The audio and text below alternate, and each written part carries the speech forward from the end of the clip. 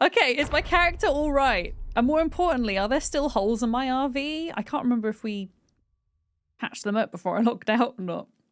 I was doing a bit of decorative experimentation with Sarah, who was a high enough carpentry skill to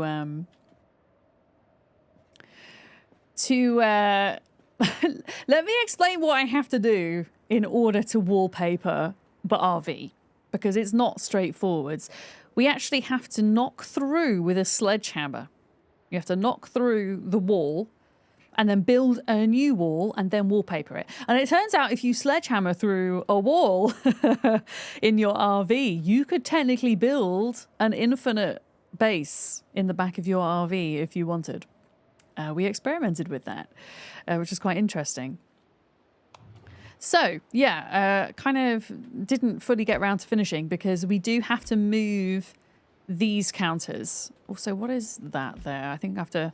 Oh, Sarah put another cupboard in here. Excellent. Yeah, we're going to have to kind of move everything out of these cupboards in order to tackle these walls. And I obviously don't need to do these back walls. Any walls I can't see are fine. So I need to do those two walls and then the bedroom, although I haven't got wallpaper for the bedroom yet. So, yes, it is a magical RV and it looks very flamboyant, let's say. But yeah, that's the kind of thing we were working on. Do we have much food? Rotten vegetables, delightful. I forgot to put those in the freezer, evidently. Yeah, we might need to just look at food for a minute. We don't have any more soy sauce, sadly. And we were... Not soy sauce. Oh, there are crisps, though. Tomato paste. Yeah, that's it. Because we were using tomato paste to make pizza. Because we've got some cheese. But yeah, we're out of that, sadly. I've got a little bit of cheese left, but that's it. So I've got a couple of bags of crisps.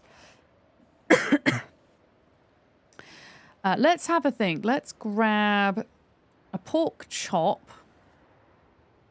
We will grab a jar of tomatoes and a jar of leeks. And then I'm going to defrost those. And then we can kind of make up some salad, I think. Yeah. Hi, Grey Amber. How's it going? Hi, hi. Also, oh yeah, I have an extra military backpack if anybody requires. I'm going to put that in there for now. There we go. In fact, there are several spare military backpacks at the gas station just kind of south of the military checkpoint, if anybody on the server would like one, because the military checkpoint has been cleared now. Amazingly. Yeah, we're going to defrost these, I think. Let me just do some Discord things. A second.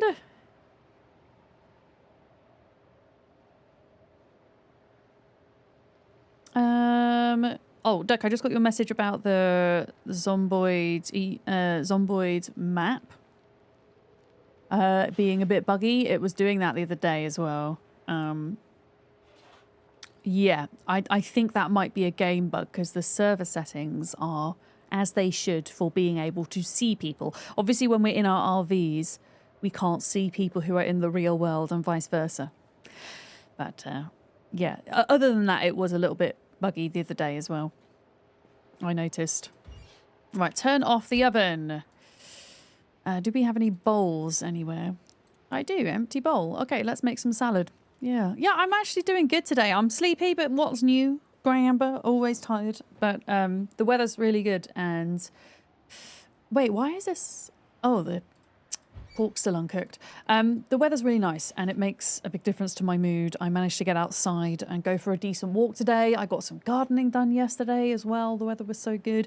Penny is loving the outdoors. It's still not quite warm enough for Billy. I would say a couple of weeks and he'll be out. So we've started prepping the yard for when Billy's ready to go outside. And then I'm going to have to get used to knowing who is allowed outside at which point. Because Billy and Penny cannot be outside at the same time. Otherwise, I do not trust Penny. So, yeah. Yeah. Jade, hello, I'm good, yeah. I'm doing good. I hope you're good as well. Okay, we're opening our jar of leeks, jar of tomatoes. Create a salad. And then we'll add some oil in there as well for a bit of fat content. That is cooking up. Salad, leeks, tomatoes, and then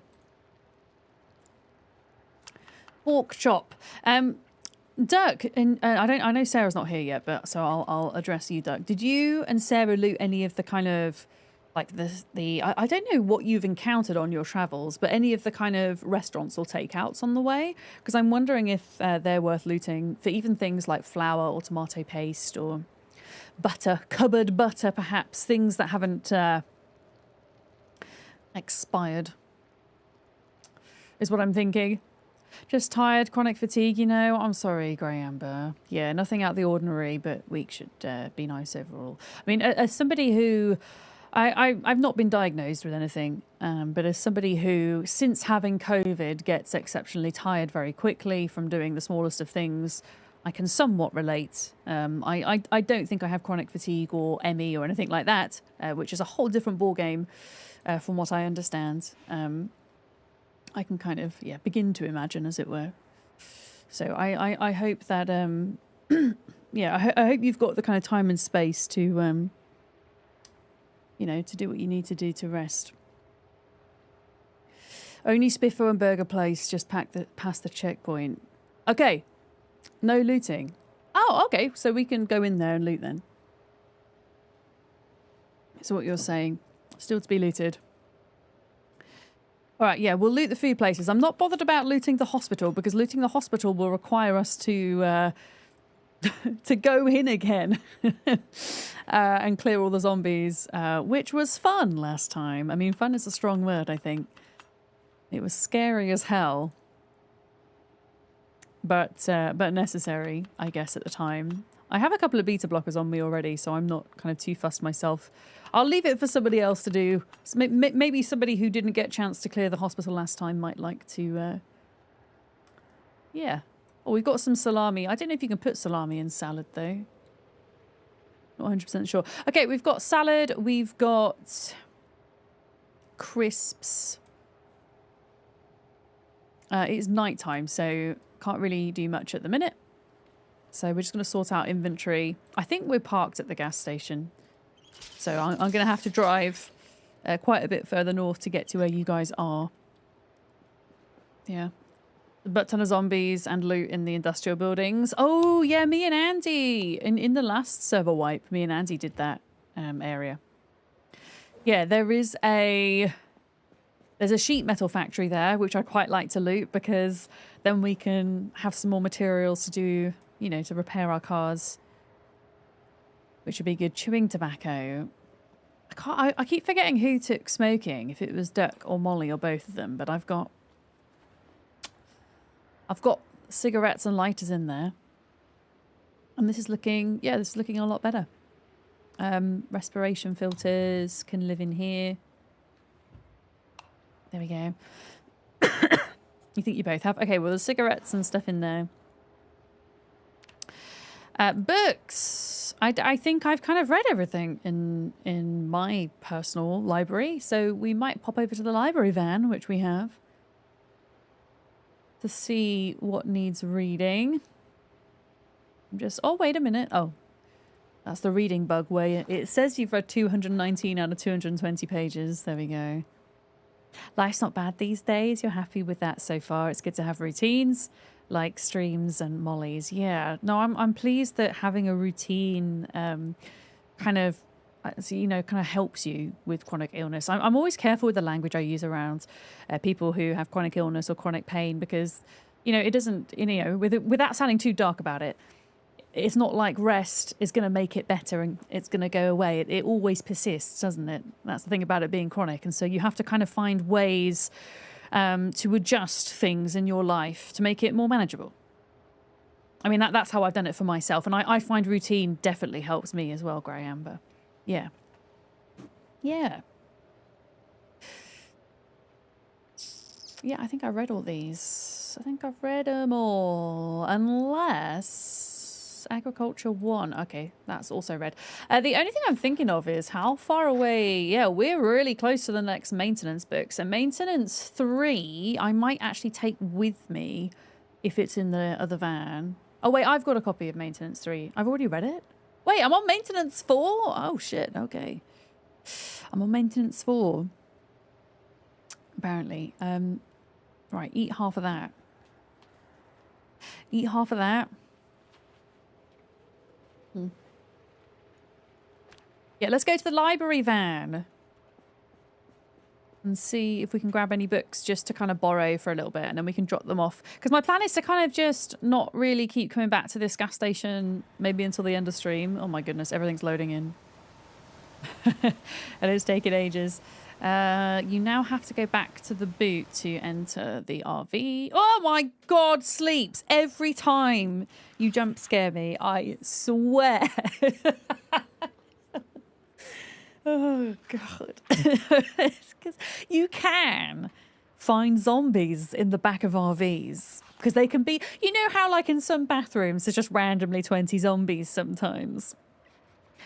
Yeah, the back of RVs can be like that too. You got to be careful. Oh, sewing recipes. Yeah, let's read those. Your mum's got a lot of issues, Jade. She's on morphine patches, and even then her pain's never fully gone. Yeah. And that's the thing, isn't it? It's yeah, as Graham said, you've got to learn to balance it. Got to learn to kind of manage it.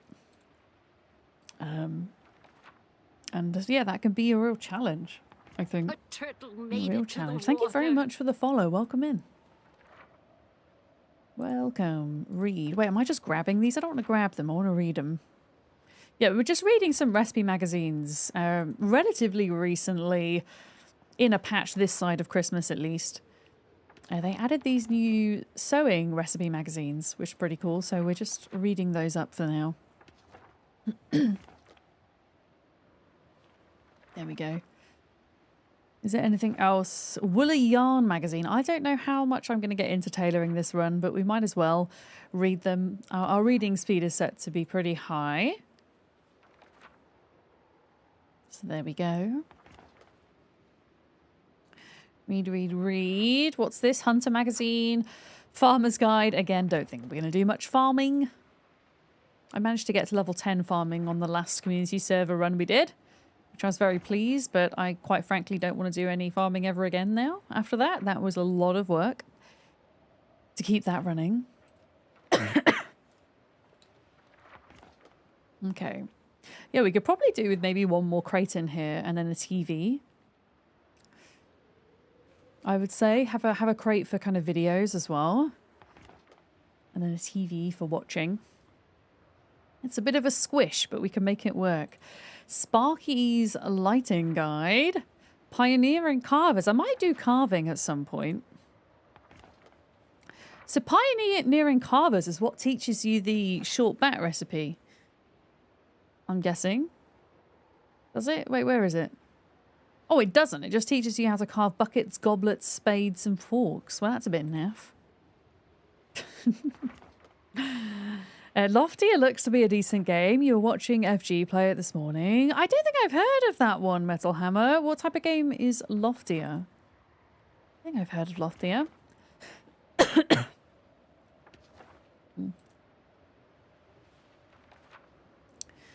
Oh my goodness, medieval armory. So that'll be blacksmithing. Clockwork magazine, making timers for bombs. I haven't actually read the generator magazine, which I should probably read in case I have to top up the generator. There we go. And then there's... I would like to read the cooking magazines. Out of all of these magazines, I am most likely to do the cooking, I think. A good day is a day where you don't notice your pain because it's the usual level or below. Your grandmother was surprised to learn it was to this point, and your family doesn't fully realise yet. But they're slowly understanding more and judging less. Yeah, there's a lot of kind of stigma that comes with having chronic illness, I think. Because more often than not, it's invisible as well. Like, for a lot of people, you would look at them and not know there was something wrong. And so when you talk about having these bad days where maybe you can't get out of bed because of the pain or the tiredness or whatever, And people look at you and kind of go, well, you're young, you look fine, you know, why aren't you just getting on with it? There is, some people do have that attitude, and it really sucks. Yeah. Has somebody actually told you that, Paint It Sue? Have you tried not being depressed? Did somebody actually tell you that as a seriousness rather than a kind of like said kind of satirically or ironically? I'm trying to think of the right word. Yeah. Yeah, that sucks. That's awful. I'm very lucky in that I have a very supportive family. My close family get it because they also have different chronic illness, different chronic illnesses, so they get it. They understand. Yeah. You was asked if you tried not being sad before, and it was a serious question. I just can't fathom how somebody would ask that seriously. Like, I can imagine if you were talking amongst friends, like people who you knew well, and they were like maybe trying to cheer you up or, you know, whatever, kind of say, have you tried not being sad? Whatever. That's the only context I can imagine where that would be okay. And in some contexts, that still wouldn't be okay between friends. I think you would have to know the person exceptionally well. But said in seriousness is kind of wild to me. Just don't be anxious. What do you have to be anxious about? Yeah. And that's the whole thing. It's irrational, and it's not something you can control in the moment, you know, or at all sometimes. Your father once years ago, but he's come back from it, said, when you want, you can, and you should start wanting harder. Oof. Yeah. I'm sorry that you said that. I'm pleased that he's kind of changing how he thinks about it. Yeah. Yeah, I would be flabbergasted if someone said that to me. Yeah. Apparently, if you're not trying to do very serious, silly things which break TOS, you're not depressed. Wait, what do you mean about breaking TOS? I'm confused.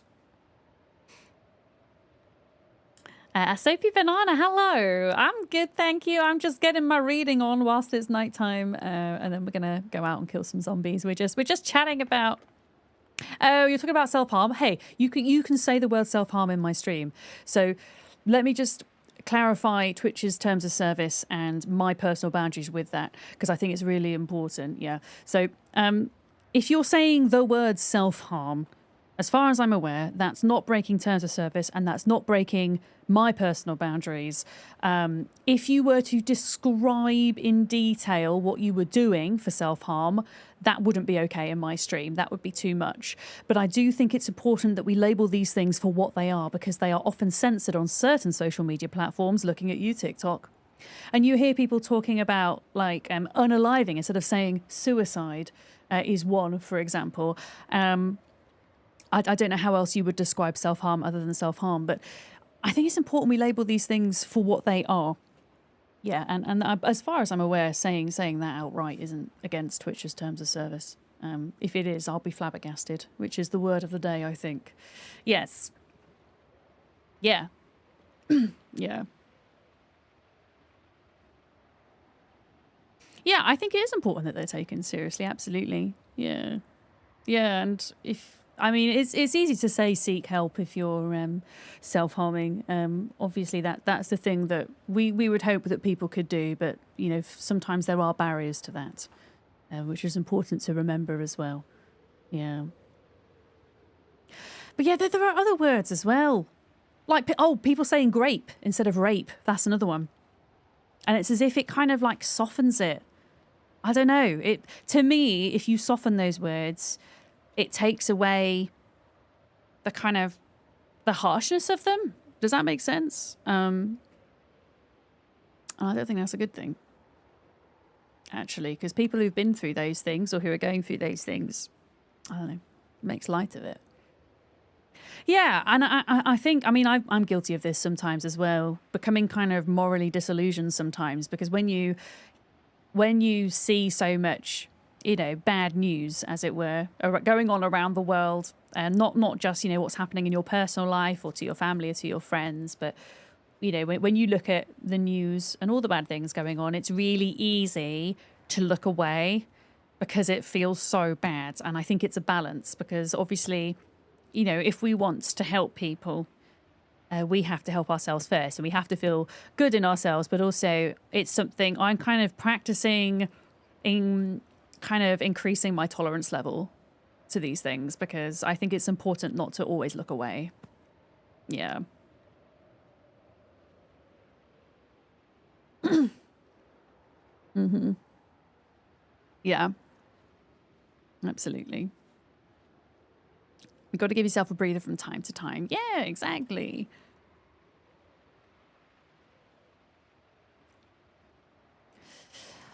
All right, let's get back on track, chat. Let's get back on track. What books am I going to borrow from the library? What books do we need? Let me just have a little look at the skill list a minute. I think we've read most of the skill book level 1s. I needed maintenance 4. And somebody has very cleverly organised all of these books in kind of skill order, which is an interesting way of doing it. 1 through 5. Yeah. Yeah. Yeah. Yeah.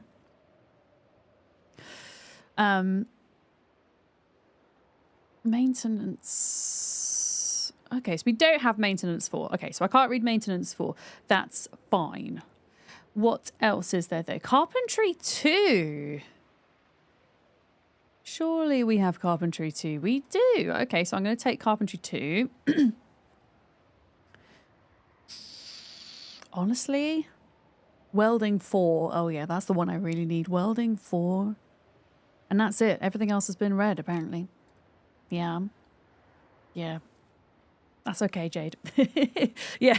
I mean, even auto mod picks up things like that. I would rather have a slightly oppressive auto mod than not, though, and just allow things through, you know? Yeah. Yeah.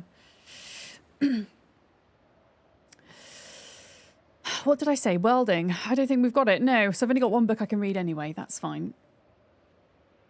Yeah. The bat crafting in this game made you wonder if there's differences in a cricket bat versus a baseball bat. You don't get cricket bats as far as I'm aware. Oh my goodness, it is really cold right now.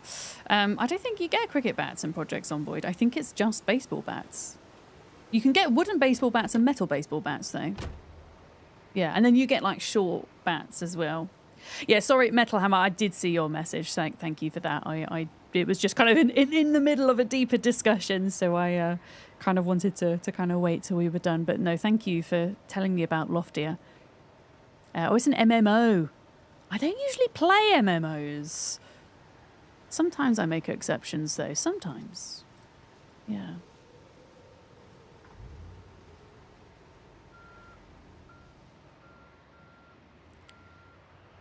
All right, off we go. Let's go and see. I mean, it's not really a great day for fighting. It's really cold outside, and I don't have a coat. I think I have a scarf and some long johns on. But yeah, let's go see where they've kind of cleared out up to, and if there's any loot we can grab maybe. I'm just thinking even like cupboard loot from those. I think there's a pizza restaurant on the way, is what I'm thinking. Get some more food bits because, yeah, we're hungry out here. Yeah, what's my profession on this character? Well, we're doing an RV run, so I'm going as a mechanic. So my specialism is mechanics and welding. So we're at both mechanics and welding level 6 right now, which is the highest I think I've ever been in them both, which is pretty cool. Yeah, hi Sherry, how's it going? No. Yeah. Specialism? Yeah. Mechanics and welding are my specialty. Is that the right way to say it? Ah.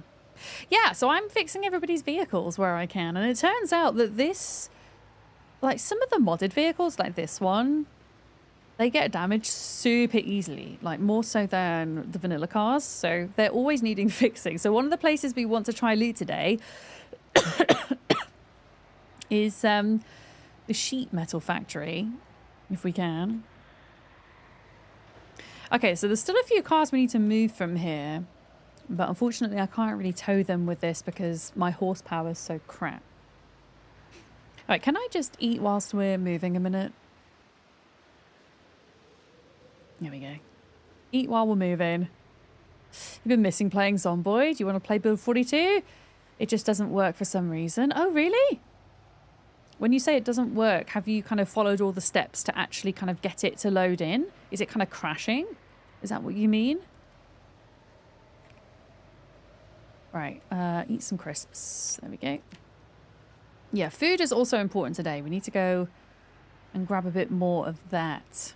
There's still some Alice belts and things on the ground for people, and another military backpack. People coming this way.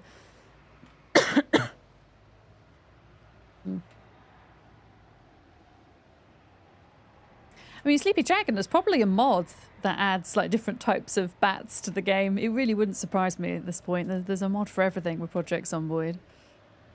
Yeah. Okay, so yeah, we're gonna have to get rid of some of this because I'm having to like go around for the time being.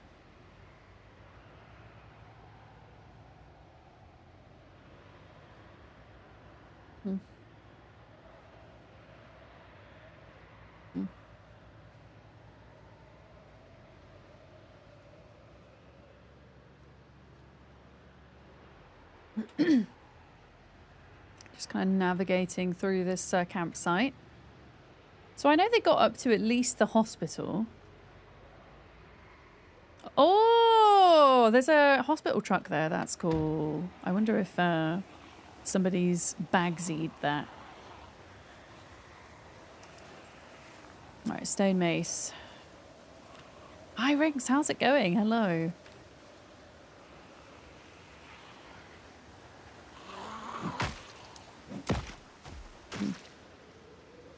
Yeah, I will stop for stragglers at this point. Yeah, I think, actually, if I just pull my van in slightly, I think there's a car park here, isn't there? And I think that's where the pizza restaurant is.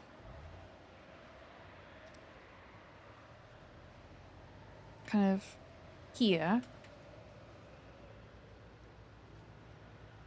Oh, another Winnebago, blimey. Yeah, there we go, Pizza World. Yeah, your breakfast burrito filling is smelling so good in the oven. Oh my goodness, what have you got in your breakfast burrito? Make me jealous. Hi, Johnson, as well. Noot, noot.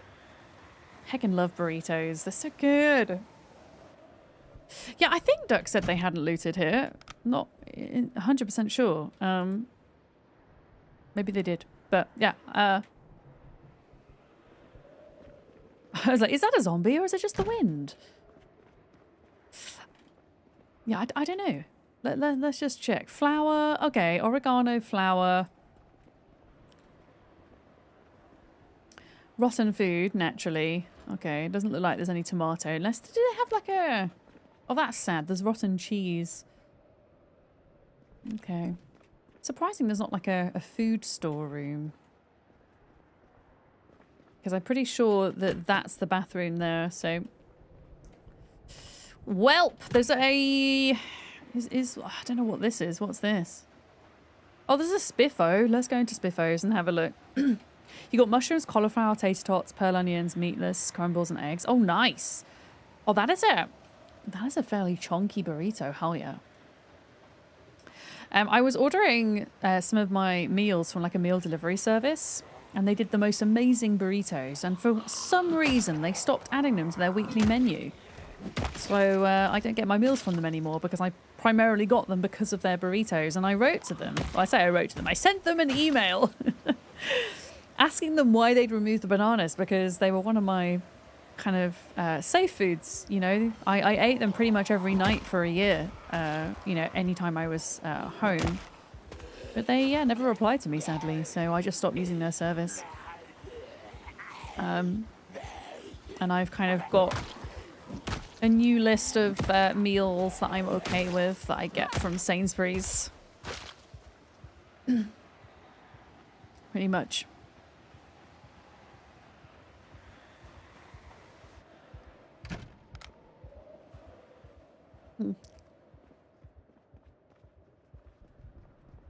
Yeah, I'm wondering if maybe they did loot this.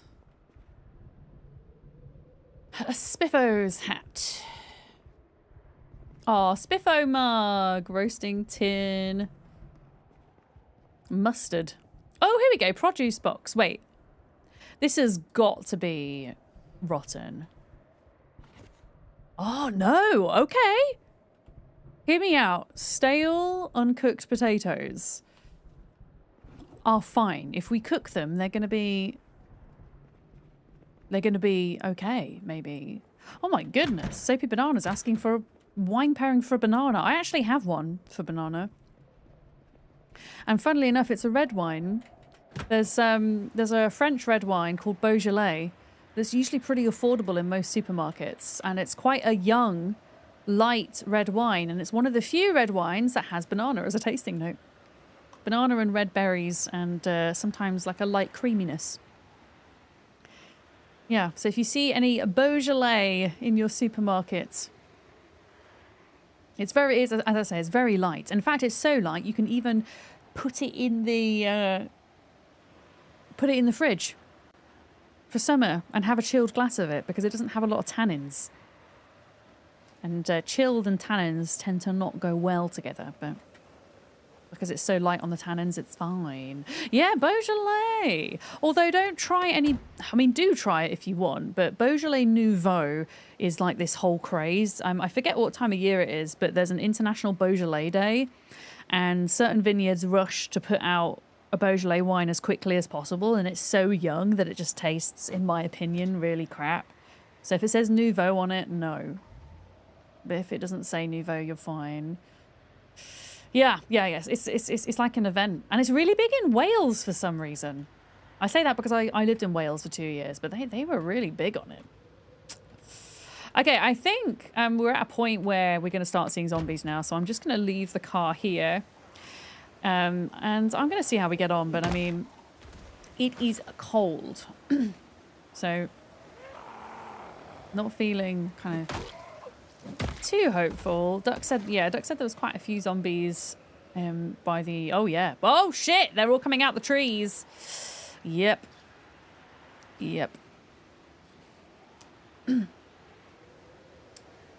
Let me just see if there's a gap in the fence here or not, because if there is, I don't want them to be, like, coming up. Oh, no, there's not. There's just, like, a place where they're kind of coming out of there. Yeah, because visibility is already terrible with the storm, so I don't really want to make it worse. If I can help it.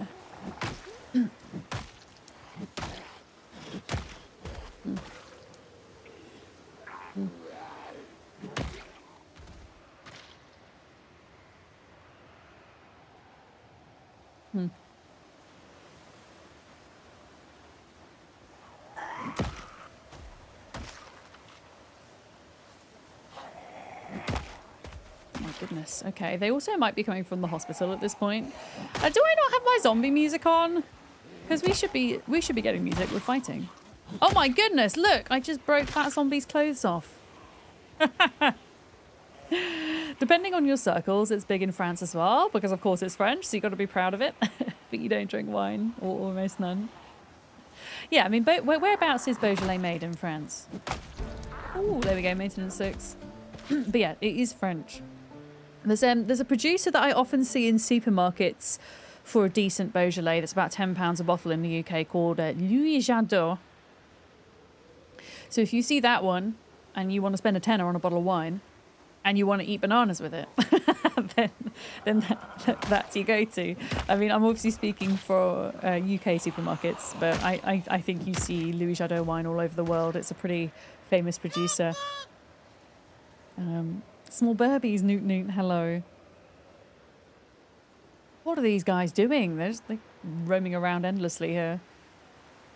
After something.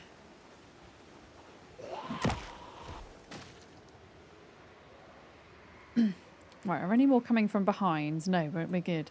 Bananas? Yeah, somebody asked for a wine pairing for bananas, and I actually had one off the top of my head. For those of you that don't know, before I streamed, in between kind of being a professional singer and streaming, I took a wine qualification. I did my WSET level 2. I worked in a couple of wine bars. I ran a cheese market for one of those wine bars. So it's an interest of mine, although maybe not so much these days because I unfortunately lost most of my sense of taste and smell through COVID. So I don't appreciate wine like I used to actually drinking it, but I still kind of nerd out about the science of tasting and smelling. And I don't know any Danish wines, no. No, sadly not. I know a couple of good English ones, which might be surprising to people. Yeah. Well, some people don't drink for all sorts of reasons, remember, and it might not be just because they don't like wine, the taste of it. You know, lots of reasons why people don't drink.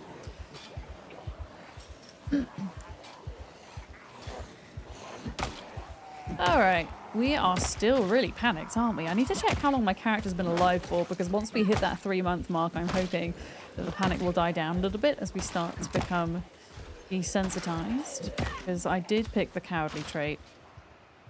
Yeah, there's quite a few here. But this is the start of the industrial estate with the sheet metal factory that we want to go to. Yeah. May you ask what I can still taste? It's not necessarily what I can still taste or smell, Sherry. I would say a percentage of my smell in particular doesn't exist, and it's quite a high percentage. I would say it's about 80% of it is gone. And very strangely, it will come back slightly if I'm experiencing like a swollen nose through being ill or through having allergies, which is really odd. And that has been the case because I have a mild tree pollen allergy. And so, for example, today, for the first time in 4 years, I was able to smell the sun cream I put on my arms. And that was actually such a lovely moment because for me, smelling sun cream was always very nostalgic of childhood holidays when my parents would kind of smother me in this sun cream, right? And I smelt that today. And it was, I know most people would smell sun cream and go, not really think much of it. But when you're not used to smelling anything for ages, it's, I don't know, it reminded me of summer when I was a kid. And it was just such a lovely moment. Yeah. Yeah, it's a really weird thing. It's called anosmia. It's kind of where it can happen through other things as well. But I know with COVID, it's a common or can be a common form of long COVID where essentially the cells in your nose develop scar tissue and so therefore don't function as well as they should do. Yeah. Oh, your mum lost her sense of smell after COVID. Yeah.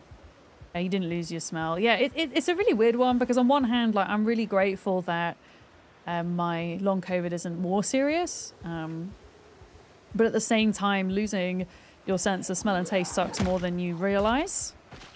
Because you just don't really enjoy food in the same way as you used to. At least I don't.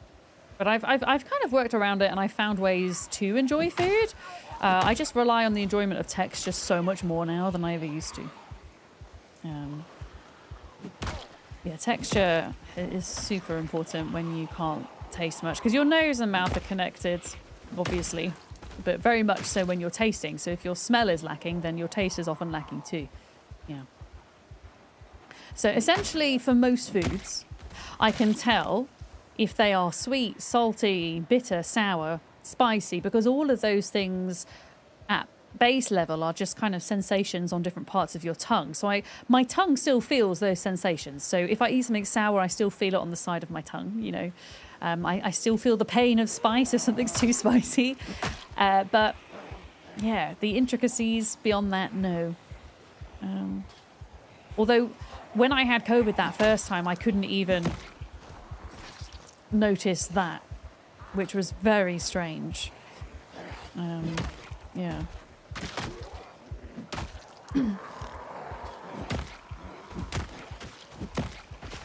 Okay, we've got a crawler. You got a crawler. Okay, so there is a way in here. So they were maybe... Yeah, okay. I'm going to try and kind of like pull some of them out of here so that they don't keep sneaking up behind me. I'm a bit concerned because I don't think they spawned inside this building yet. Because I've not gotten close enough. Unless Duck or Sarah have been close enough, of course. Yes. Lisa, good morning. Hello. Throwing the ball back from the stands on Thursday gave you missed feelings. Oh, wait. You picked the ball up when you were watching cricket? Sleepy Dragon? Did they throw it into the crowd? That must be a really cool moment. I suppose in the middle of the game, you kind of have to give it back, right? When you had COVID, you slept for 18 hours and woke up feeling much better. Holy crap, that's a long time. Quite often when we're ill, our body needs that extra sleep in order to recover, right? All 3 times I had COVID, I streamed through when I had them. I did take some extra days off, but I kept working. Which probably in hindsight was a bad idea. Hey Zaggies, how's it going? Hi. Okay, they're dripping through slowly but surely. We're hungry, so I'm going to go for a bag of plain crisps. There we go. So, even though the wind chill's bad, I think we are dressed suitably for the cold because we're not kind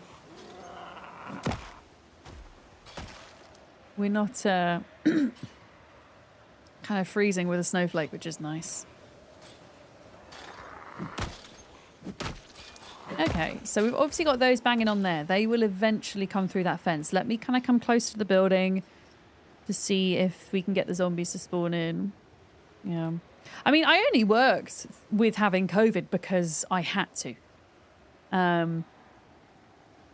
As in, I couldn't afford not to. If I could, if I had a job where I got sick pay, then I would have taken the day off sick. I'm not one of these people who would work just to kind of, I don't know, prove a point when I'm ill. But yeah, when you're self-employed, you have to take that hit if you don't, which can be really rough. I mean, last month I was ill quite a bit. I took way more time off than I ever have done whilst streaming, and yeah, it was really difficult. it was really difficult.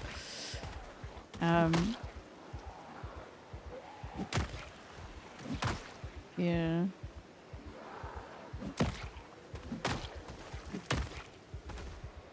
Yeah, I made it through.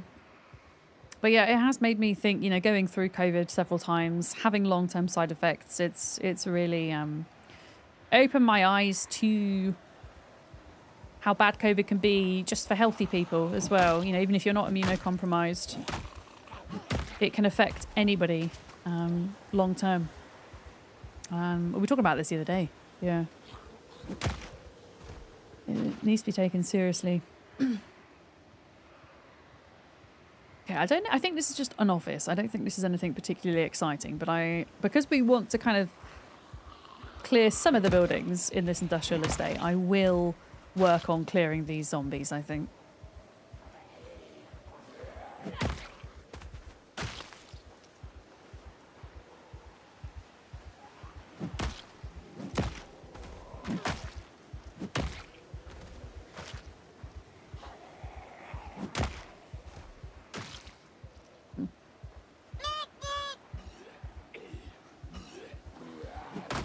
Who is out here newting? Hi, Michael. How's it going? Hello.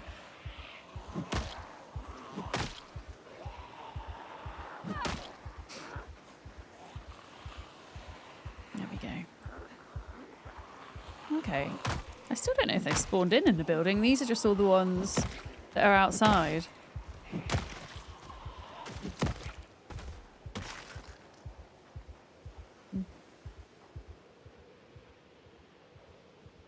Looks like you got away with your laceration. Hell yeah, Sleeps. What are you? Are you coming to help Biff today, or have you got other Zomboid plans?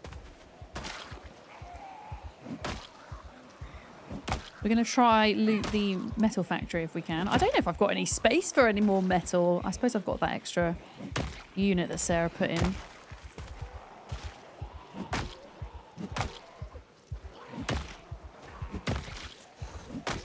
These maces that Sarah made are great. Look at that. Wonderful. Yeah, a lot of zombies, huh?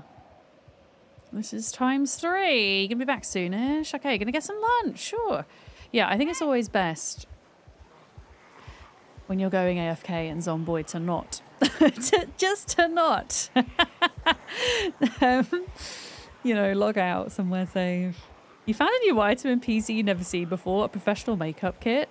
Oh, I don't think I've ever seen that. I feel like, Zackies, I feel like they're adding new items into Zomboid all the time. I swear they are. Well, I'm going to bring them around here. Yeah, I need to check if the music's on. I don't think it is.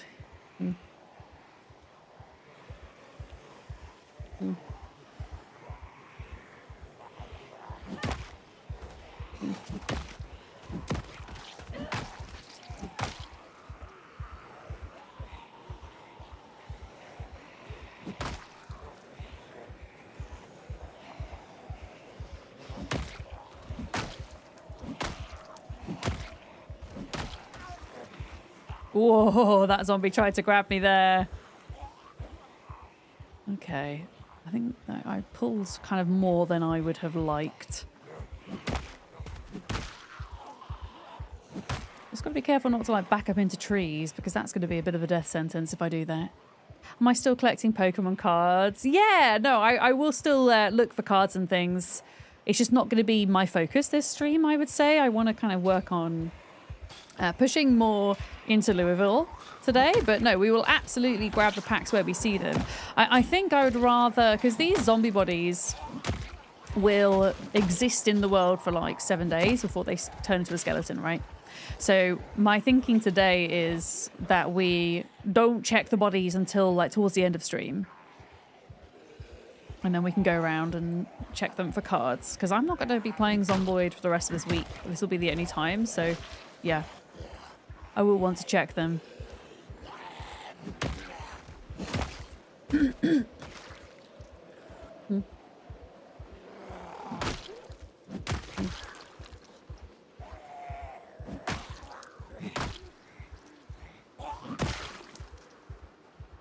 Yeah, it just kind of saves time having then kind of checking every evening, I guess. Which is what I'm trying not to do. And also, because of the storm right now, I don't really want to check them anyway.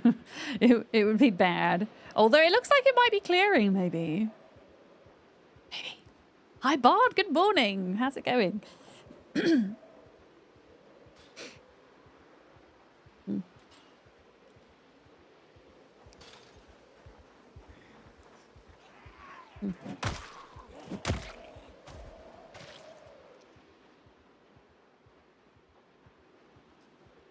What countries have I visited? Oh my goodness. Off the top of my head, where have I been? Where have I travelled to? I have been to Canada. I've been to the USA. Went to the USA a couple of times for conventions and to see friends. I went for a wedding once as well. I'm trying to think to where I have been outside of Europe first, because there's quite a lot of European countries I've been to. Outside of Europe, I've been to Egypt. And I went to Bahrain because I have a friend who lives out there. So I went to go visit her. I think those are the only two countries I've been to outside of Europe. Wait, is Turkey in Europe? Or is it in Asia? As a continent. I'm going by continent in my mind. Turkey is Asia. Okay, well, I've been to Turkey. And then in Europe, I've been quite a few places in Europe. I mean, I've been all over the UK. So England, Wales, Scotland. Actually, Northern Ireland. I haven't been to Southern Ireland. Proper Ireland. Wait, what knife is this, sir? That you've got on you? Oh, it's a broken table leg. I'm getting excited over nothing. Spain, France, Germany, Portugal, Netherlands, Norway. Italy,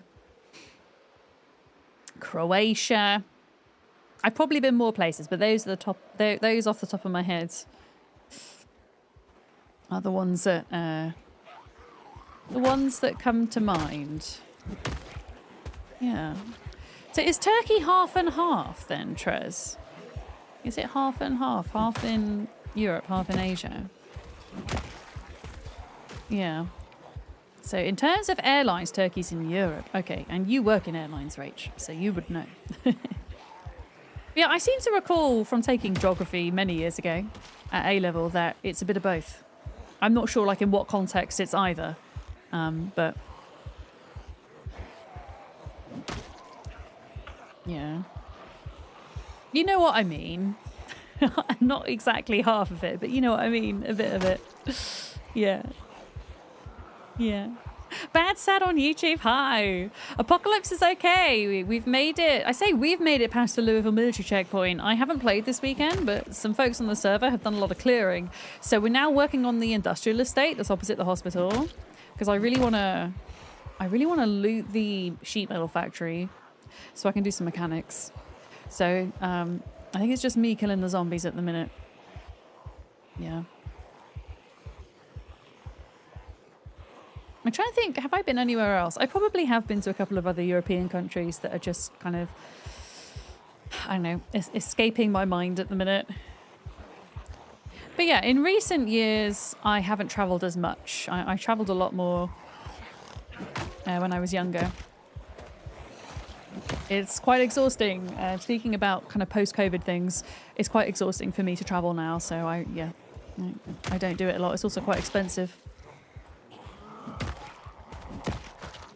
Quite expensive-o.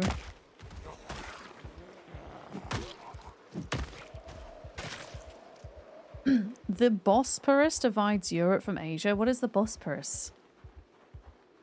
What does that mean? How am I still hungry? Okay, we're going to have to go cook some more food in a minute, I think. In fact, I'm going to go do it now. I'm going to kill these two zombies and I'm going to go back to the van.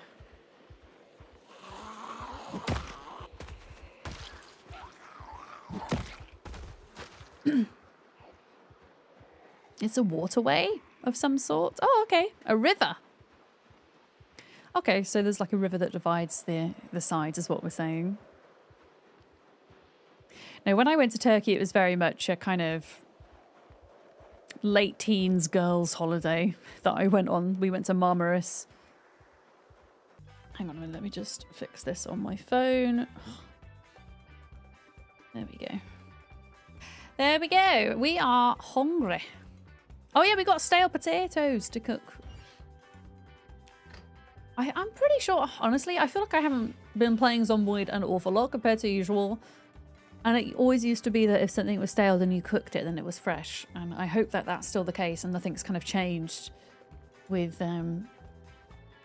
any of the recent patches. But we will see. There we go. When can we have cats in Zomboid? I feel like they're maybe prepping us to have pets for like build 43 and beyond. Thinking about the items that exist in the game, the dog food, the cat food, the bowls, the kennels, the leashes. Doesn't mean to say that they will. They might just be decorative items, as it were, but... Oh, no, it is still stale. Okay, it's a stale but cooked, but what if I now add them to my bowl? Does it become fresh?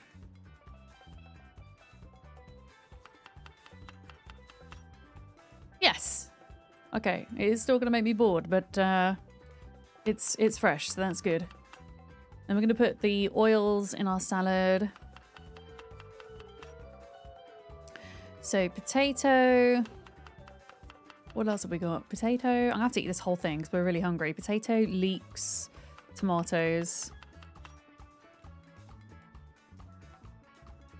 There we go. And then because we're like, I don't know, prone to getting stressed and sad because of zombies bashing on fences, I'm going to add some more seasoning in to make it as happy salad as possible.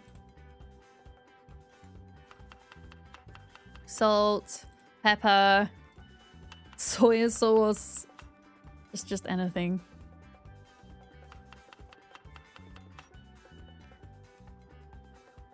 There we go.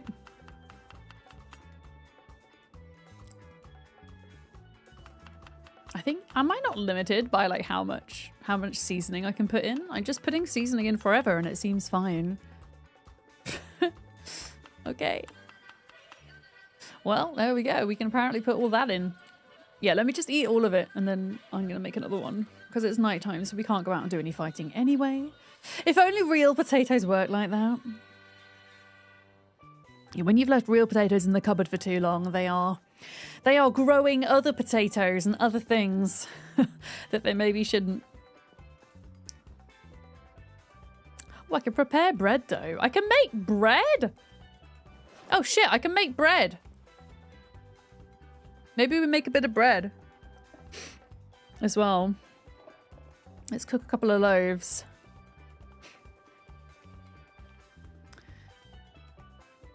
Wait, I could only do that once, apparently. Craft, create salad. Yeah, I only had enough to do one loaf of bread. I mean, that's fine. That's fine. What am I short on for bread, by the way? I don't know. I'll probably have to have a look in my inventory. I'm guessing I'm short on something. Bread. Oh, the bowl, of course. Because the bowl's now got potatoes in it. That's fair. That's fair enough.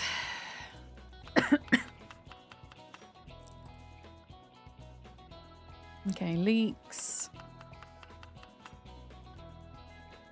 Don't know how long these jars of produce last. I think they last for a decent amount of time.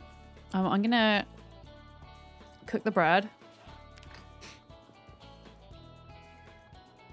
There we go. Tomato. I don't know, how long does bread take to cook on Zomboid? I actually don't know. Does it take a while?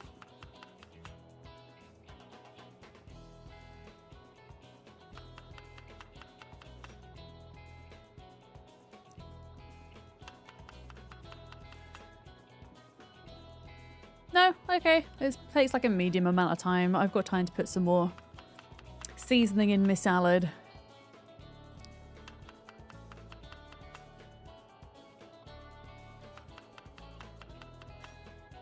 All right, there we go. Yeah, I feel like since they fixed the, I don't know, it wasn't really a cooking bug per se, but the inventory bug where you had to kind of double the amount of clicks in order to like move something over to like use it. Since they fixed that, it's so much nicer making food now. Okay, turn off. Bread. So if I eat all of this salad again, because we need to be putting on ideally, or at least have this arrow, the down arrow gone. There we go. Yeah, can I now make another thing of bread? Or maybe, does it require water? Maybe that's why. Maybe I need to fill my water bottle up. Yeah, look. I'm just going to make loads of bread. Bread and salad for the win. Yeah, you use 1 litre of water per bread loaf. I don't know how many calories... That's interesting. Can be used as a fishing lure. I don't know how many calories Zomboid bread has in it. I would need somebody who's got a nutritionist to take a look. Because I am not sure. Yeah, we'll do a fair bit. And then we can just freeze it. And then people can come and have bread when they want. Here we go. So much bread. And I know where there's more flour as well if we need to get some more.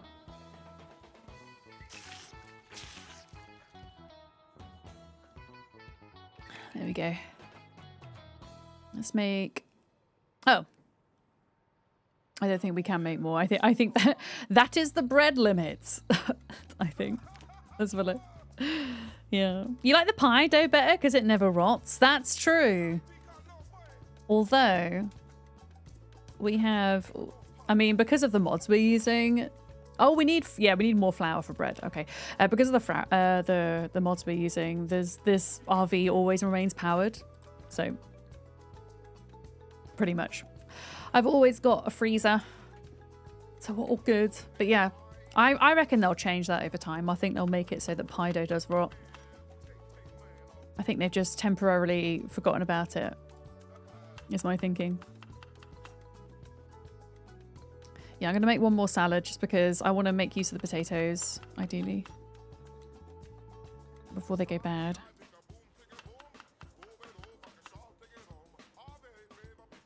Okay, yeah, we should put these in the oven.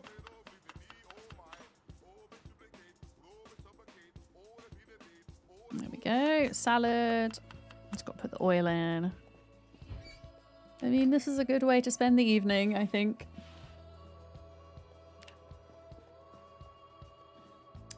Oil. Because we don't have any butter. I mean, we can make butter because there are cows. Yes. Hi, Softly! I'm doing good in PC. Yeah, we're clearing out in Louisville. It's the middle of winter.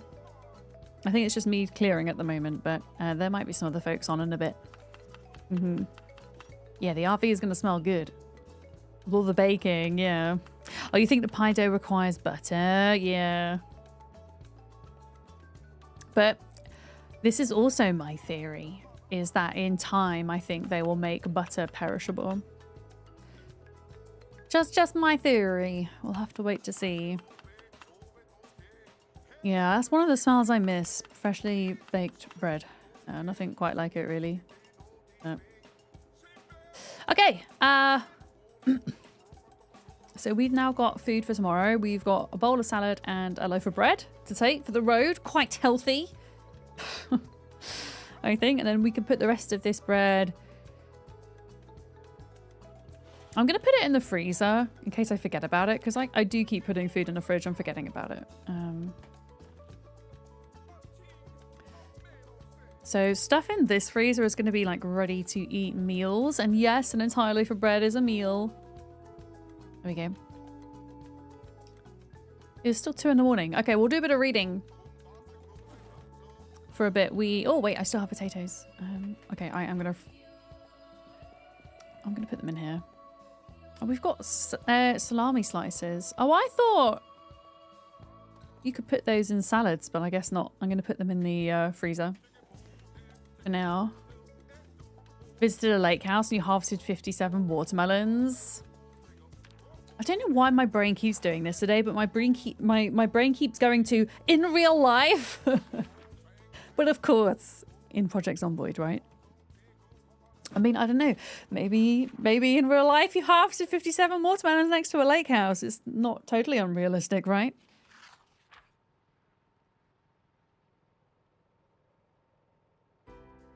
Not totally unrealistic.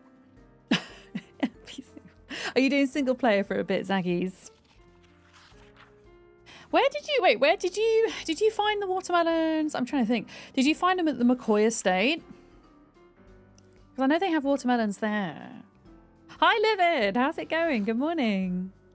Hi. Because if you can get to McCoy estate early enough, they've got a couple of crops going there. It's a pretty neat little spot. I did a playthrough from there once and I would do it again. So it sounds like a math problem. Yeah, it does. It sounds like one of those questions you would get on your like childhood math exam. There were 57 watermelons and Jake ate 7. How many are left? Yeah. I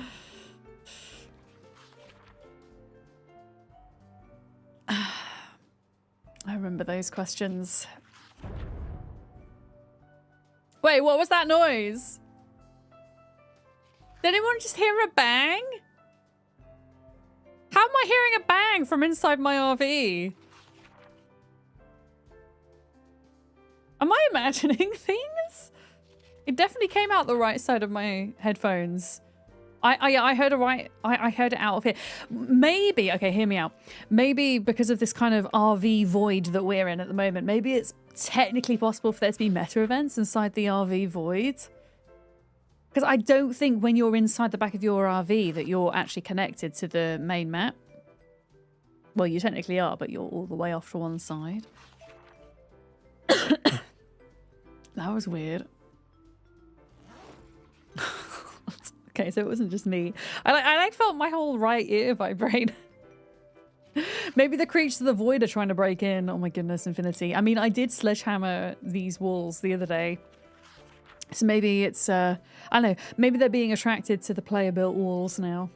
These 2 walls are player-built. I still need to do the rest of it. But I can't do it until Sarah gets here because Sarah has Carpentry 10 and can make better walls than I can. Not that it matters, I suppose, if we're just putting wallpaper over the top. It's the melons trying to break in. Maybe. All right. I think we're good for the day. I think we're good. I don't really want to get out there until the morning because we are right in the thick of it as well. We're not the gas station anymore. Oh, that is about to break, that mace. So I've got to get ready with another. They're like in perfect condition though, so they do last quite a bit of time. Maybe it's the Telltale Heart and you've not told us something. I've never seen or read the Telltale Heart.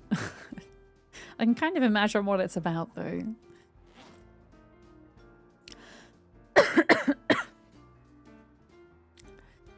Yeah, I think we're... oh, we've still got the half-mask respirator. I'm just going to leave that behind for now because the respirators are still...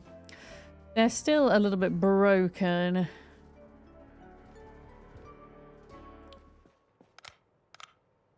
There we go.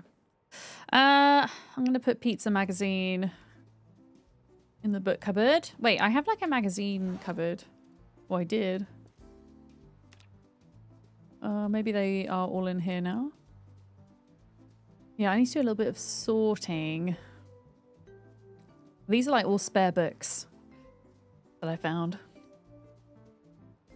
But yeah, we do have this free now. So I think once we get to the sheet metal factory, I'm going to fill this with metal mechanics repairs.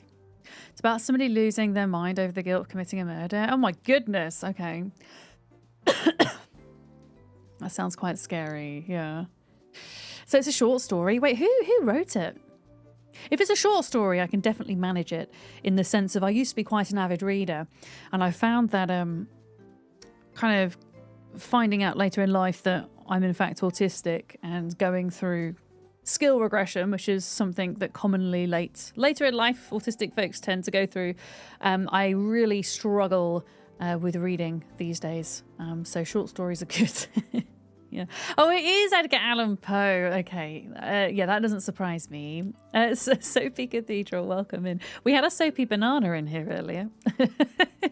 Now we've got Soapy Cathedral. Hello. I think I actually might have a book of Edgar Allan Poe stories. I've got a book of Kafka short stories as well, which I really enjoyed. But yeah, if I can just kind of read something that's...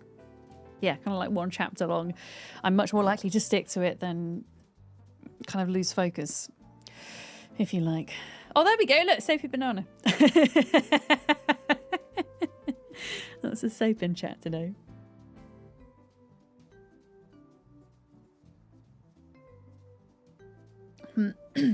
Okay, I'm trying to like down this tea before it gets too cold.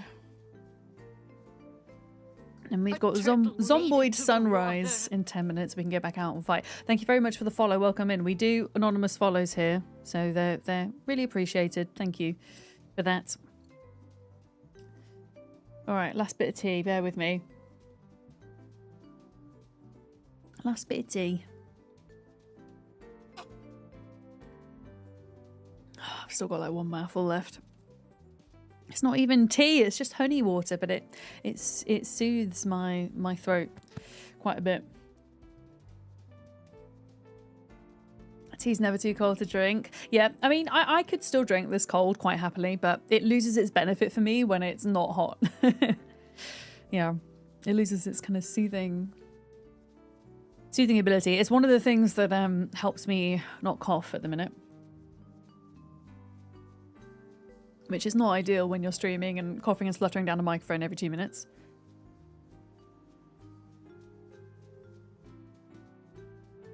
There we go. Okay. All right. I'm going to hold my little finger on shift just in case there's like a zombie. Yeah, there we go. Look. And that's why we do that whenever we get out the RV. Oh, Shirella, I bought some ice cream. It's arriving in my shop tomorrow. You talking about ice cream at the end of last week made me realize how much I needed some in my life. I bought so on my weekly grocery order, I added some white chocolate magnums, but they have swirled like raspberry sorbet in the middle and then like sour raspberry bits on the outside. That's my ice cream of choice. And I just have to be disciplined and try not to eat the whole box in one go. Yeah. I mean, I don't think it has to be warm or cold enough to eat ice cream at all. You can eat it all year round, but the weather is good for it at the minute. It is very nice. Oh, Sleeps is here. Hi, Sleeps. Come to do some zombie biffing.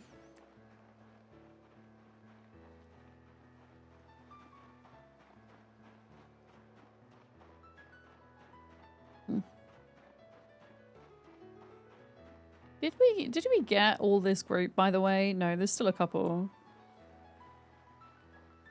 Yeah, I'm trying to clear inside this industrial estate, Sleeps.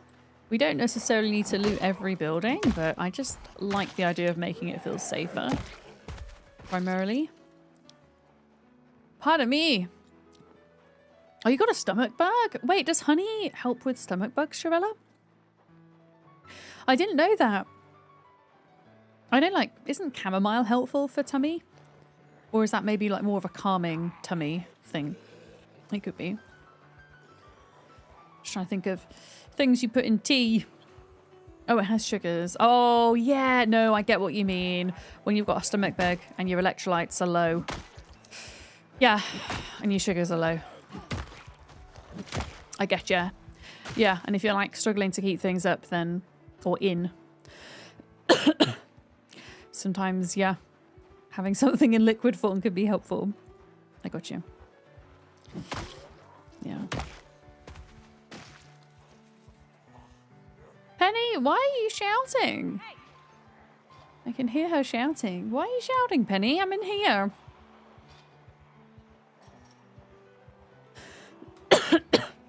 Yeah, I think there's a little bit of a bug with seeing people on the map.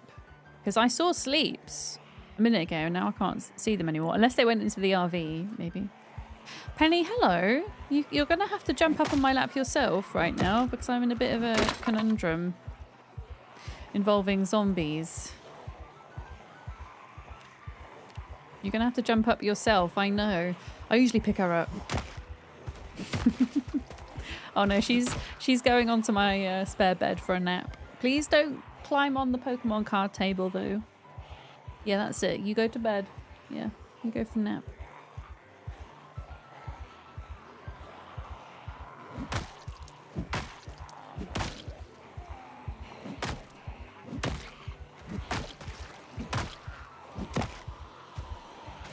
Okay, we're able to manage this.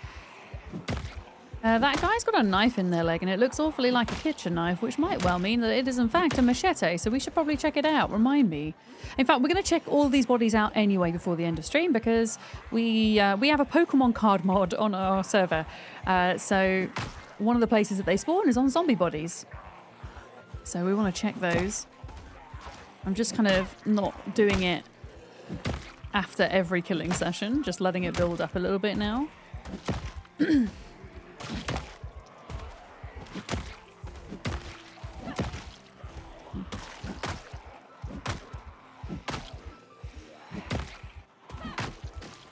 Okay, am I going to back up into a tree? Yes.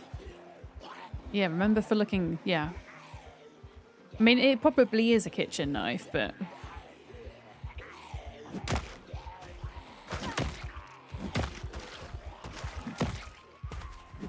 right, we're doing good. Okay, here's another one.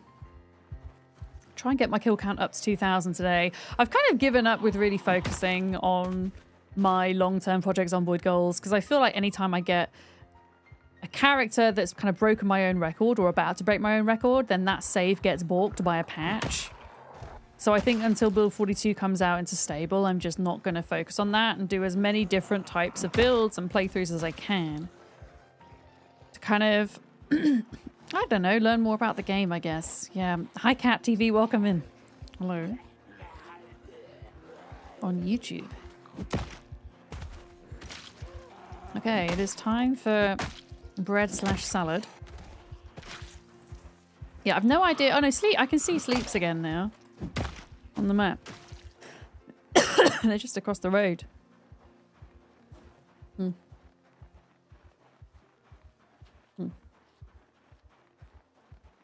Yeah, they've got more staff now, Sleepy Dragon. So we're seeing more frequent patches and updates. I'm pretty sure that's one of the main reasons why. And it's not a bad thing that we're getting lots of patches. But it is a bad thing, I think, to consistently... I know that you have the argument of, well, they warned us. They said that as long as build 42 is in unstable, then your saves might break. But I don't know. I feel like we've been dealing with that for like a year or more now, so it would kind of be nice to have it at a point where it wasn't going to do that so frequently. Hi, Sarah. Good morning. How are you? I see you and Duck have been busy with the clearing. I'm in the industrial estate now. I was going to try and clear as much of this as possible today so we can get the sheet metal. Jimmy, good afternoon as well. Hello. You appreciate a streamer who shows a face? Well, hi Camps, welcome in on YouTube. I don't actually watch a lot of live streams on YouTube, I will admit, because I'm mainly watching people on Twitch, but I feel like the people I do know who live stream on YouTube are more likely to not have a camera than on Twitch. Not always. There are plenty of people I do know who have a camera on YouTube. But what I'm saying is I think there's a lot of kind of faceless YouTubers who then sometimes live stream as an extra and remain faceless, perhaps. Yeah. Duckin, you saw a very interesting caravan. Oh, an interesting caravan. Okay. An interesting caravan, you say. I haven't seen an interesting caravan yet, so I'm excited to see what you saw. It's bigger than yours. Oh, really? It can get, like, the same model can get even bigger, Sarah? Really? I didn't actually think that was possible. But if you say so.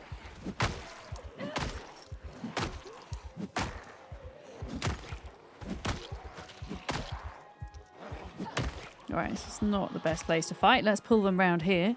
Are we winning the video game? I mean, we're not dead, so I guess so, Jimmy. But that could happen at any time. I had a very scary moment at the start of stream where I thought my character had died whilst I was offline somehow. Because I was prompted with the character creation screen, but it just turned out I typed in the wrong name. Yeah, I think it's bigger on the inside, Fodge. Yeah. It's maybe a TARDIS caravan is what I'm thinking. Some people don't show their faces because they've got rejection issues or fear. Oh, yeah, I'm not, like, faulting people that don't have a camera, by any means. I'm just kind of drawing a kind of observation, I guess, in that I feel YouTube has more cameraless streamers than Twitch does, for whatever reason.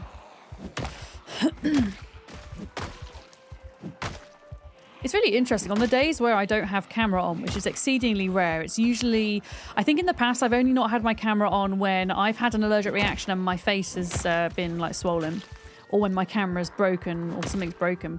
And on those days, although you feel like you can relax more kind of physically, I feel like you have to be more alert vocally because you're kind of almost making up for a lack of visual presence, as it were. It's quite interesting. I've always had a tired voice at the end of a stream where I've not had a camera. Whereas otherwise, I'm usually fine. Yeah. Oh, yeah, that's true. A lot of people like turn their camera off when they're having something to eat. Yeah, I've done that before. Yeah. Yeah. Yeah, lots of reasons why people don't want to have cameras.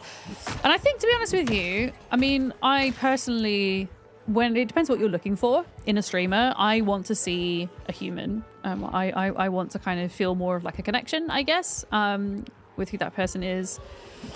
But you know, some people aren't so fussed by that. And I think if you are, I don't know, if you have strengths in your creativity, your content planning, I don't know, maybe you're like really energetic, or you have a really soothing voice on the opposite end of the spectrum. Like, I don't know, maybe there's like some other strengths you have that make cameraless streaming work, you know?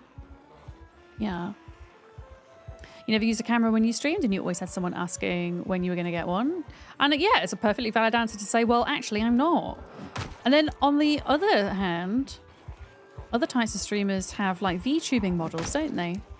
Which is pretty cool as well. It's another kind of super creative thing.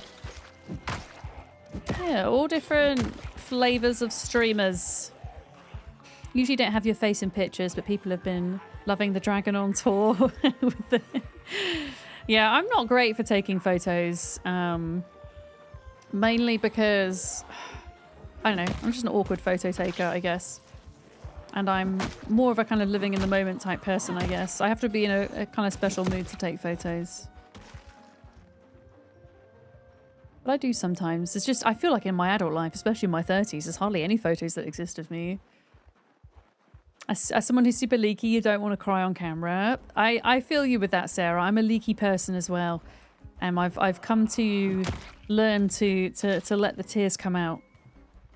Because I feel like people either like that kind of realness or they don't. And I feel like the amount of time I spend online on this platform, and the fact I've been doing it for nearly 6 years, I've just come to realise that if I can't be my true self, then I don't really want to be here. But I get people that want to like hide that part of themselves and whatever. I get it. I really do. But yeah, like I often cry as a release, and I'll often cry over really happy things as well as sad things as well. And I have bawled my eyes out on stream several times. Yeah. Yeah. Sometimes you don't want to wear your human form and scare people with your alien form so the camera goes off. I guess that's another reason, yes.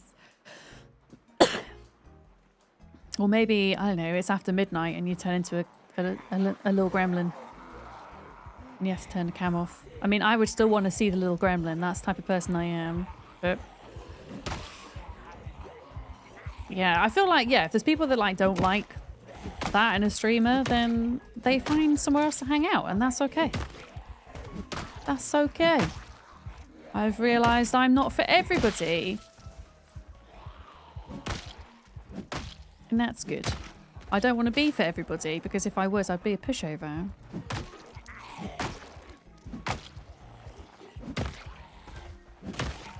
Yeah. Gremlins are far more interesting than people. I think they're really cute as well. Yeah.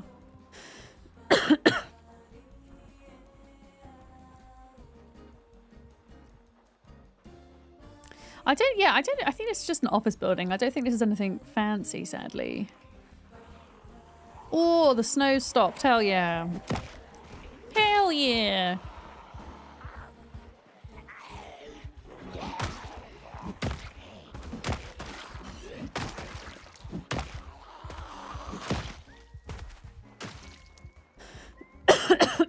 Pardon me. Yeah, I think Sleeps is around here somewhere, but for some reason, even though our settings say otherwise, proximity of character has is having an impact on how we see other players' names when it shouldn't. But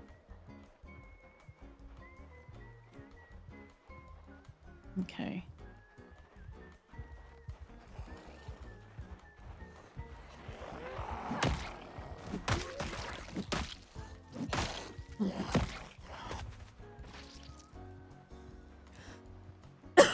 Pardon me. Okay. You know what I didn't do again? I didn't allocate more RAM for Zomboid, and I said I was going to do that. Because as we get further into Louisville, my computer's going to struggle more and more. Damn it. I've got to do that. Oh my goodness, there's so many. I don't want to go too far that way because then that's going into the residential area. There's going to be a crap ton. Oh my goodness, my face is so bright right now because of the reflection of the snow.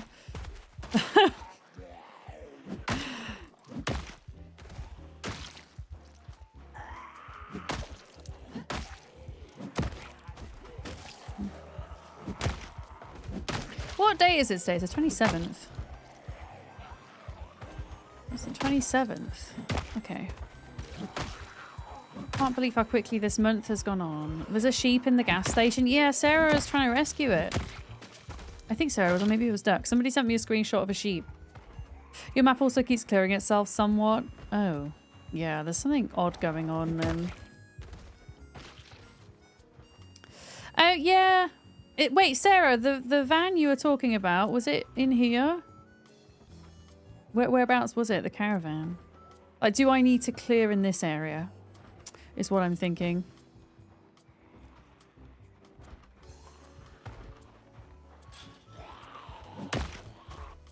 Hmm.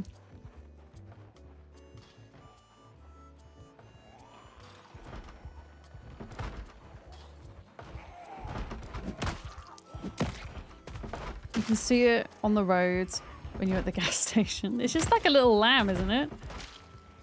Little lost lamb. I can see some more lorry trailers here. They're not like amazing designs though, but it's good to know that more of them exist. And these definitely weren't admin planted, these ones. This is how they were intended to spawn, I guess.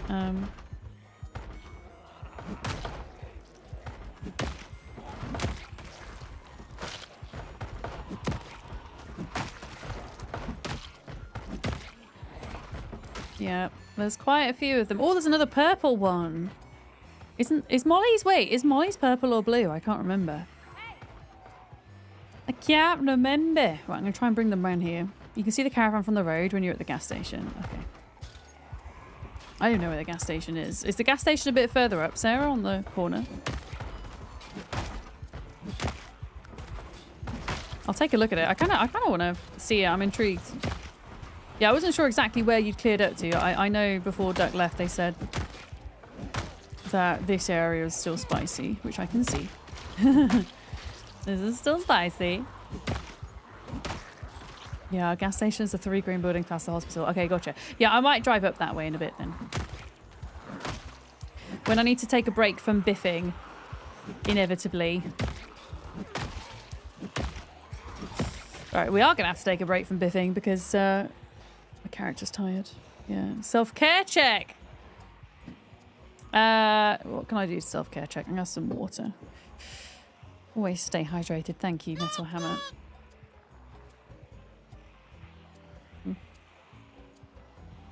Oh, the gas station sheep is a ram. Oh, I thought it was a lamb. Oh, there was also a rogue lamb as well. So they must have got spooked from somewhere and then run out. I see.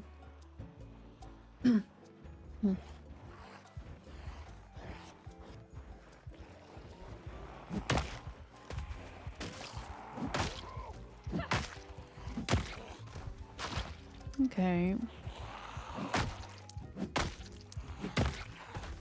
No more of them are coming, so I'm just going to sit down for a minute.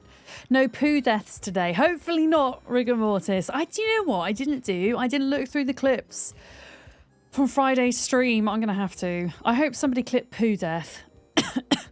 Best way to die in Project Zomboid. We were playing an overhaul mod on single player, which was the sequel to Week 1 mod we did a while back. And one of my deaths was falling into a room of poo. Kind of sewage room. Yeah. Reminding you to take your meds? Hell yeah, Rosie Rabbits. That's honestly primarily the reason why I have that channel point redeem. It's not just for me, but it's a reminder for everybody else in chat to do something to look after yourself. Especially if you've been sat at a desk for a while. And that might be something small like having a sip of water, having a stretch, taking your meds. It could be anything. Maybe getting something to eat, something to drink. 100%. Yeah. Diesel, hello. Sounds like a crappy way to go, but thank you very much for the throne gift the other evening, by the way. I appreciate you for that. I think it was you. I'm actually going into town with Dad tomorrow morning to see if they've restocked the Pokemon cards, because they're supposed to be restocking them tomorrow or Wednesday. So I'm going to try and get a box this week, and if I do, we'll open them on stream this week. But if I don't, it might have to be next week, because they're so bloody hard to get a hold of. Is the problem. And you can't just order Pokemon cards online. At least very rarely can you just order them. But thank you very much for that. Wait, why am I like... Is it this guy? Bless your parents for being so willing to feed the addiction. Well, I mean, it's not an addiction. That's a strong word. I think... I was talking to them about it. You know, I was like, are you guys okay with giving me lifts to get these things? Because it feels like you're going out your way quite a bit. As somebody who doesn't have a car, right? I can drive, but I don't have a car at the moment. And I live very rurally, so if I need to go anywhere or to get anything, then yeah, I do rely on them. And the way that they see it, I think, from talking to them is that, I mean, I've been very vocal about struggling with autistic burnout recently, and being very much indoors most of the time. And not really feeling like I want to engage in anything fun, in inverted commas. So the fact that I've suddenly got this interest, they're kind of happy to facilitate me with it. If that makes sense. Which is fair enough. And to be fair, they're going into town anyway tomorrow. So I'm just going to catch a lift with them. Yeah, I do hope one day I can afford to have a car again. But it's just so expensive. It's just so expensive. Yeah, fine, Sofa. That is a very strange question. Welcome in. No, you cannot. Funnily enough, no, you can't. The ADHD dopamine chase is not due. Yeah, no, you're right. And I was thinking about this the other day.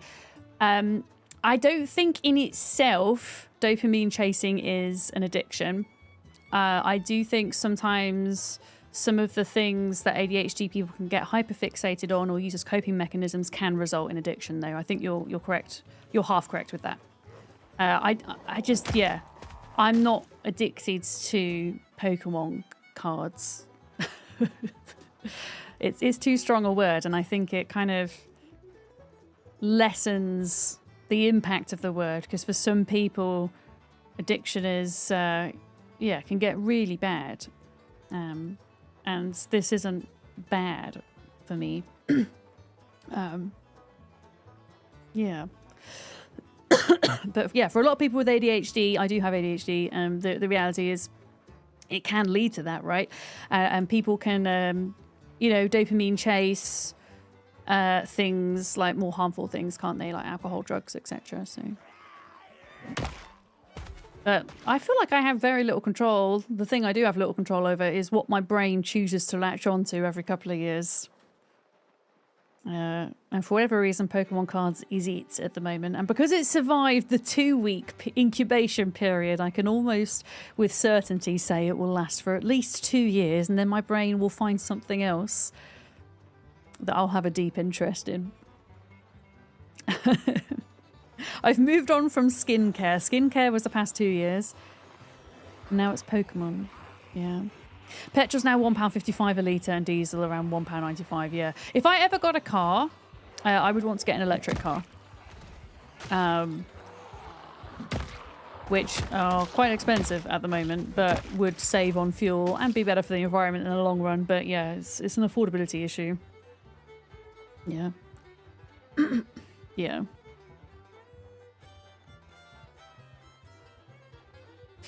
But no, there is, I understand what Beard's saying. There is a kind of a thing that ADHD people can have where they fixate on something so much it can become problematic. Yeah, an example would be, I guess, with with buying something for a hobby, it would be, overspending. Spending beyond your means, like getting yourself into debt, which is something that a lot of ADHD people can, it can happen to. It was actually one of the questions I was asked in my pre-assessment was, do I struggle with finances? And I answered no to that, because I always find that if I have a period of overspending, I'm always pulled back into reason by my autism in a way. And I often wonder if I wasn't autistic and I was just ADHD, if I would struggle with that part much more. Yeah. Yeah, it leads to irrational behaviours. Yeah, that's what I said pretty much, yeah. Oh, yeah, and I've been there with certain things, which I won't go into on stream in the past, so, yeah.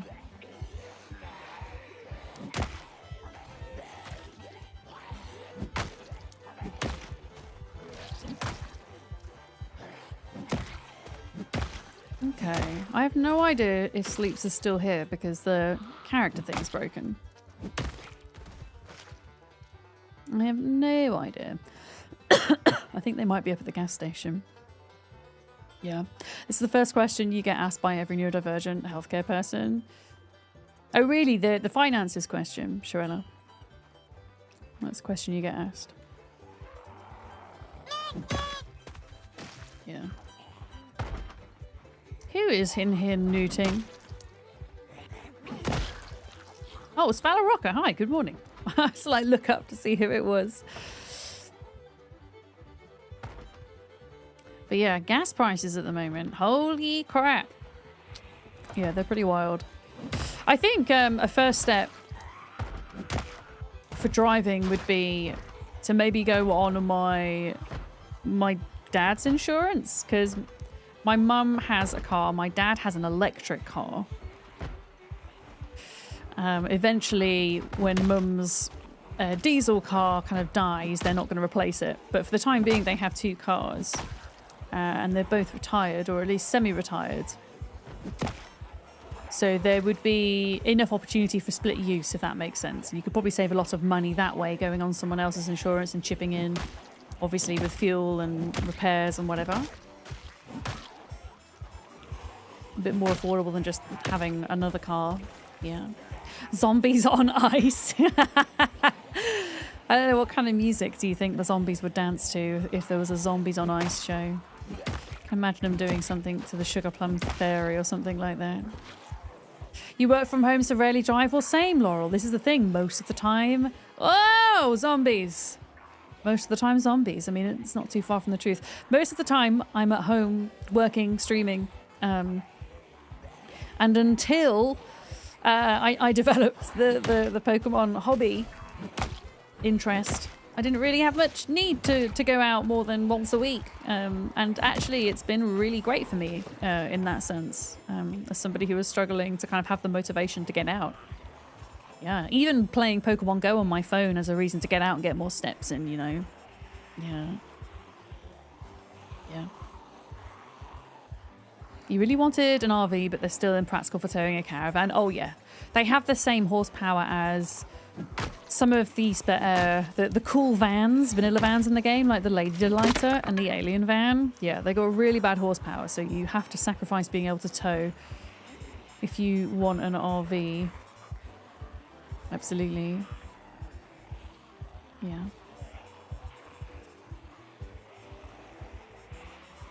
Hmm. Hmm. Hmm. Okay, just kind of letting them follow me. I've got one more mace left. Oh, you didn't get the job, Valorocker. I'm so sorry to hear that. Sending you hugs. I'll do my best to provide a distraction place for you today if you need it. Oh, you meant in real life? Oh, well, also in real life, I guess. Yeah, that's true. But no, in Zomboid as well. Terrible towing power, funnily enough. I mean, Zomboid is not always, but a lot of the time realistic as to how an apocalypse would roll out if it in fact did in real life. You're at the gas station logging out to get your fire going, so you have hot water. Okay, Sleeps. I'll catch you soon. It's interesting, since having those desync issues, I've actually left the zombie outline on. I think I'm going to leave it on moving forwards, at least until we move into stable. It helps let you know if things are desynced or if something's up with a zombie. Rural living is like Zomboid sometimes. When I lived in Wales for 2 years when I was studying, we had a real fire that we had to chop wood with an axe to put in. So I remember that well. Yeah, I actually have a real fire in this house, but the chimney's been closed off. So that I can't use it, which is fine. It's probably something I wouldn't be able to maintain anyway. And it's certainly something I think the landlords don't want to maintain. Because, yeah, it costs quite a bit of money. They have, like, a couple of properties here, and they all have fireplaces and chimneys. So if all of them were active, that would be, like, a lot of extra cost. Yeah. Archive, hello! How's it going? Hello, hello. I've actually got crows nesting in my fireplace at the moment. And it's really lovely. I mean, some might find their noises annoying. And it's interesting because I was speaking to my landlord the other day and they were really worried about the sound of the crows. They're like, oh, is it not bothering you? We're really sorry. Do you want us to remove them? I was like, absolutely not. I think it's wonderful.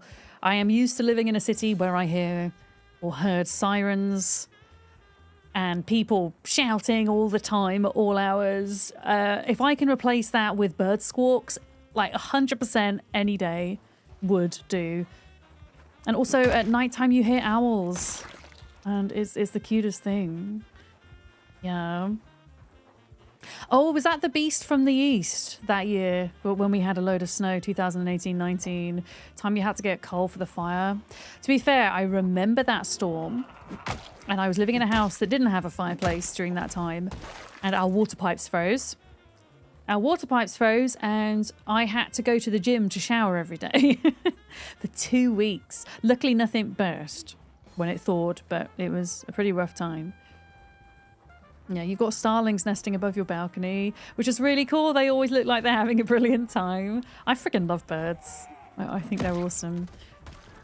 I'm so grateful that 9 times out of 10 or 99 times out of 100, Penny doesn't bring me birds. She brings me mice. She's only ever bought me a bird once. Yeah. But yeah, rural living is very different to living in the city, and I've done both. That's for sure. And both have their merits. There are things about the city that I do miss a lot. Mainly the food. Food is one of the things I miss the most. I miss being in closer proximity to some of my friends. My kind of non-online friends. But food, honestly, food's the big one. Living in a city, you could almost have any type of cuisine you could ever imagine. Whereas here, no takeout will deliver to me, which is probably not a bad thing for my wallet or my waistline, but still. It would be nice to have the option, you know. Yeah. Your BBC B Micro was destroyed in a flood that happened. Wait, is that a car? Sorry, Sleepy Dragon. Is that a car? I'm not too familiar with car models and things, but I suspect it might be. I suspect it might be. Oh, it's a computer. Wait. Oh, shit. So the flood was bad and it came into your house. Oh, my goodness. Okay. Well, yeah, that sucks. That really sucks. Biggest thing living in town now is being able to walk to the shops. Yeah, that's nice as well. I mean, I actually did the walk today.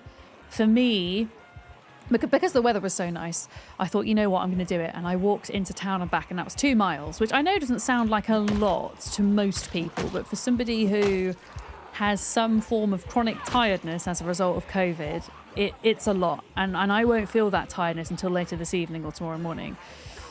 But there's also a part of me that's kind of so determined to not let it get the better of me that sometimes I still push myself a bit far. And I don't know till the next day. So, if you don't see me tomorrow, that's why. No, I'll be there. I'm determined to have another full work week this week. But yeah, being able to walk to the shops is nice and just get something easily if you forgot it or whatever. Like, I have to really plan my food shops now. I get a grocery shop delivered once a week.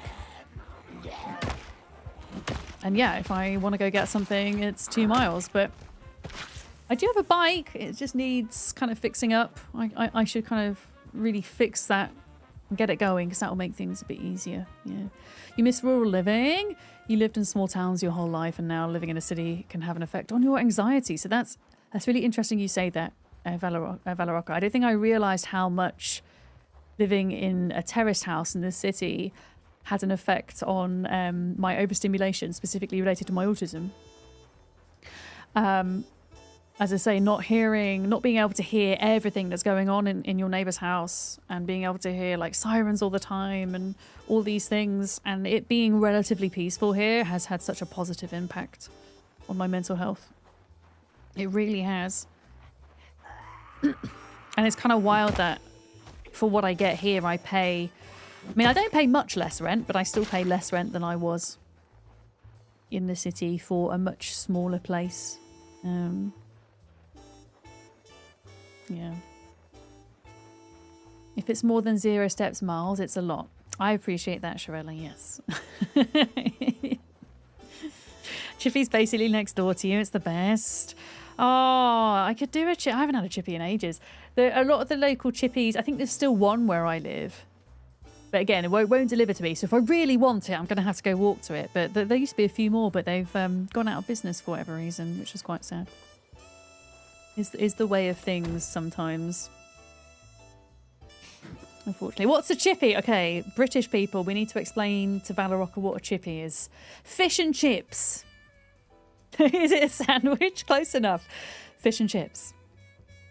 So battered, usually cod, sometimes haddock, but usually cod, battered cod. Usually a nice beer batter.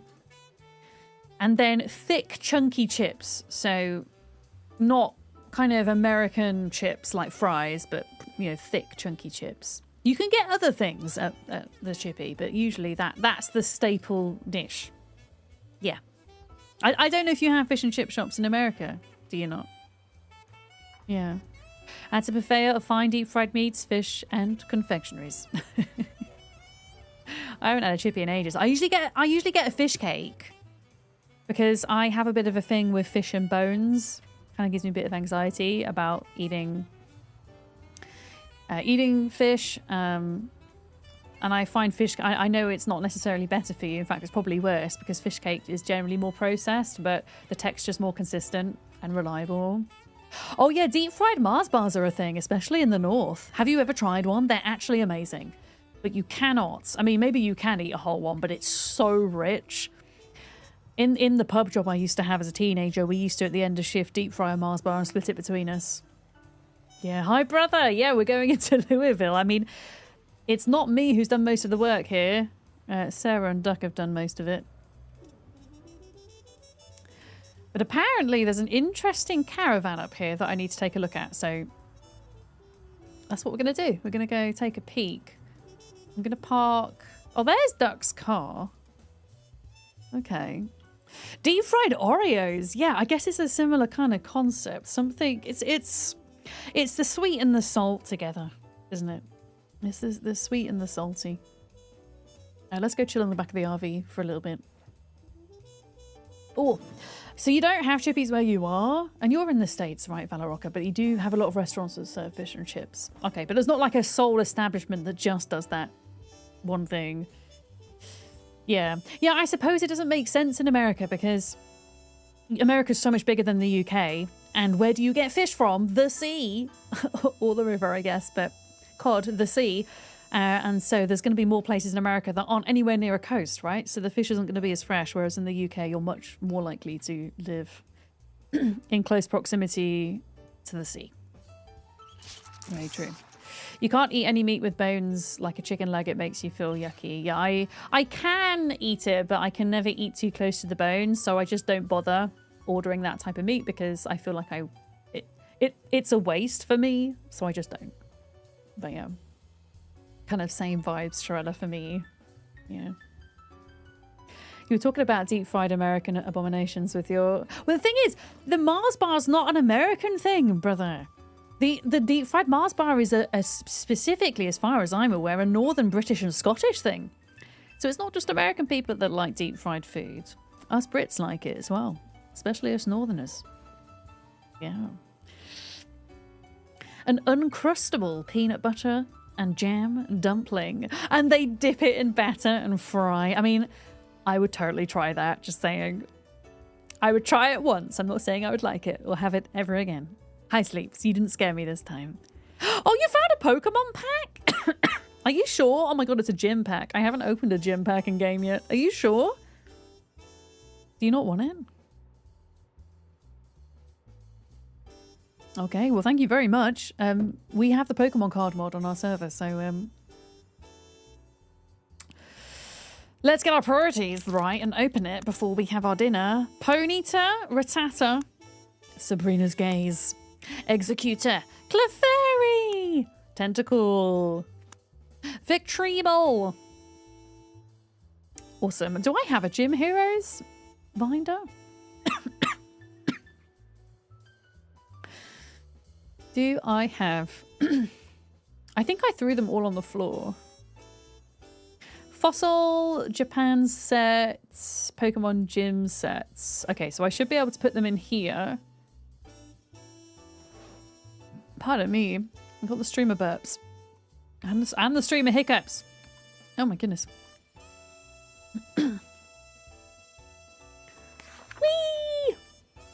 Look at that. Isn't that cool? I still haven't like found a decent way to order them yet. They just go in the order you put them in, but that's an off-stream job, I think. I don't want to bore people with organising Pokemon cards. Is this RV thing a mod? Yeah, so we have... In fact, usually what I do at the start of stream, and I completely forgotten to do it today, I usually pin the Steam mod collection that we're using.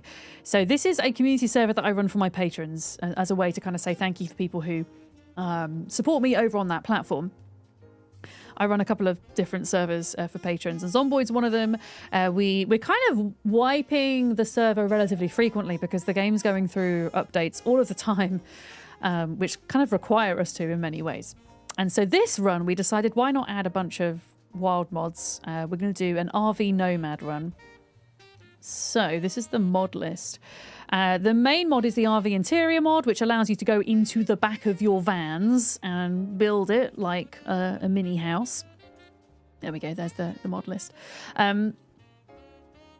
But we've also added a bunch of vehicle mods that kind of give different types of vehicles, like this Winnebago model, some other kind of vans and lorries and things as well.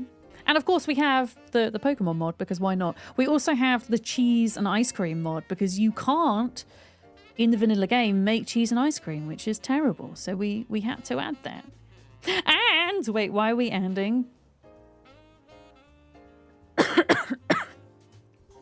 Why are we ending? It's been so much fun. Oh, it has. I've really enjoyed it. Yeah. Yeah.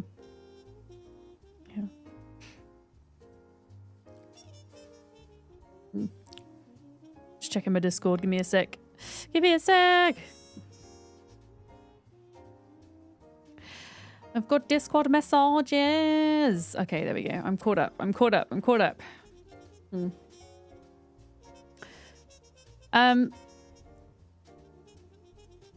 Sarah, I baked a load of bread. I need to go back to Pizza World and get all of that flour, because that's what I'm short of. But I've been breaking bread. I've been... Oh my goodness, words are so hard. I've been baking bread. I've been breaking bad. No, I've not been doing that in my RV. I've been baking bread. Those are two very different things. There we go. There it is. I've been breaking bad. No. Okay, let's make some salad. Breaking Bread. I would have so watched that TV series if it ever existed. The underground bread industry. She's breaking bread. Oh, dearie me. Your neighbour just had a baby and you're trying to think of a meal to take to them. Any suggestions, chat? Honestly, do you know what I would do? one of two things, Valoroka. One, can you bake them something? Like bake them, not a whole cake, but can you bake them like cookies or things that they can make, like brownies, something that can give them a bit of energy for the sleepless nights, something that they can maybe freeze if they're not going to eat all of in one go. If you're thinking kind of, you know, make them a meal so they don't have to cook kind of vibes, are they vegetarian, vegan? Do they have any allergies? If not, lasagna. Because lasagna is another one. You can do like a big dish that they can portion off and freeze for when they maybe, yeah, don't have time to cook or whatever. Yeah, lasagna. Yeah. Mum here, honestly, the best thing would be frozen meals they can pop out. Similar vibes. I say similar vibes in that our brains are on the same wavelength. I am a cat and tortoise mum. I am not a human mum. I'm not a human mum. That's kind of where my brain went as well. Okay, potatoes in the salad. We're putting leeks in the salad as well. And tomatoes. Now you want lasagna? Me too. My mum makes a good lasagna. I don't know if she's still listening. Mum, have you got any lasagna? Could do muffins or oatmeal cookies. Yeah, and they can be frozen and reheated and have nutrients. Yeah. Our brains were also the same there, I think. Yeah. I think that's kind of one of the nicest things you can do to support people. You know, for whatever reason you're needing to support them. Maybe they just had a kid. I don't know. Maybe they've just moved house. Maybe they're going through something in their life. Is offer to bring food. Yeah. Mother Adams, the chat requires copious amounts of lasagna, please. I mean, she's here somewhere, but she's probably lurking and doing the gardening at the moment, so she probably can't hear us. Which does make a good lasagna. Yeah. One of the meals you learnt at the neurodivergent group was a one-pot lasagna, so you make it in one pot, and it's supposedly a bit more neurodivergent brain friendly. I'm not going to lie to you, Shirella. It's one of the main reasons why I hardly ever cook these days, is because it's just too much at the end of the day. It's too much for my brain to kind of coherently do. Which is why I often rely on meal delivery services to kind of keep a healthier diet going.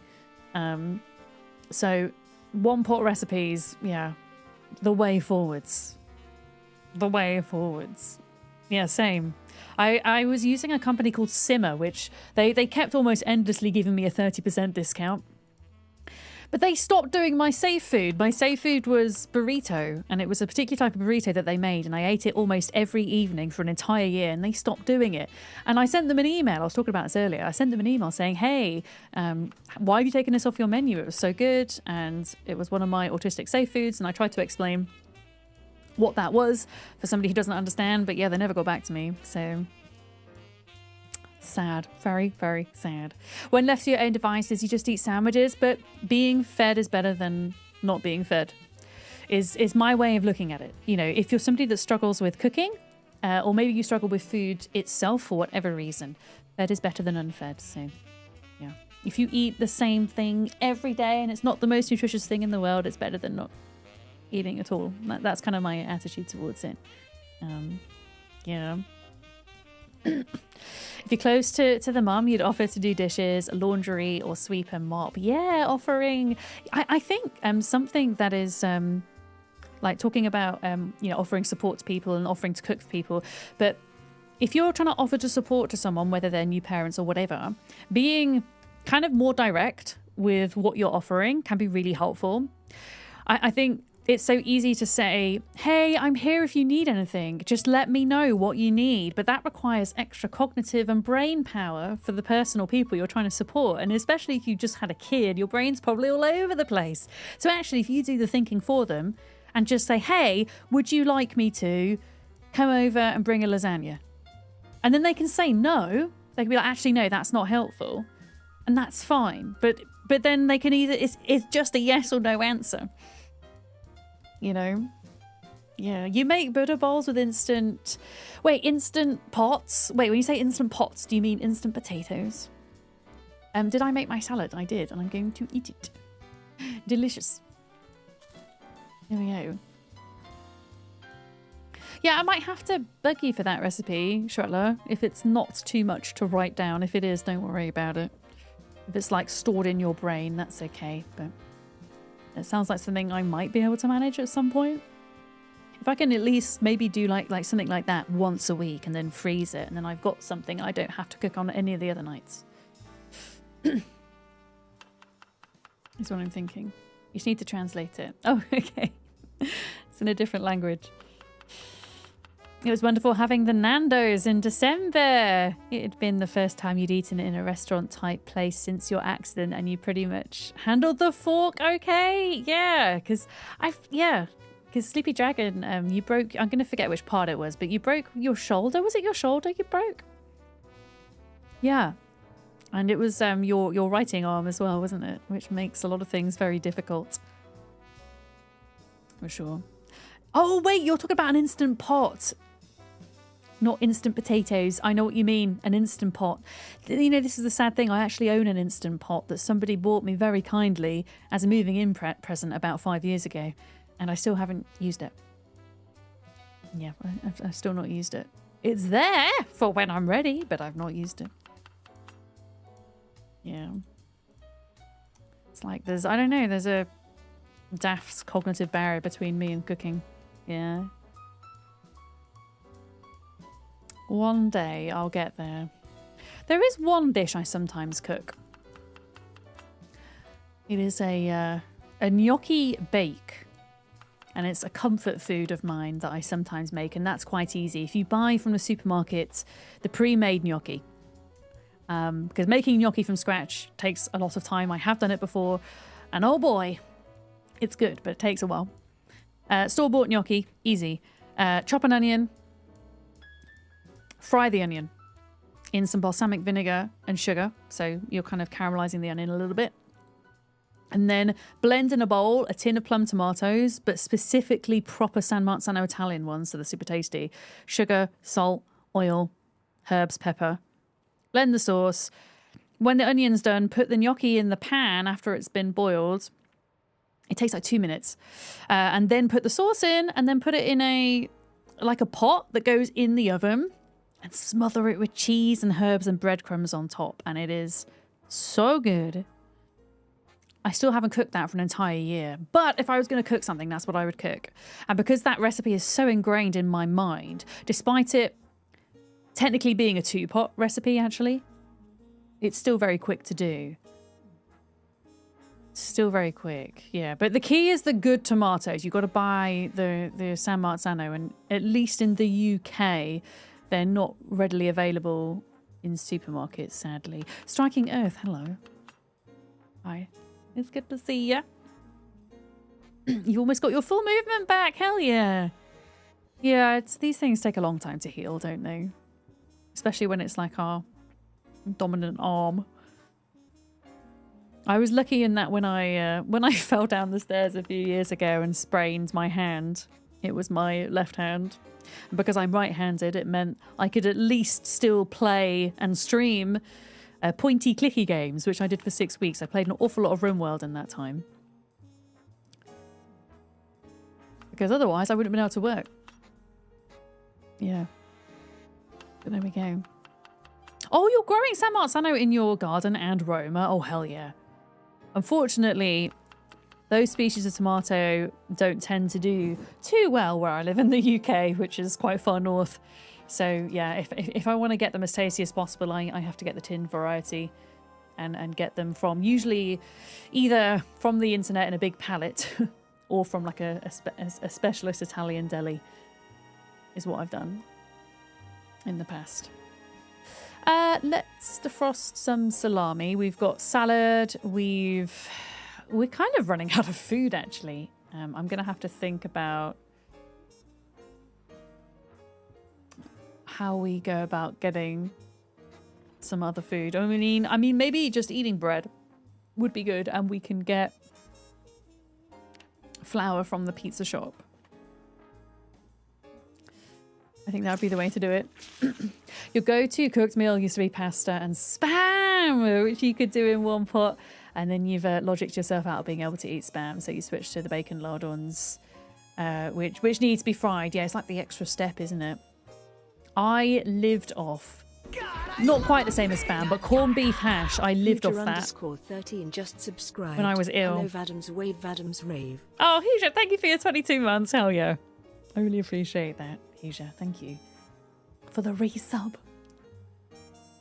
Yeah, I ate a lot of corned beef hash when I was ill, and I kind of can't look at the stuff now because that's all like. I don't know. It was one of those foods that at the time, it wasn't a chosen safe food. It was one of the only foods I can eat because I couldn't close my mouth because I had mumps, right? My face was like this for 6 weeks. Despite having the vaccination, by the way, still was one of the few people that could still catch it, apparently. But I could only eat liquid foods because my teeth couldn't touch, so I couldn't chew anything. So I was kind of forced to eat yogurts and smoothies and corned beef hash. Subscribed. Good main Vic. Soup as well. Lots of soup. T-Girl! A whole hecking year. Hell yeah. Thank you so much, T-Girl. Almost kicking off a freaking hype train as well. Thank you very much, folks. Yeah. Yes! Oh, wait! That's not the right mod collection, Stamp. Sorry, I still need to fix that command. Stamp, if you look at the top of chat, there is a link pinned. That is the mod list we're using. I actually play on several servers for Zomboid, so that link is that you've got there is the one for the Women's History Month server. But yeah, the one that you need is the one pinned to the top of chat. Yeah. Foods for the win. Your kiddo and adult now lived off post-honey bunches of oats. You keep a dairy in business, 6 gallons of milk a week. But it could be, you know, it can be difficult for autistic folks. And I know some ADHD folks that have, that kind of struggle with their food as well. I mean, I don't think I have ARFID per se, which is avoidant food restriction intake disorder. I think that's the acronym. But I definitely struggle with food texture. That's for sure. Yeah. You're all the neurospices. Yeah, ARFID, yeah. I wouldn't say I have... Oh! Hello. Oh, Duck wants to trade. Oh, Duck, did you get your Pokemon cards out of my binder? Oh, she's giving me eggs. Thank you. I'll trade you eggs for Pokemon. Does that sound like a good deal? Wait, where's my trade binder? Where's my trade binder? Oh, well, I mean, I don't know where my binder is, but if I can find it, you can... Okay, are you ready? Okay, what was for Duck? Duck, I need to give you your War Turtle back. I've got Golduck and Dark Golduck and Eevee for you. How do I actually trade with you? I don't think I've ever done this. Trade with Duck. Waiting for Duck's answer. How do I... Do I just drag stuff in? Is that how this works? I just drag it in? Okay. Oh. I've just found a bug. Or maybe this was the bug you were talking about the other day, Duck. I'm duping the Pokemon cards by trading with you. Wait, does... Wait a minute. Does that work? Do you actually get the Pokemon cards? Did you get them? Did that work? I'll delete them if that's the case. Oh wait, no, they are out of my inventory. They're out. Oh damn it. I was gonna say.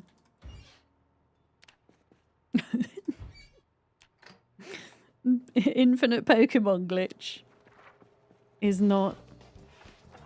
You like tacos, right? Chicken or either broccoli, green beans. Occasionally you will fancy. You'll be fancy and make Alfredo with shrimp, chicken, and a green. Nice. I love tacos. I feel like when you go out to eat in the UK, there's nowhere I've eaten in the UK that does really good tacos. I think the best place I've had tacos, you know, I've not been to Mexico before, so the best place I've had tacos was in San Diego at TwitchCon.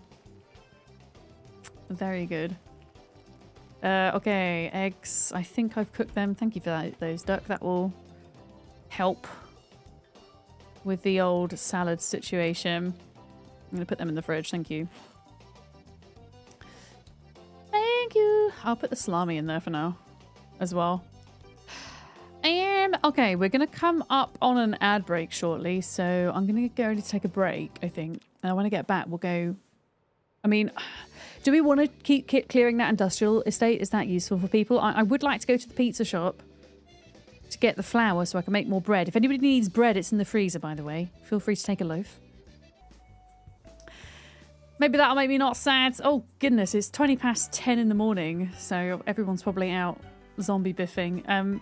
Oh, that's why I'm sad, because I'm bored. Okay, let me read a magazine. Yeah, if you stand too still, if you stand still indoors in Zomboid for too long, your character gets sad. Rotten thistles. Who's put rotten thistles in my fridge? How very dare. Duck, was it you? Duck, what's happened? I feel like something's happened outside. I feel like something's going on. Let me come see what's going on. I haven't checked any of the zombies that I've killed for Pokemon cards. I'm going to do it towards the end of stream, so I don't have to like recheck them the whole time. Yeah. Shredder, you posted the... Wait, you posted the recipe in Discord? Is that what you said? Thank you so much. Also, everybody who's lurking for the break to play Intro Fighters, I hope you're having a good lurk today. Something's happened, hasn't it? You're scared even clicking on other people's stuff.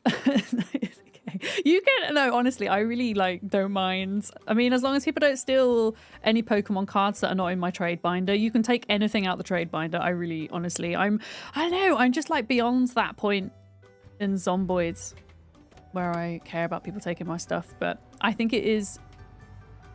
Uh-oh, I think I bugged out again. I think I've bugged out. I've bugged out. I think it is good practice to ask about taking things. No, you're quite right. I think this happened the other day. I think I might need to restart.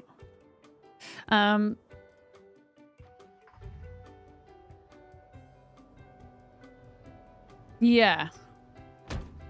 Okay, no, it's working. It's like you're able to like if you enter your RV, the back of your RV from the front of your RV, and then you accidentally press forward, even if you're in the passenger seat, it starts your engine, but you can't drive it. It's really weird. So now the engine should still be on, and I can turn it off. Yeah, okay, there we go. Okay, it's fine, it's fine. What's happening? I can't see where anybody is because the names are bugged.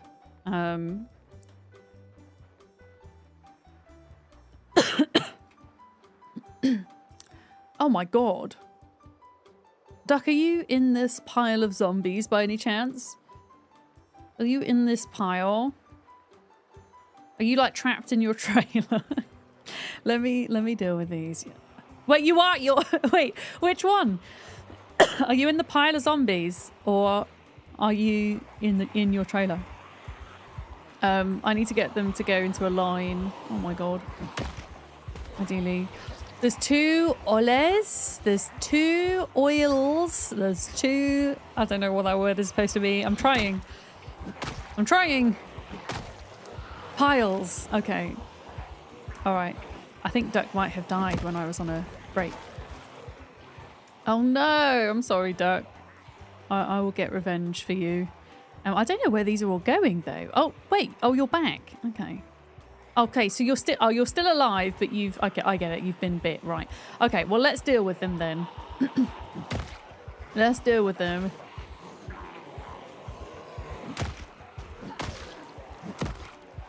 Duck's not allowed to die. I think it's written in the sand or written in the snow, perhaps. Unfortunately.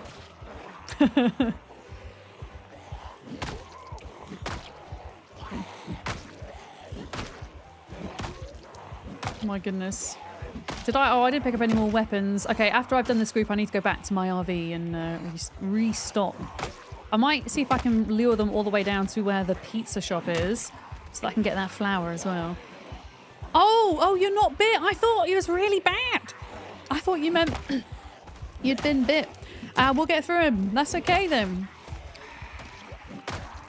You've not been bit. You're good.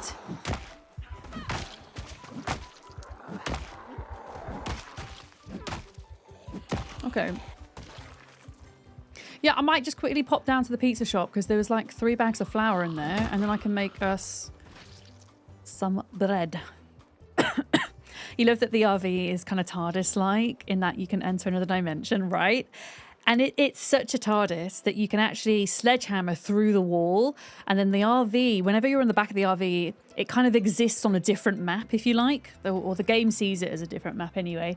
And you can actually break through the wall and just essentially infinitely build a house if you really wanted to. Which is kind of wild. Sorry, chat. I should have topped my water up when I went for my not break. My not break. And I've only got a tiny bit left. So yeah, the mod's great. It's a little bit janky, but in the best way. Janky in the best way.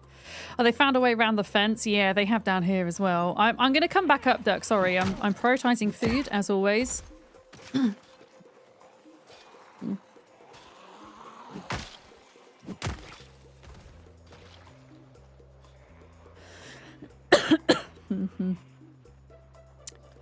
But yeah, I need to get this flour, which I think it was in the pizza shop, not Spiffos. I'm pretty sure. But yeah, I've not checked any of those bodies for Pokemon cards yet. I was gonna kind of wait until the end of stream. We can go have a look. Okay. In here? Oregano flour. Here we go. 3 bags of flour. That should be a decent amount of bread. Oh no, feel free to pick them up if you want. But if you do, just let me know that you've got them from the bodies so I don't like recheck them, if that makes sense. All right, let's do this. We're still sad. Why are we sad? Let me eat like half a salad and maybe I won't be sad anymore. Then we'll go back up and help with the Zeds. Yeah, they're all kind of piling out of the industrial estate. I think they've found a way around. Sarah, I've still yet to see this caravan that you were talking about. I'm at the gas station now, though. Duck and Sarah, how many kills have you got now? I'm nearly at 2,000. I'm getting there. Slowly but surely.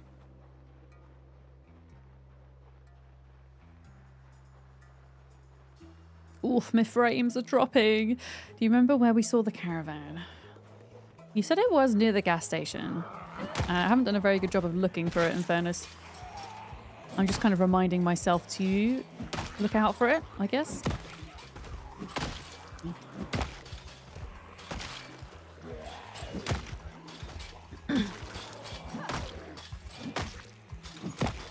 Okay. Yeah, they're kind of coming out of here, aren't they? Look at them.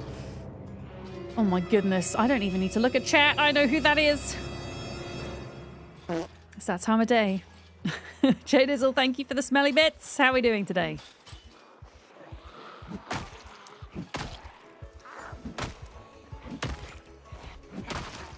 Okay, I'm going to pull them up here.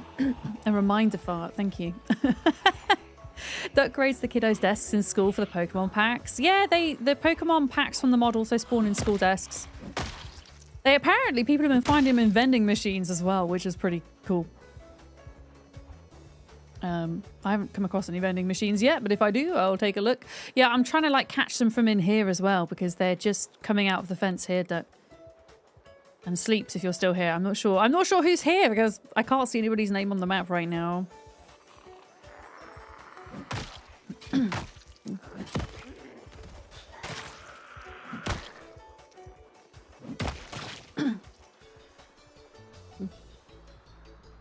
Yeah, there's still a couple. In fact, there's quite a few here. Yeah, I'm gonna deal with these. If you're like, I mean, I say if you're stuck, shout, but it's kind of hard to shout if you're stuck. Mm-hmm. It is a very cool mod. Yeah, thanks to Novelipso for putting me onto it. It's been a lot of fun.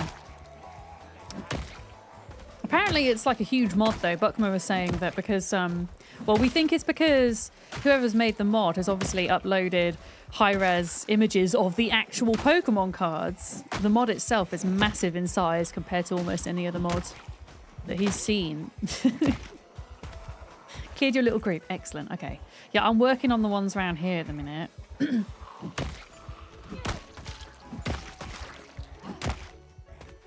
But I do need to go back, and I don't think I have a spare weapon, which is a problem. Do I have a spare weapon? I do not. Yeah, I need to go back and get one.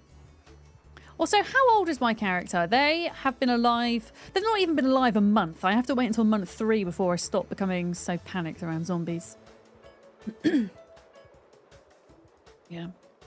Oh, Kat, I just saw your message on YouTube. I'm so sorry. I missed it. You're probably not there anymore, but you were asking, is that a shag rug? Haha. It is, yeah. In my RV, there are certain like places around the Zomboid world that you can pick up pretty fancy rugs and pretty fancy furniture. So we, of course, naturally raided the strip club to get the fancy rugs, to get the fancy floor lights.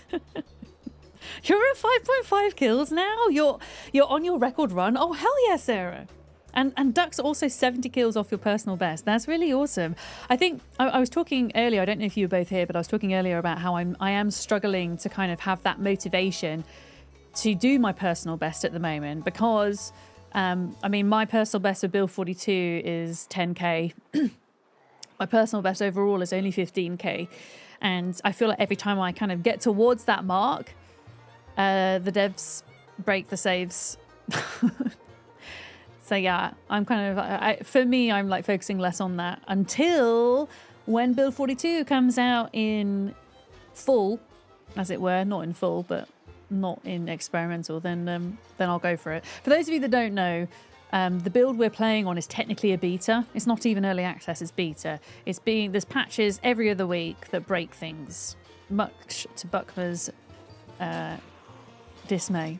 I'm too strong. There's nothing left to accomplish. That's not what I mean. That's not what I mean. I just mean for the amount of time I play Zomboid, which is actually not a lot these days, getting to like 10, 15k, like by the time I'm close, like, it's like I have to start a new save again. So I'm just not bothering. But no, I didn't mean it to come across like I was bragging. That's not how I meant. Build 42, only 5 years away. No, but you joke. You joke. And it might well be that long before it comes into early access. Outside dog place. Wait, what? Outside dog place. Oh, is that the answer to the where is the trailer question? Okay. I'm coming. I'm just putting my flower away. Apologies for the cough, chat. Oh, I see your reply, Sarah. Yeah. Okay. I see your reply. Outside dog place, writes note. Oh God, I'm like really stressed. Okay, wait a minute. I need to read a book or something. Do I have any magazines left? I should get joy from reading Pokemon cards. That should be a mechanic. God damn it. What can I not read anything? There's nothing that I can read or do to make me not... I mean, I guess we have antidepressants as a last resort. It's going to have to do. Yeah, it'd be fun. It'd be interesting if whilst you had your Pokemon card binder open again, that would relieve boredom. Don't get out yet. Okay, okay. Yeah, modders, get on that. Yeah. I mean, I say that. Like, the Pokemon mod is pretty, like, it's, fingers crossed, it's been running pretty smoothly. It's been doing pretty well. But yeah, I would love that so much. Because it would kind of add, I guess... Oh, candy! Okay, candy might make me happy. I don't... Sarah, did you put candy in my cupboard? Because I'm eating it. I'm eating it. Okay, there we go. I'm just now at breaking point. I'm at breaking point, but at least I'm not sad. Oh, piece of candy. Why is my light flickering? Don't do that. No, no, don't flicker. Please. Please don't break. Okay, is it safe to get out? Also, thank you for my... Sarah, thank you. I'm assuming it was you that put the cabinet in here. Thank you.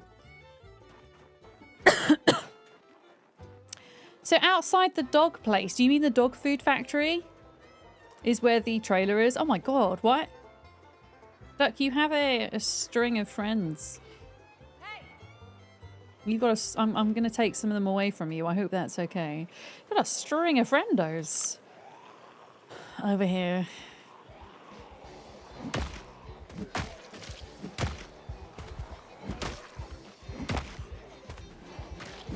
Also, Butma, good morning. I didn't say good morning to you. Hope you're having a good day.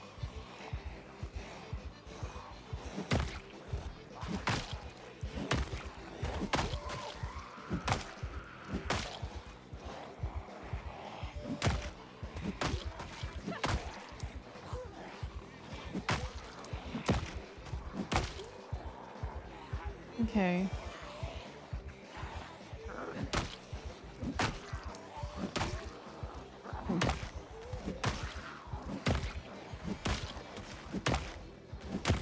Oh, there's the chickens. Okay. I see. You're doing this gas station up. Nice. Making little bases out of all the gas stations along the way. Nice. There's a little chicken coop. That's so cute. Oh, we should keep this closed though, no? Keep this closed so that we don't accidentally get any dead chickens. I'm going to close the door because what they will do is they will still survive and they will still be fine. They're not going to get sad or anything. And they will just lay eggs on the ground. Oh, there's also a sheep inside the gas station. Is that the ram that you were talking about? Oh my goodness, this light is flickering and it's annoying me. Yeah, what I'll do is I'll shut the door because there's this really weird bug that happened on the Women's History Month server where the chicken got like 100%... No, the chicken coop got 100% dirty. And then the chicken died inside and I pulled it out and it duplicated itself and then caused the server to die. But we can still get the eggs from the ground. Yeah. Okay, so we're at the crossroads in South Louisville. This is a milestone for me in Build 42. I've not actually been this far. This is exciting. Yeah, we called it the God Chicken incident. Yeah. The zombie chicken thing was amazing. We spent like 4 or 5 hours trying to troubleshoot that. It was because we kind of wanted to understand how that was created so we can avoid it again. But yeah, that's why we closed the chicken coops. Also, if you find a dead animal inside the back of a trailer, please leave it. Please let an admin know. Open a ticket in Discord because we would need to remove that as well because it's basically pulling them out, pulling the dead ones out of trailers or even the semi-alive ones. Yeah. Yeah. You're in your trailer for food, water, and a smoke break. Okay, I'll let you know. When you're ready to leave, tell me, and I'll let you know if there's any zombies outside. Oh yeah, they're all coming out of the this part of the fence. Yeah, your trailer looks okay at the minute, in fairness.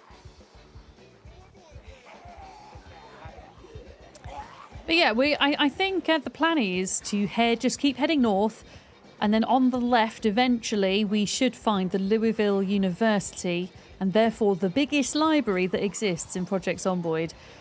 And yeah, that's one of the places I want to go. I want to try and complete our book collection in the library van if we can. Would that issue happen with corpses and vehicles too? You found one for the first time. Oh, wow, Zaggies. I didn't know that was a thing either. Maybe that's something new since the latest patch. I would be wary about doing that, potentially, yeah. I've never encountered it before myself, though. Yeah. Yeah, so if you... please, if you do see animals, please don't take them out. Please as I say, open a ticket, let us know. It can cause a lot of issues. Just if I were you playing on the server, have a look at the server kind of rules because I did add it in there. It is there. Just have a read of it, just to make sure you've kind of understood it. Because it's the difference in, even if it's okay one time, that time it's not okay, it might cost me hours of time trying to revive the server, essentially. You moved out the driver's seat so you could get in the car, and you left it there. So in your solo run, yes, it definitely wasn't like another player putting a zombie in your car. I mean, I don't know why another player would do that anyway.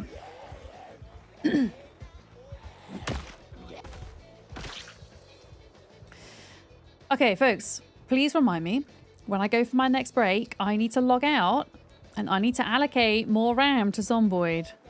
Especially being in Louisville, even on times 2 population, I can feel the frame drop.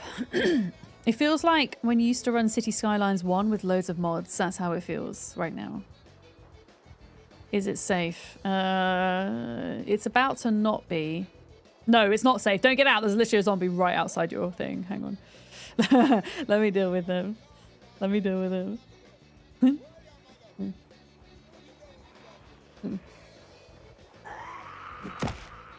Okay, you're safe. You're good. You're fine. You're good. At least I can't see on the, to be fair, the blind side of your car. I can't see. It's probably fine though. Hey, G-Money. Hello. All right, I'll pull him down. I'll pull him down. But yeah, we're at the crossroads. That's really exciting. There's going to be a load of burnt out cars here to get a welding XP with too. Pokemon card update. Wait, you're asking me for a Pokemon card update? Since Friday? Were you here on Friday, G-Money? I opened up packs on Friday. I opened up some Pokemon cards and we got a couple of nice ones actually.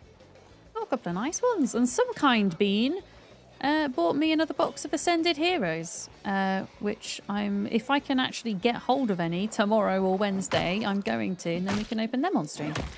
In game, I've not found any packs, but I've not been looking in game today. I'm going to wait until the end of stream and then check the bodies afterwards. Is the plan. Do I? Yeah, let me eat this food. Oh, you've got the Pokemon card on your solo on your solo playthrough. That's awesome. It's such a fun mod. It's been a lot of fun. Okay, I'm gonna keep going north. Yeah, I think they were all pouring out of the industrial estate more than anything else. I mean, why don't we focus on the industrial estate rather than pulling more from further north down? Let's focus on this lot. Sorry. Because there's a lot in the trees here too that are coming out. Pardon me, that was a hiccup. And another one.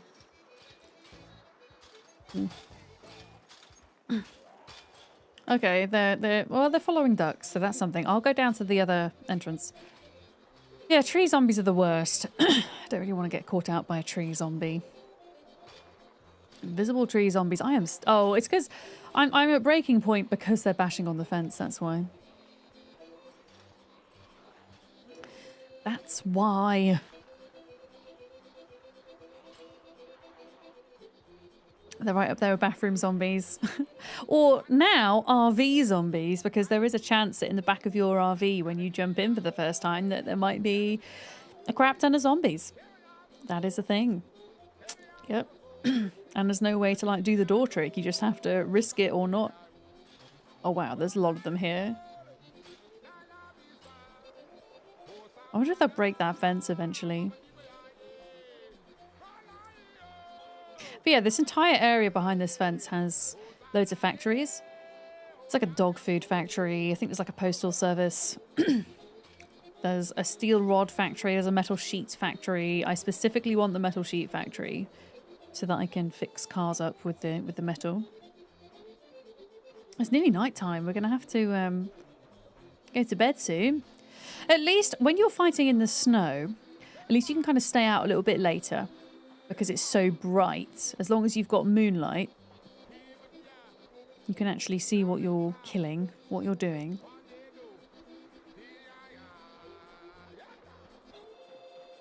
Okay, yeah. I'll attack them from this end. Is sleep enabled? I don't think so, Duck. No. I think we decided against it because it can create desync issues. So I don't think we have it on.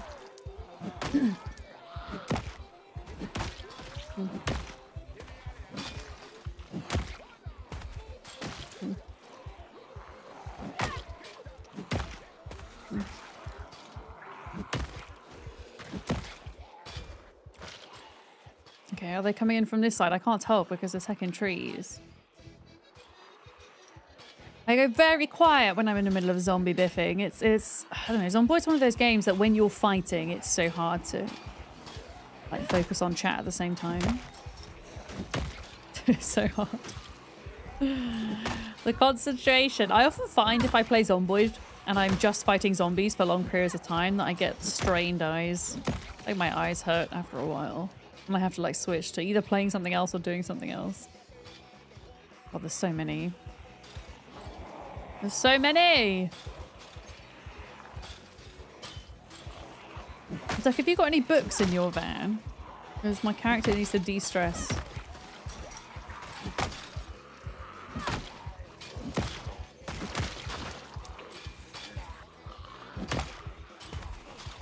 You have? Okay, yeah, I might drop by when I go back. Right, I'm going to do something potentially really stupid. Over here! Hey, you!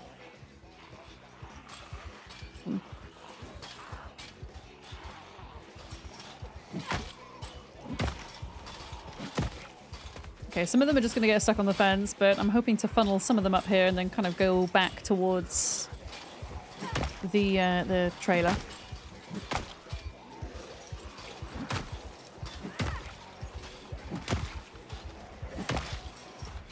Okay, just don't want to back them to a tree. Did anybody else have the mobile library van come around their primary schools as kids? Yes, Larkham. That's kind of like the van that we've set up here. Yeah, we just need to get a TV in the back of it and then we're set. Yeah, we had a library van. We also used to have the book club. Once a week, there'd be a bunch of books that you could buy. And instead of like buying them outright, like your parents would send you with like my parents would send me with like maybe 50p a week until I had enough to buy the book. And then like every time I gave 50p, it got crossed off the list until I could afford to get the book. Did anybody else have that? And that's how I used to save up for books as a kid. Yeah. I had like a little check card, a little pay card. It's cool because it kind of taught you from a young age about money as well and how, yeah, paying for things works, I guess. I mean, I suppose as an adult, most of the time you're buying something outright, but...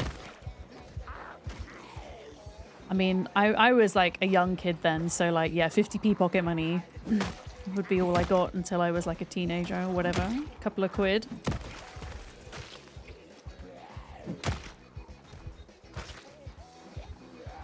But yeah, if anybody on the server wants to kind of take over the library van and like...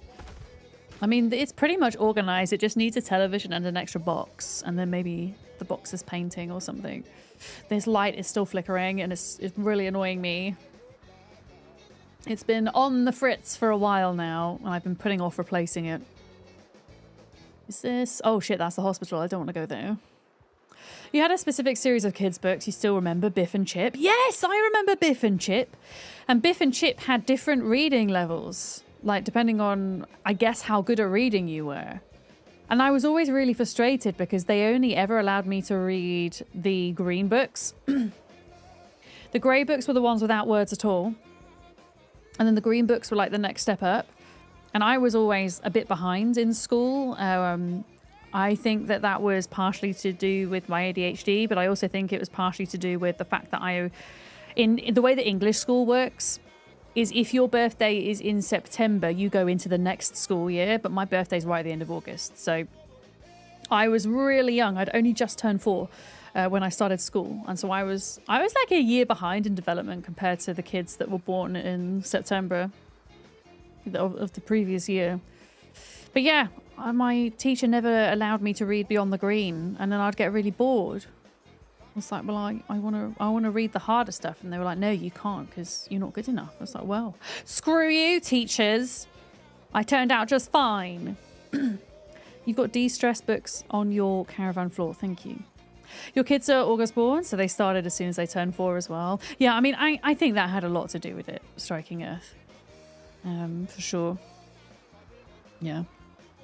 You got a book from 1985. It has £3 on the back. A lot cheaper back then, hey? Oh, I have to go right up to the door, don't I? Yeah. Oh, I like duck. Oh, look at Duck's duck collection in their RV. That's so cute. Oh my goodness. You've not got a yellow duck. You need to find you a yellow duck. RPG manual, vampire hackers. I'm so going to read that. This light needs to stop flickering now. There we go. Okay. Vampire hackers has not made me less stressed. What is this book called? The Teeth of the Dead. Duck, have you... I don't know. Are you a vampire, Duck? Is that what's going on here? What else has Duck got in her book collection? Love Rhombus. And Don't Trust Your Doctor. And a couple of comic books. Baseball. Here you go. Have TV Monthly magazine as well. Have another one. I'm probably going to go into my van now so that I can bake some more bread because I've got I've got the flour to do it. Pardon me. You wonder if Penny would want to live in an RV? Probably not, Jeff. No, Penny is a big fan of the outdoors. I think she would struggle in an RV. Yeah. September Duckula. Atlantis. Yes. Duck's a secret vampire. Is that the Vampire the Masquerade RPG that Duck has? Maybe it's like Zomboid's take on it, Valorocca, yeah. Oh god, my van needs sorting out. It's a bit of a mess. It's a bit of a mess. Right, I'm going to make bread. Who wants a loaf of bread? Put your orders in. I'm making them. Maybe I'm not making them, actually. Why am I not making them? Excuse me? Why are we not able to make bread today? I don't have any salt. I used all the salt. Oh, bollocks. Okay. I can't make anybody any bread because I need salt. I need to remember not to use the regular salt in just seasoning anything. I need to save it specifically for bread making. You can get seasoning salt and use that, which I'll do, but yeah. Open radishes. Yeah, if you do, I can come make bread. I mean, you can make bread as well if you want. You can come make bread. Oh, jalapeno. Oh, that's a frozen jalapeno. I don't want to put a frozen jalapeno in my salad. Hell no. Olive oil.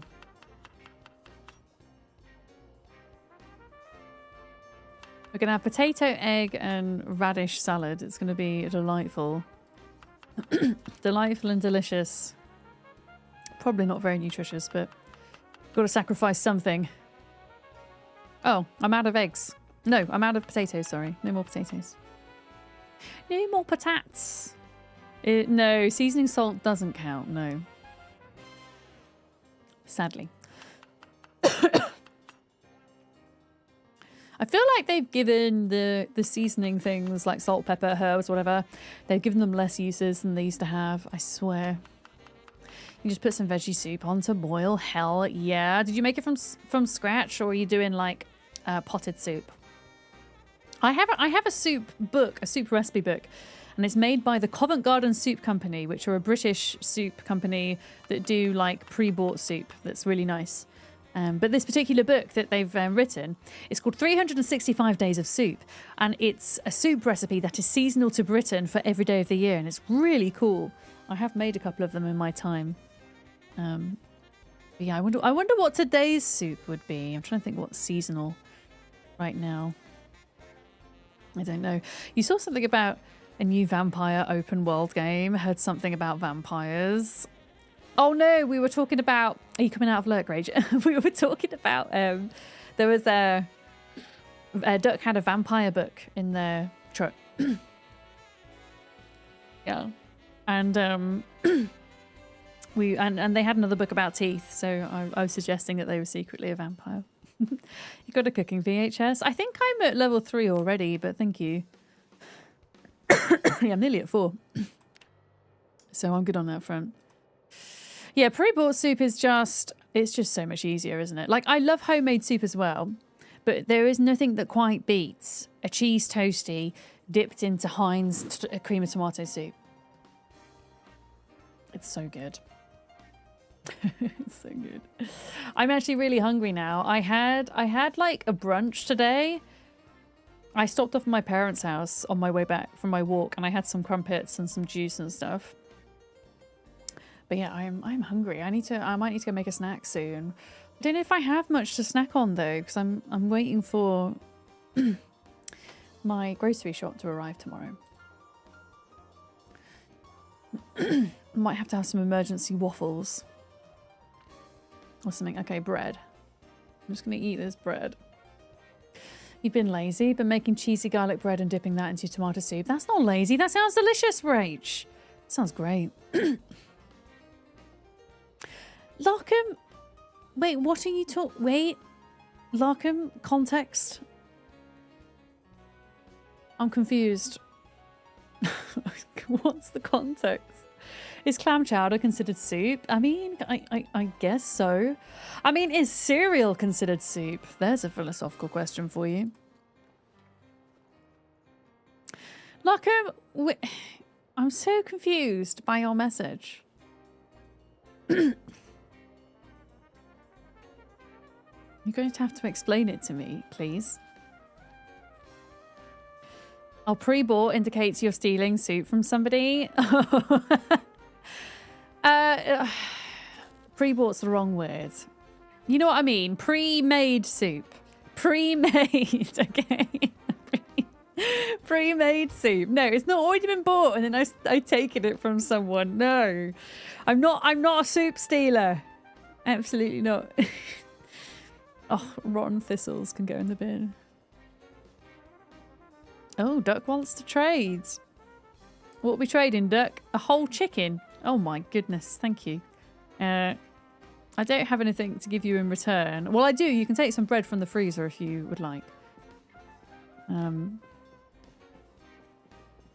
I will cook the chicken up tomorrow because actually I've got for today in game I've got salad and there isn't any more bread, is there? Yeah, there's one bread. Grab one. There we go. I do not steal tomato soup from children. I will not have this rumour going around. Thank you.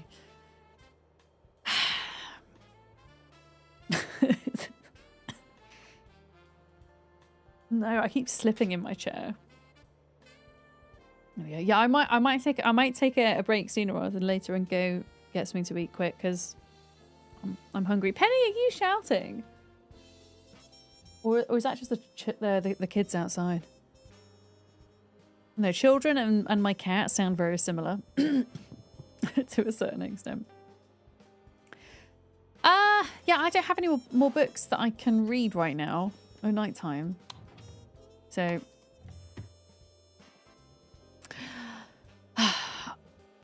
I might need to go back to the I've got 2 more maces, but I might need to go back to the other gas station to get more at some point.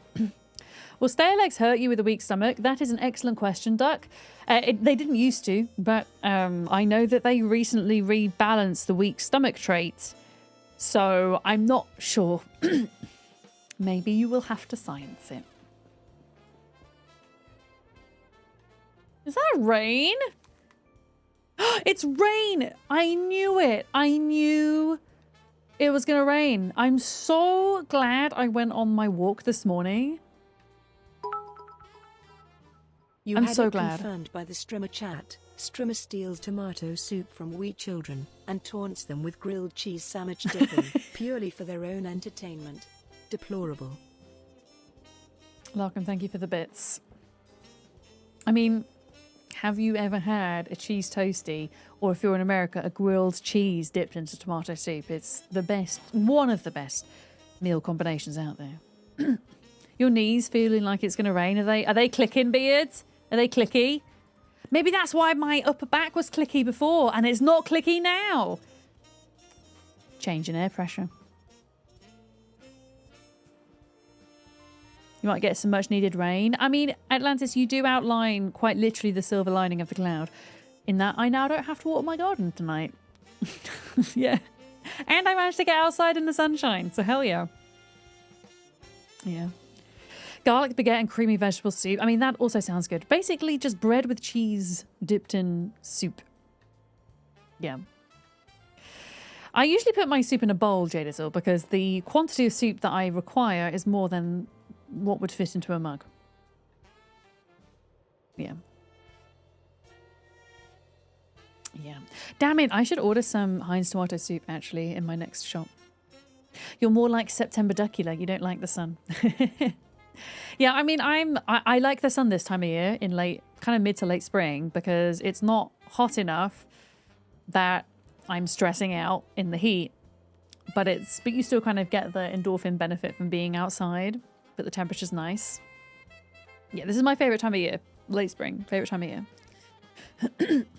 You keep influencing the groceries list. First ice cream, now soup. Yeah. I mean, it is a thing. We often end up talking about food at this time of day in chat, because for a lot of us in Europe and in the UK, you make up about a third of the community in this chat right now.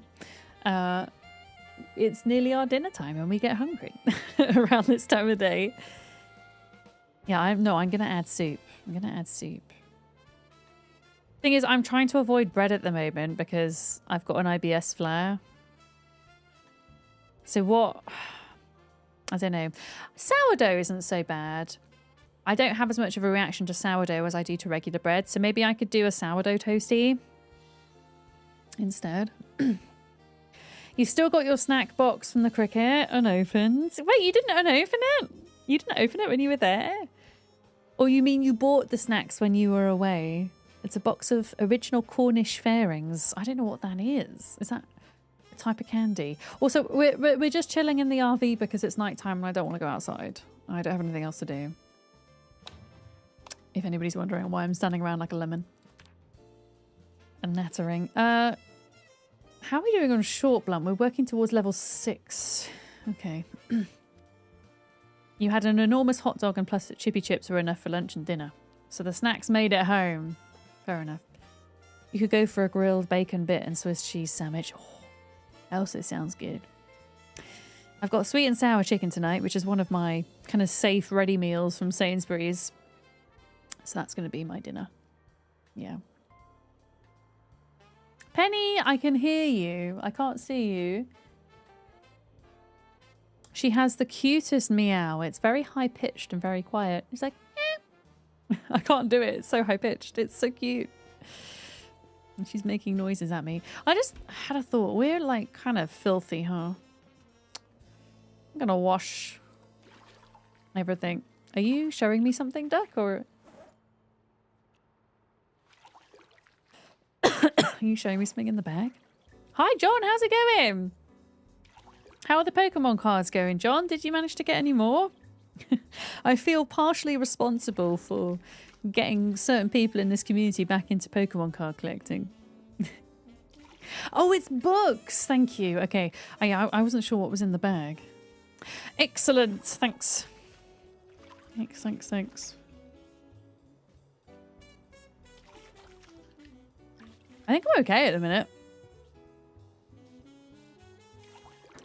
My character is just uncomfortable, but I think that's because of all the clothes and stuff I'm wearing.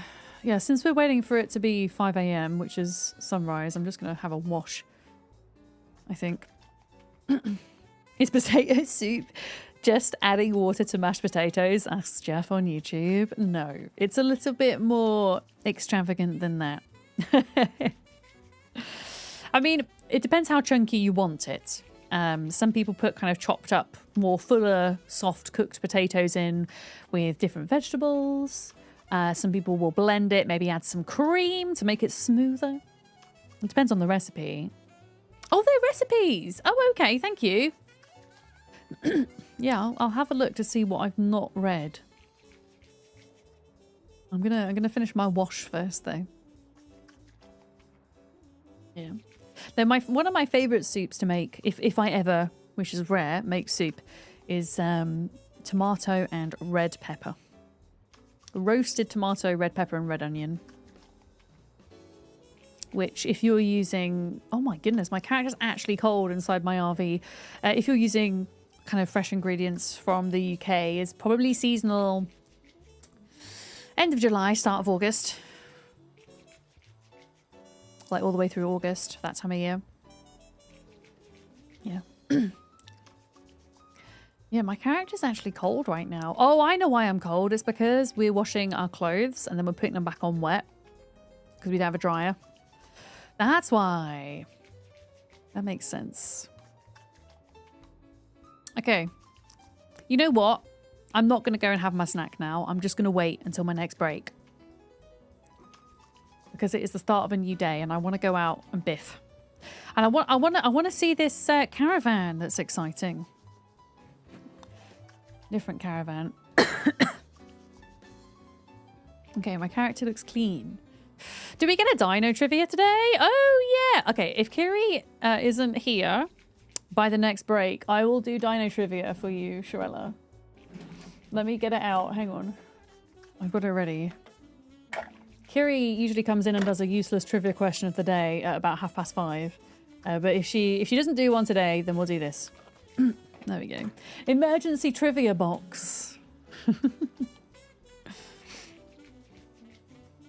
Yes. Right, whilst I'm doing that, I've just got to check a few Discord things. And then, okay, we're all good there. We're all good there. Rixu, hello, new notes. Hi, hi, hi. We're about to go into ads, folks, in a couple of minutes' time.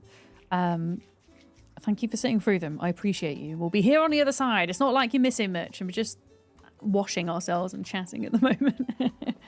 Self-care check. Sure, I don't actually have any water left, but... Oh, I have one sip. There we go. Yeah, I am going to... So when I go for a break this time, I will shut down the game. Log out. Shut down. And I'm going to allocate more RAM to Zomboid. I'm going to give it an extra... I think I'm going to give it 8 gigabytes. I just need to find the little code entry to add in for launching. But yeah, I will do that. Thank you for the reminder. Okay, sunrise. Let's keep tackling this industrial estate. I'll go, Dirk, I'll go down to the south if you want to stay up the north. Because it gets a bit kind of, what's the word? It gets a bit narrow once you get in that fence. So it's probably best we kind of go in at opposite ends. Pardon me.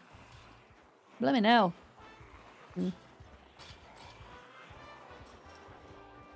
Ram things. Yeah. I mean, Zomboid's one of those games where you could give it all of the RAM in the world and it would still use it all. But it might make going into Louisville, where it's more populated, a bit more bearable. Yeah. Yeah, I'm starting to go in at the gate down here, Dirk, but I think if we were like fighting side by side, it would probably be a bit risky. Yeah, there's a bunch of them here that I drew out. Here we go, look. Hello, Waterbox, how we doing? Mo RAM, mo problems. So yeah, something like that. I mean, it would just be the difference between the game crashing or not when we get into the thick of it. I mean, with ×3 population, it's not too bad, but you can imagine being around here with ×16 the amount of zombies. Your computer's trying to render literally thousands of them in at the same time, so it can't. And it doesn't. But yeah, usually servers have like a protective mechanism where they will delete or displace any zombies that are rendered in beyond 500 of them, but we have that turned off. Because we don't want to delete zombies. We want there to be a challenge still.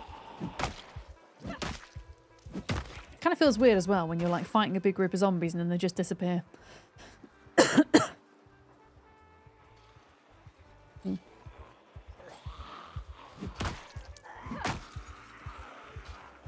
But yeah, I'm slowly pulling these out here.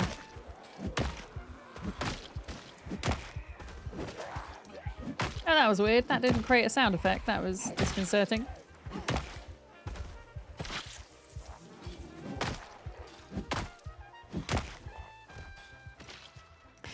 Yeah, I'm at a point where there's like obviously this big group here and it's kind of hard to tell which ones are dead and which ones are not. Hey. You saw a video in 2005. They discovered new info about T-Rexes. They actually never stopped growing. They keep growing the older they got, like non-stop. I mean, if that's true, that's kind of cute, I think. It's really cute. Just keep growing forever. But I mean, it depends what the source was, I guess. But it makes me think of like the old wives' tale. Well, I think it's an old wives' tale. Maybe there is truth in it. When people say that your ears and nose never stop growing. But I don't know. Is that real? I don't know. I certainly believed it for years.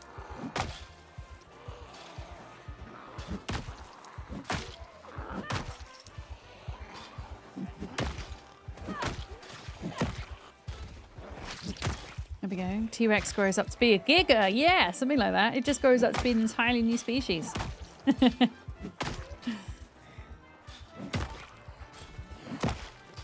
Yeah. Older folks definitely seem to have bigger ears and noses, you think? You think? I think my nose is reasonably average size, but I've actually got really small ears. They were when I got my ears pierced, it was really difficult for them to pierce because they were so small. I practically got no earlobes. The stone hammers we're using, once they break, should you just take them back to the gas station? Do you mean the stone hammers that you're crafting from scratch, Sleeps? Is that what you mean? Or do you mean the... what are they called? The club hammers? You can honestly just chuck both of them out. Because there is enough loot spawning in this world that if it's a club hammer or a mace, that we can find more. And as for the crafted hammers, you can just craft more. Yeah. Is this more than they don't match? One goes faster than the other, perhaps? I mean, humans are never symmetrical, right, in their features. I think we can be more symmetrical or not compared to others, but we have asymmetry. That's the thing. Like, one of my eyes is higher up than the other, and it's something that nobody would ever notice, except for me, when I look at photos of myself. Alright, he's going for a slice of bread. My character's hungry. Right, can we please get out this building? Thank you. Yeah. Oh, one slightly folds over the top. You see, I think that's so endearing when people have features that are kind of unique in that way that, yeah. I don't know if I've got anything like that.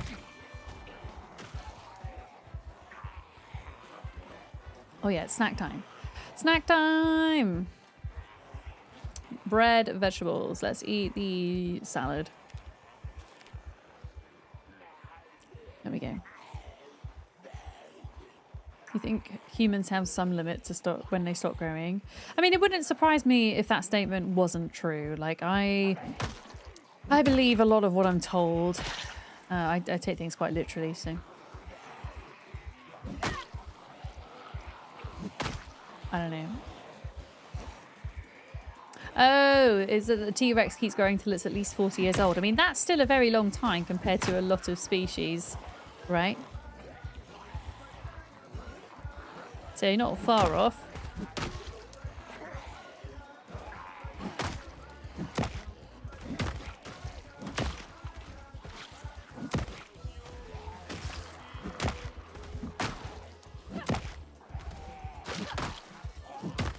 Okay.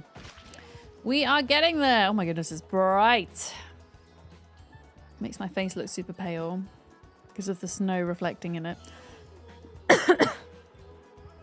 Oh, there's the FPS drop.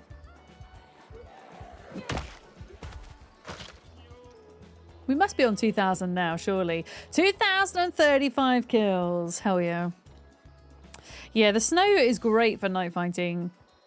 Like, arguably, I think winter is better for fighting on Zomboid than summer when the nights are longer. If you've not tinkered with the temperature settings on your playthrough, that is. Oh, wow. That's a group. That's a group. Hi. I feel like, I don't know, I didn't actually end up reading the patch notes for the latest patch, but I feel like they've tinkered with conspicuous a little bit. I feel like zombies spot me more often now, which is fine, because I felt that that trait was a bit broken, actually. But yeah, they seem to spot you and kind of go after you for longer. I don't know if I'm just making that up, but it certainly feels that way.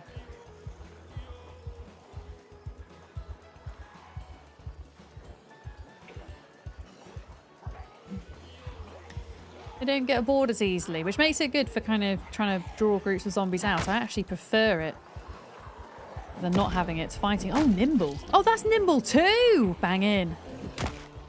Now, if we can only get to nimble 5, we can move back faster than a zombie can move or shamble towards us.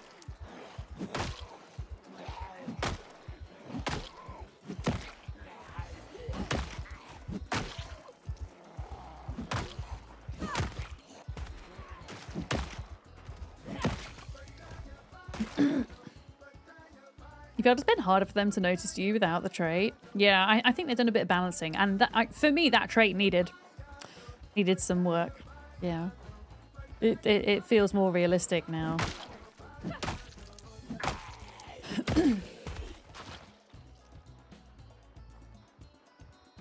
Yeah, hopefully today we'll get to loot the sheet metal factory. So I can fix everybody's cars up. Does anybody's car need fixing, like right now? So I do have a bit of metal on me, I think, and some screws, if you do. Coming in from the side as well. I'm going to bring them out.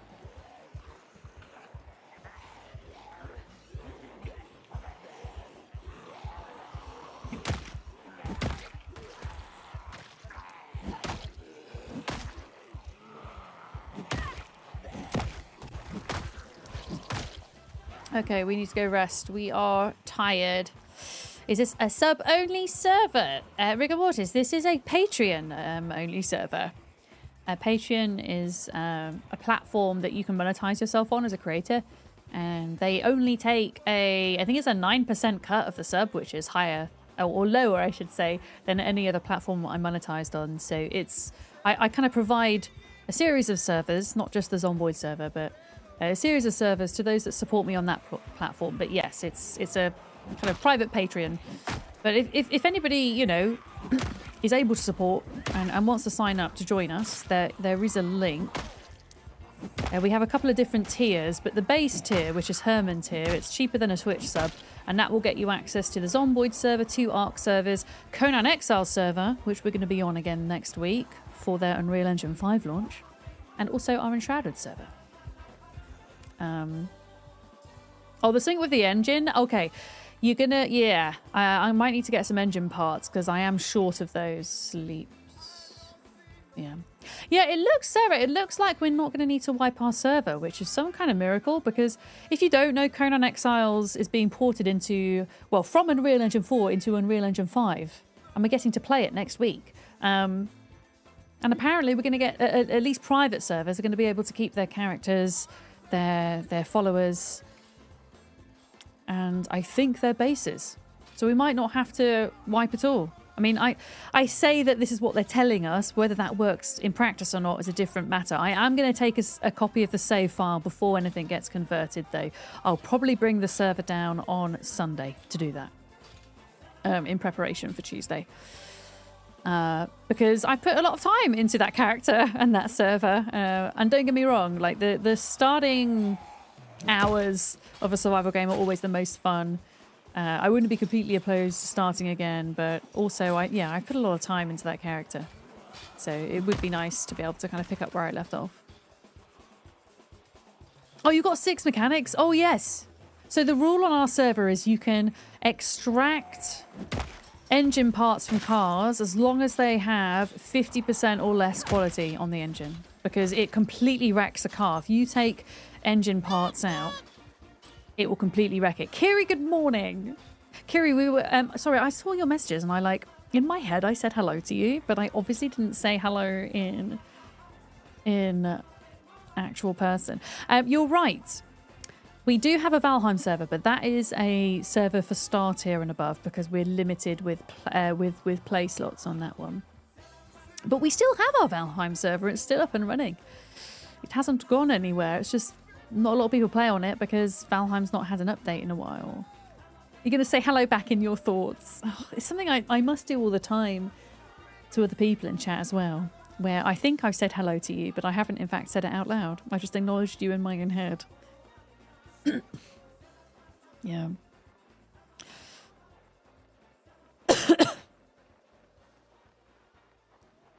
But yes, that means we get... Shirella was asking about useless trivia question of the day, and I said, oh, I'm not sure. It depends if Kiri's here. If not, it's going to be another dinosaur trivia.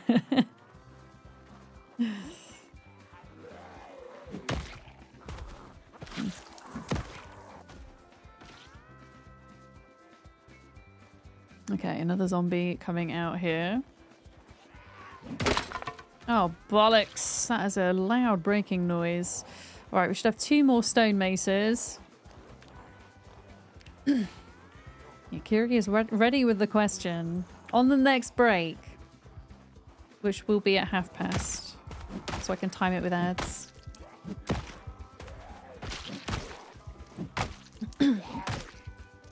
Oh, I didn't put my Patreon. Did I put my Patreon link in chat? I don't know if I did. There it is. There it is. I don't do much else on the Patreon platform. Like, creators use Patreon for all types of things. Sometimes they do like exclusive content that they only stream to Patreon, or maybe they do like weekly blog posts on there for their patrons. I don't do that. I just offer servers for subscribers. And there's a couple of other benefits as well. You get some merch discount. And there's, for any of the higher tier, there's also some free merch that gets delivered as well. Yeah. Okay, some of these zombies have been turning into tree zombies, I see. Not ideal. Excuse me.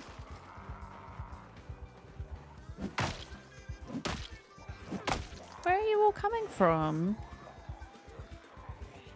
What's my kill count? It's only at 2,000, Jeff. Probably not going to do a personal best for a while, or at least intend to do a personal best run until Build 42 comes out in early access and not beta. Because, yeah, it feels a bit disheartening to be working towards a personal best and then have to start all over again because your save's balked with a patch. So, yeah, I'm not actively going to be working on that personal best. If it happens, then that's wonderful, but... yeah, my goal this run is to have a jolly good time, but also to get to the Louisville library. That would be cool. And just explore Louisville in Build 42, which I've really not done. There's some really cool places in Louisville, and I'm sure they've changed quite a bit with Build 42, and maybe new ones added. I mean, I know there's new buildings added. It's like the cathedral and the massive 32-story skyscraper. Right, I'm gonna shout them because then it actually pulls them into movement so I can see them better.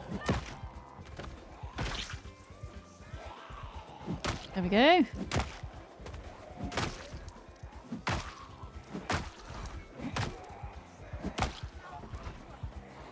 Sir, you're not supposed to come at me from that way. Sir!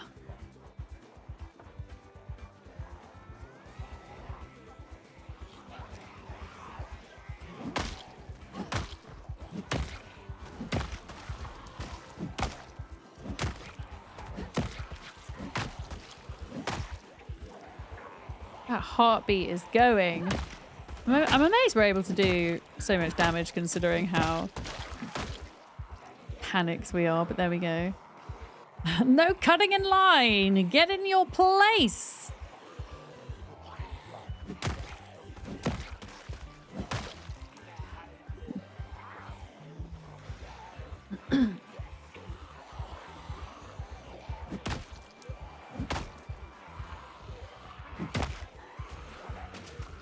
All right. Oh, and they're coming in from this way now. Excellent. Okay, I wonder how Duck's getting on. Thing is, when you're in the middle of fighting, you can't really like use the text chat to talk to each other. There's not really much of an opportunity.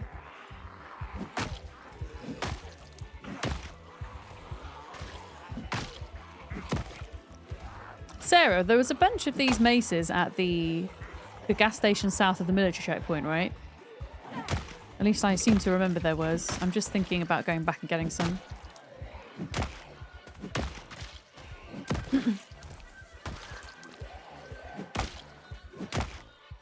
Because I've only got this one and one more left. Only the British know how to make a queue properly. Americans are all over the place. Well, these must be British zombies then. Don't know what they're doing in Louisville. Or maybe they turn British in their zombification process. There was a few left. You might have some in the boot of your black van. Okay, thank you. I won't need many. But I might need a couple of spare. Jeff's asking, do I tell people that I kill zombies for a living? No, but actually, Jeff, that is going to be my new answer when people ask what I do for a living. Because it's really hard to explain what I do to a living to people who don't understand streaming. And so usually what happens is when somebody asks me that question and they don't know me, I have to make a quick judgment as to if they're going to understand or not, as to what answer I give. If I think they won't understand at all, I say I work in the gaming industry, because that's very broad.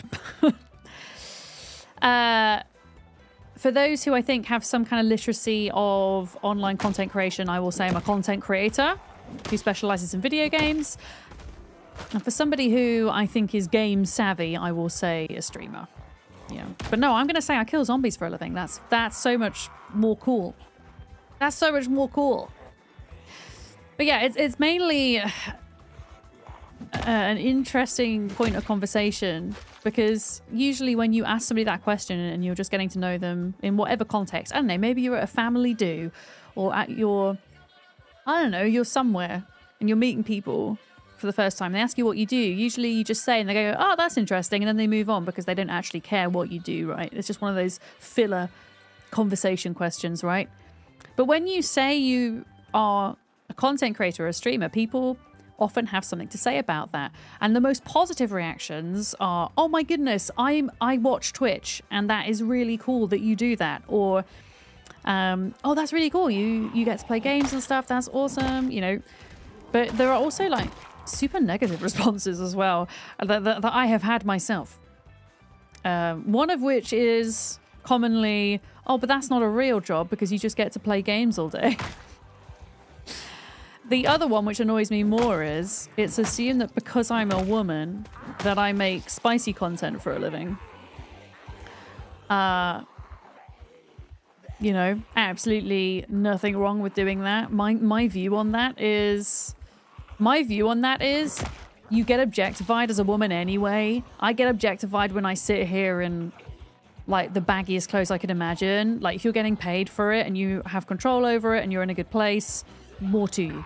I say it's just not what I do. And I hate it when people just assume that because you're a woman and you're online making content that it must be that, you know? And I have genuinely had that response more than once. But no, I'm just going to tell people I kill zombies for a living. What do you do? Yeah, the tax office says otherwise, exactly. I mean, sure, I might earn the same as somebody on minimum wage working full-time does. I, you know, by no means earn a bunch, but it keeps me going. It affords me a flexibility, and I do something that I genuinely love, that I wouldn't trade for anything in the world. Yeah. It's a stripper without taking your clothes off. Oh my goodness, yeah. Yeah, just things like that. Yeah. And people assume, like, the people that make those comments assume that women have it easier on this platform as well. A job's a job, exactly. Betrayed by Fatty, welcome in, hi. No, a job's a job. I mean, I say a job's a job, like I have been in jobs that I've not enjoyed and jobs that I have enjoyed, and I really love this one. This is, you know, I think it's so much more fulfilling when you really love what you do. So not all jobs are created equal, as it were, in that respect. But yeah, it's as if people deem your usefulness to society as to if you are generating money and paying your taxes or not, right? And it's assumed that because you play games that you must not be doing that, because how can you make money off playing games? Yeah. People assuming that's what you do online are wondering why they haven't seen your content yet. See, probably. Hi. But yeah, I think it was on Twitch specifically when I last checked, which was 2025. I haven't looked at the stats for 2026. But for 2025, in the top 100 most watched streamers on Twitch only, how many of those streamers do you think were men?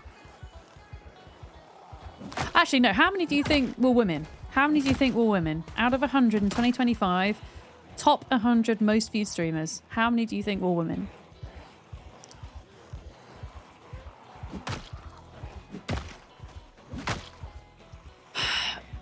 Don't do a percentage. Actually, do a percentage because it's the same as numbers, isn't it? Okay, you're all wrong. It's well, Sleeps is kind of right actually.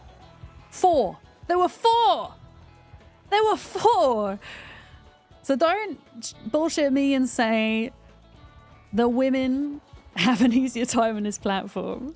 Sorry, I get mad at the conversations I've had with people because I have had conversations with people about this where they've literally come in and been like, you have it so much easier as a woman. Fuck off. No, 4. I don't know what it is for 2026. I would like to think that that number's gone up. I would like to think it's gone up. Wait, is Brat here? Where's Brat? I didn't see Brat. Hi, Brat.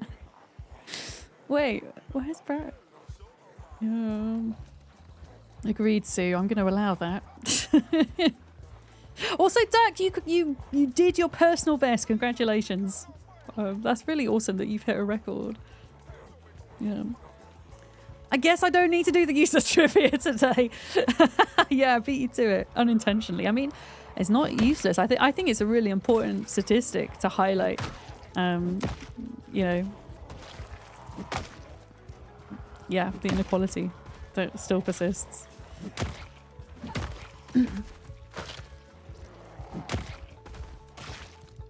But there we go. Brat, you're here. Hi. I must have missed a message earlier. Men inherently have it easier because they don't have to field ridiculous claims like that anytime you make content. Exactly. Oh. Hi, Brat. Hi, Tegrid as well. Hello. I'm sorry if I missed anybody coming in and my rant. Old woman yells at cloud.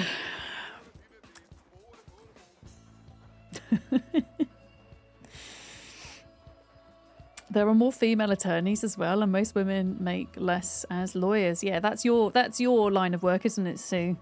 Yeah. Just saying numbers. No, it's not a rant. Oh, when I go on a rant, I go on a rant. I go. I think the longest rant I had, I didn't really time myself, but I kind of did. It was an hour and a half ranting about generative AI, and I was playing Zomboid as well. Yeah. It's good to kind of share a space with like-minded people who want to vent feelings about these things. Isn't it? At the end of the day. You know. You had to explain to your internet provider that you stream. And he was trying to do some sort of small talk and said, oh, maybe my kids have seen your streams. I hope not, because I only stream for adults. And he went very quiet after that. Oh, yeah, but that's...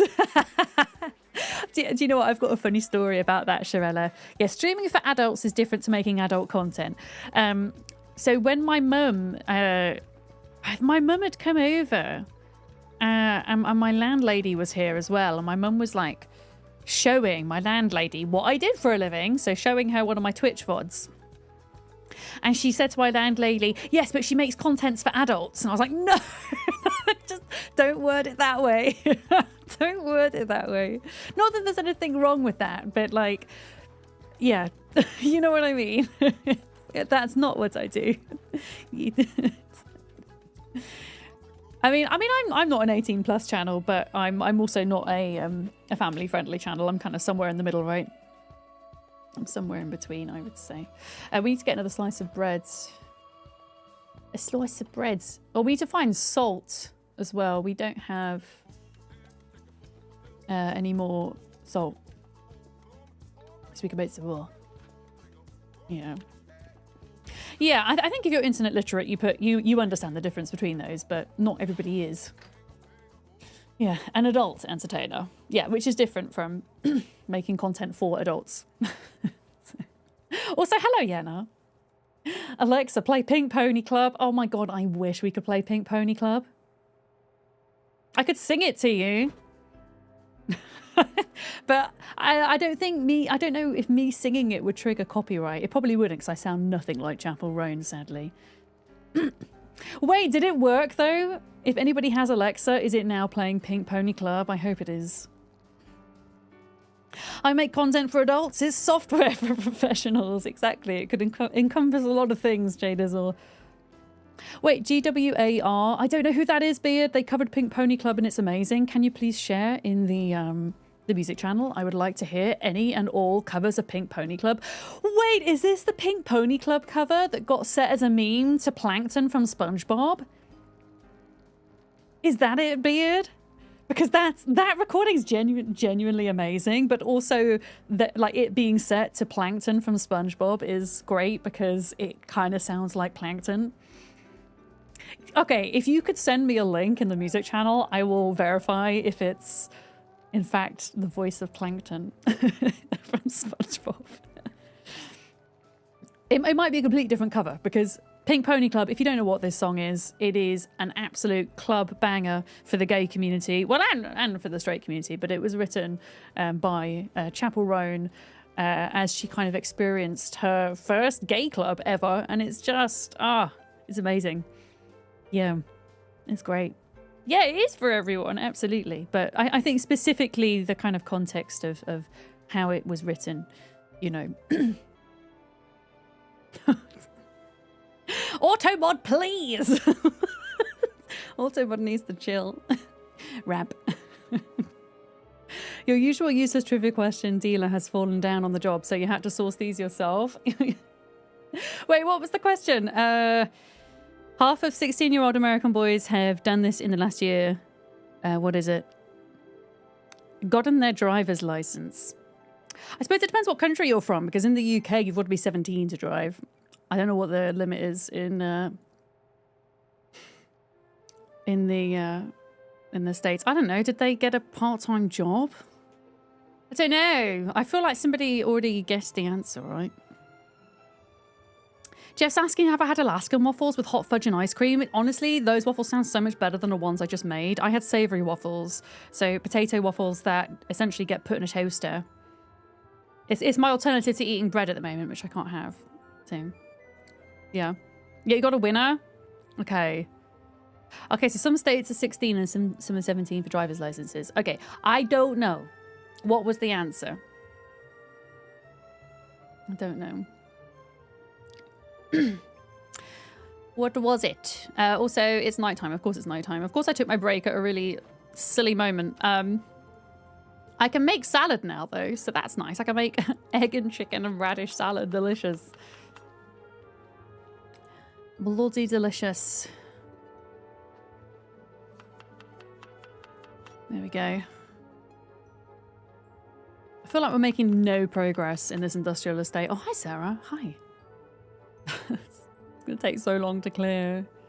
It's something they probably did online, and they might have been enticed to do so through an ad online or TV. Play a video game. Did they play a video game? Buy a video game. Did they buy a video game? They're being tempted through an ad. Not playing video games. Sarah! The area around the trailer is almost clear. I could touch it. Wait. Why is there 3 eggs in there? Oh, I've got to cut the chicken up. Cut up chicken. There we go. I don't know. Tell me the answer. Those would have been my guesses. Yeah, buy something from Amazon. I don't know. Just something about a video game. I don't know. Okay, why? Tell me why I cooked a whole chicken and now I've cut it up. It's uncooked. How? Game, how does that work? That doesn't make any sense. Oh, they gambled. Oh, shit. Yeah, that's quite worrying, isn't it? Oh, now it's cooked again? What the crap? Okay, I don't know what's going on. I'm scared to eat this in case it's in fact not okay. Okay, why is Spotify shouting at me? Spotify, why are you shouting at me? Yeah, maybe I didn't cook it all the way, but it looked cooked before. Oh well, if this is the end of my run, it's the end of my run. What are you gonna do about it? You know? What are we gonna do about it? How are we doing? Oh, we're eating so much every day and it's just not cutting the sides, as they say, or touching the sides. You're death by chicken. Yeah, not in the way that you imagine. Something like that. You got there from a warm guess that they stole their parents' credit cards to buy loot boxes. I mean, that probably happens quite a lot. Yeah, I can imagine. Because it's the thing is with kind of online purchases, like through games, whether it's, I don't know, yeah, through PC games, mobile games. I mean, mobile games are particularly bad for it. But really, there's not a lot of steps between you clicking and, yeah, which is gambling. No, it is. It's why I refuse to, like, spend money on anything like that in games. Yeah. Like, even, I mean, I know, like, on Rust you can get, I think you can buy loot boxes for different skins, which is slightly different because it doesn't give you an advantage. Well, most skins don't give you an advantage in the game, but where it does, I don't know. It feels a bit predatory. And even if, I suppose, yeah, even if you're not getting an advantage, it's still potentially encouraging gambling. Yeah. Yeah. You got to focus on work. All right, Sue. Thank you for hanging out. I hope you have a good work day. Yeah. One off-putting thing for Star Trek Online was that they would shower you with loot boxes, but to open them, you'd need to buy the key. Yeah, that's shitty. I don't like that. Like, if you're going to give loot boxes, just give them for free. Because I get it, it's fun, but yeah, it shouldn't have to be something that you pay real money for. Absolutely. Okay, we've got salad, we've got bread. I'm going to eat this salad and then make another one, I think. And hopefully I don't die. Die from salad or death from salad. Do you know what I didn't do on my break that I was supposed to do? I'm seeing if my toy shop are restocking the Pokemon cards tomorrow. Because some kind bean bought me another box. Okay, they haven't been stocked today. That's good. It means they might be stocked tomorrow. That's good. I'll have to go in the morning. You need to go check for codes. Wait for codes. Oh, in Borderlands? You hoard but do you pay for those with real money, Kiri? Or are they kind of earned through in-game means?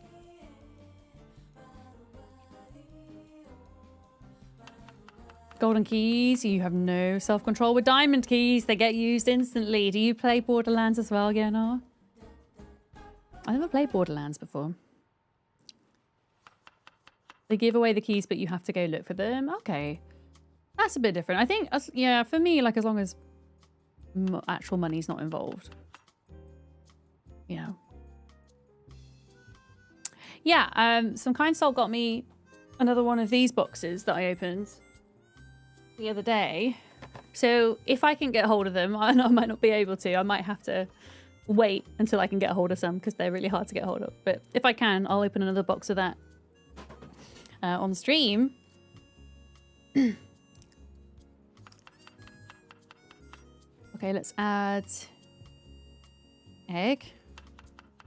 Borderlands is quite your alley. It's a first-person shooter. Yeah, there are some exceptions I make for first-person shooters. Anything that's not...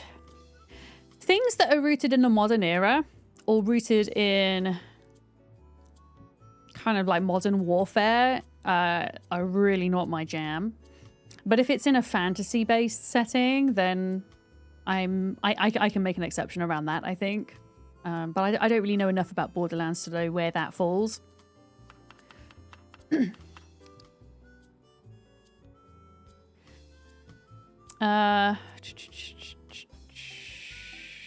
Yeah, we'll put one of those in.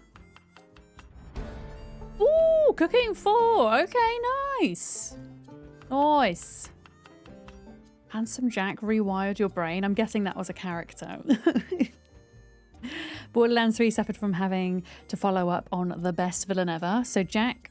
Wait, Handsome Jack is a villain? You want to see me play Portal? I feel like Portal is one of those games that I should probably add to the spin wheel at some point. Which is happening on Friday, by the way. Spin wheel stream. First of the month. Happening on Friday. Let's have a look. Yeah, we call it... Yeah, thank you, Buckmer. Yeah, we call collecting Pokemon cards a hobby, not an addiction. We were having a conversation about this earlier, actually. We were specifically talking about it in relation to ADHD folks and how sometimes they can kind of not be in good control of their spending, let's say. And that's not kind of limited to like collecting cards or that type of hobby, but it can be other things as well, which then potentially, you know, if you're thinking about alcohol and drugs, can develop into an addiction. But we shouldn't use that word lightly. No, we shouldn't. Yeah. So Borderlands is complete fantasy. Guns come in vanilla, fire, acid, electricity. Yeah, you see, I can kind of do that. For me, when stuff's kind of like more kind of like modern warfare type, I don't know, it just makes me feel bad. But that's just a me thing. Yeah, and also there's the whole issue of potential motion sickness as well, which I can get in some first-person games. Not all. It depends what kind of accessibility options they have. But yeah, things like Call of Duty and stuff like that, they're not my thing. Yeah. Yeah, a bit too close to home. Yeah, that's kind of how I feel. I think for me personally, with the fantasy element, it's kind of like suspended enough that I can potentially get around it. Why is that going to make me really thirsty, that salad? Is it because I put salt in it? Wait, does somebody give me salt? Do I have salt now? No. Yeah. Oh, these are all the books that Duck dropped off. A tool forging plan. I mean, I don't think this is going to get rid of this, but I'm going to read anyway whilst we're here.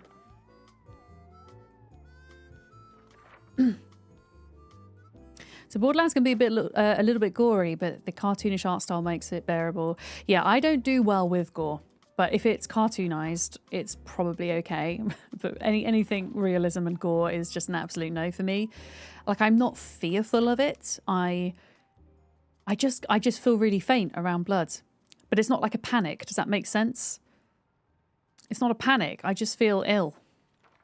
I can't really describe it other than that. It's the same whenever I need to have blood taken. I have to lie down because I will very calmly explain to the nurse, I'm going to faint now. Yeah.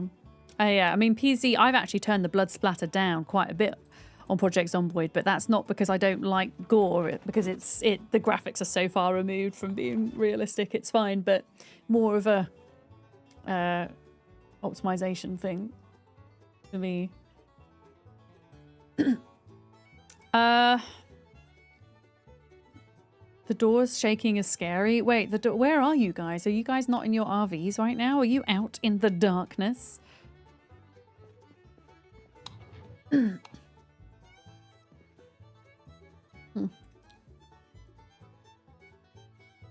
can turn the blood splatter off entirely. Yeah, it just, everything from like blood splatter to like precipitation speed really can tank your frames.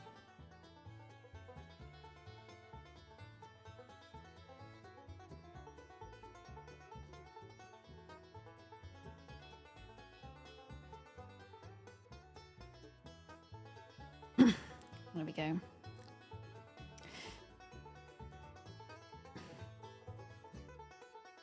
I've got the wrong... Oh. I've got the wrong screen open. Mods, I'm so sorry. I was really confused. For some reason, this entire stream, I've had the Zomboid server chat open and not mod chat. I was wondering why everything was so quiet.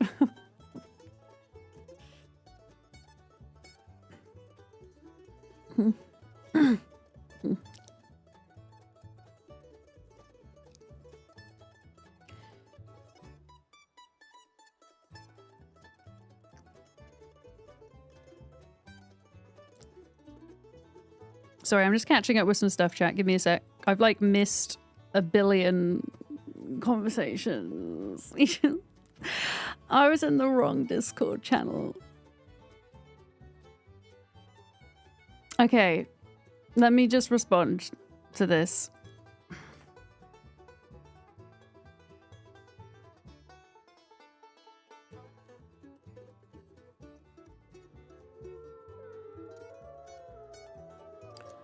I will respond properly afterwards, I think, because I need to read through all of that. I'll respond. I was going to say on my next break, but I'm not going to take it a break now, I don't think.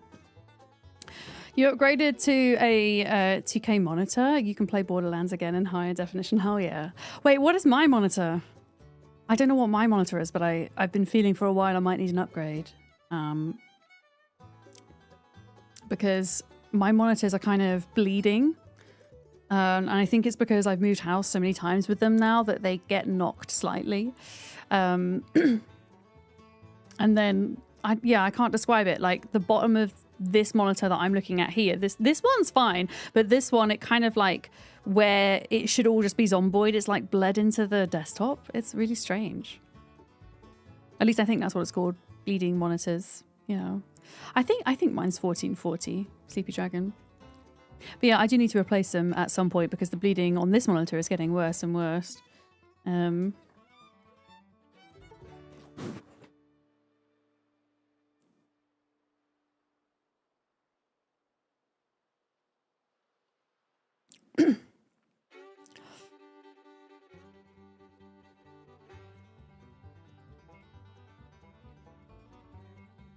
There we go. Right, I think it's almost time to go out. You're out in the deep dark. Okay. So when I get out of my trailer, I'm just going to have to make a run for it and hope that there's no zombie standing immediately outside.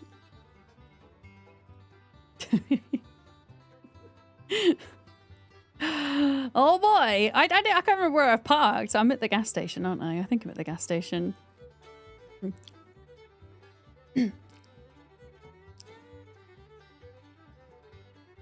I didn't fill up my water. That was bad. Should we just risk it for the biscuit? Should we do it? You ready?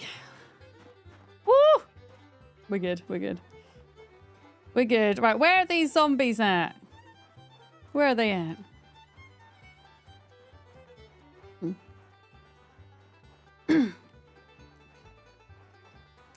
Are they just at the... Are you just at the industrial estate? Oh my god, so many dead bodies. Think of all the Pokemon cards.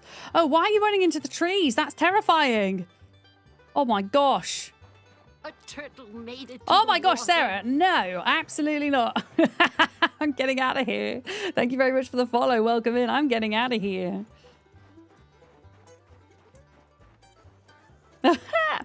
I might go back down the way that I was. I think that would be...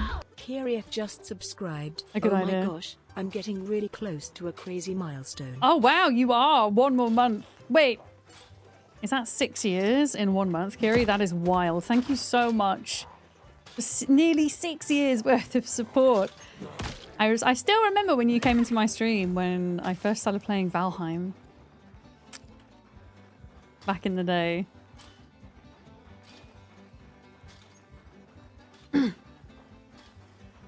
Right, we've got ads again coming up. More ads. Did I say thank you for the follow? Sorry, my brain is like, it is all over the place today. In a good way, all over the place. Yeah, as I say, lots of stuff going on behind the scenes, and my brain sometimes, when that happens, when there's a lot going on, even if it's good things going on, yeah, kind of struggles. Like when I was a kid and this used to happen to me, I always used to get told that I was too absent. I was daydreaming too much, or I wasn't paying attention. And it still happens as an adult. Oh, no, Kiri, thank you. I will happily keep you company whilst you're working. Absolutely. It is my job. It is my pleasure. But it wouldn't be quite the same if I didn't have anybody to talk to. And I certainly wouldn't be able to do it without the support of subscribers. That's for sure. That's for sure. Yeah, I'm going to keep going round this way, I think. Because there's less trees and it's a bit less scary.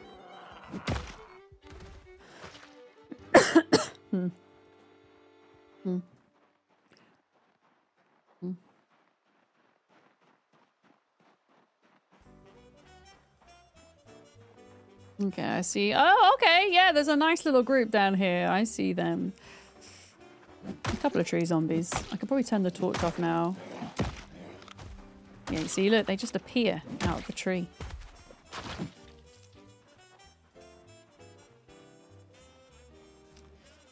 All right, let's do this.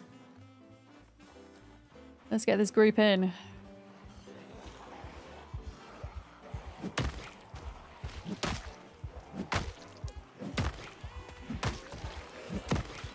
Hard to focus. Oh god, tree. I don't know if those trees are big enough for me to get stuck in, but yeah, I don't want to risk it. I don't want to risk it. Getting stuck in a bush.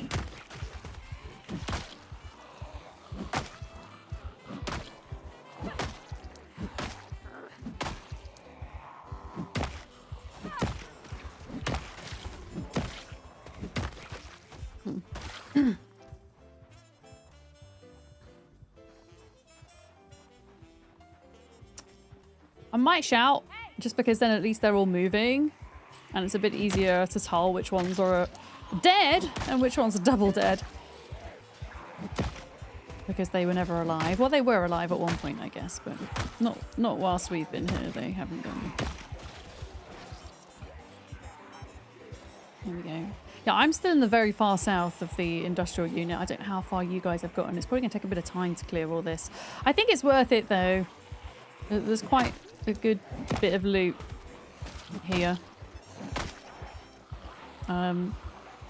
Maybe not so much the dog food factory. Besides that, a lot of good loot.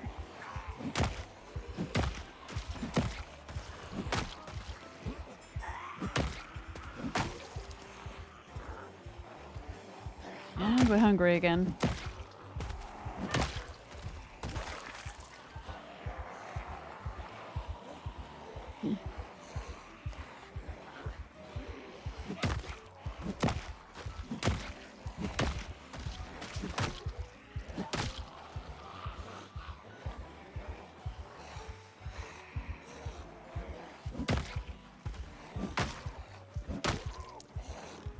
Oh, frames.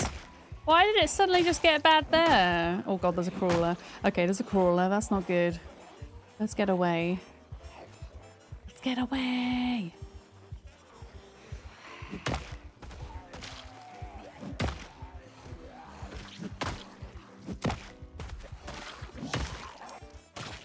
Okay. We're getting there. We're getting there. Instead, hi. How's it going? Hi.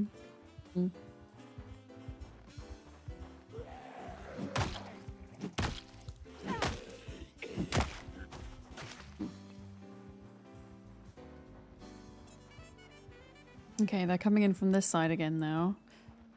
I wonder if they broke through the fence somewhere, actually, further down, which would kind of make sense as to why they're now kind of coming in from all directions. Unless this guy's just like a little straggler from somewhere.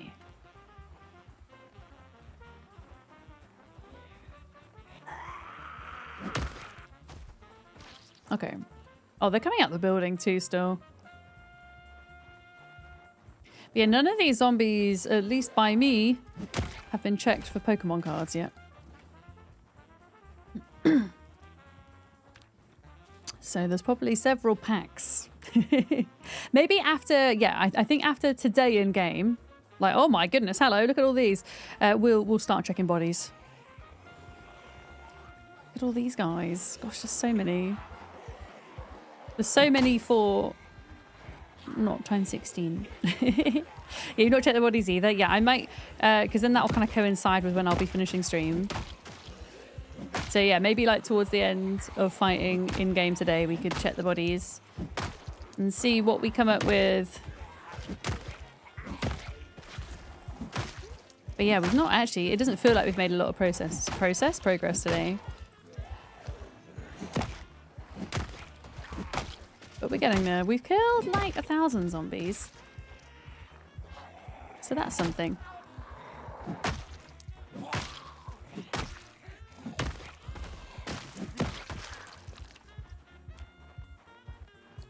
Yeah, about 1,000. I think we started the day off with 1,250 or thereabouts.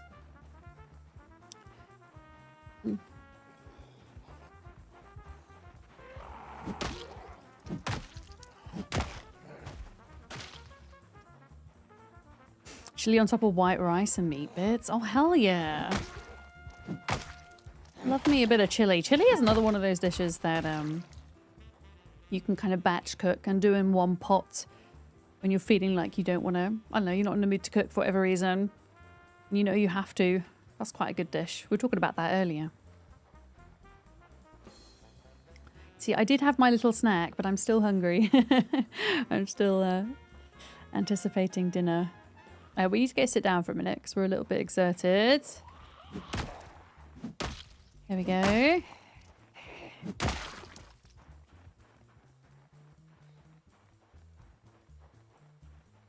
But yeah, I think there's still a lot of zombies between me, Duck and Sarah. Having shakshuka tonight. I don't think I've ever had shakshuka before. Kerry, what is that? I have heard of it, but I'm not entirely sure what it is. Yeah. Hello, Miss Davina. Hi. Welcome in. Hi. You've been looking at local restaurants for the best chili. Oh, did you order in rigor mortis? Hell yeah. You make the sausage and use leftovers for tortilla pizzas. Oh my goodness. I don't think I have any idea what dish that is, Kiri. So it's a red sauce that you poach eggs in. Oh, it's a sauce. Okay. I see. I thought it was like an actual dish in and of itself.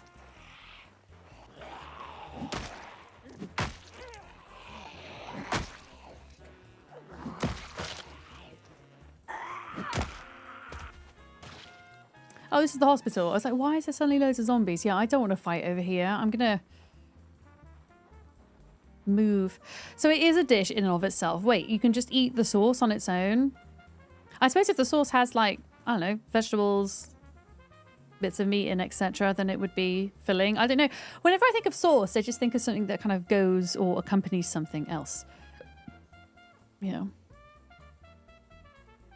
At least the zombies are close enough to get help. It was a little bit late, I think, for them to get help, sadly.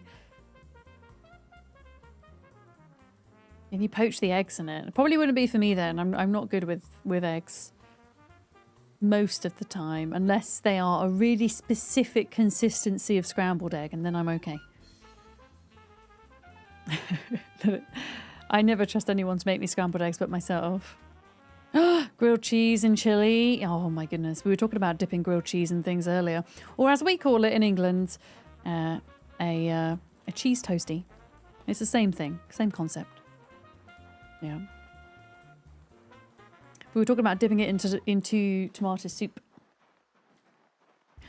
Tomato soup. There are so many zombies here.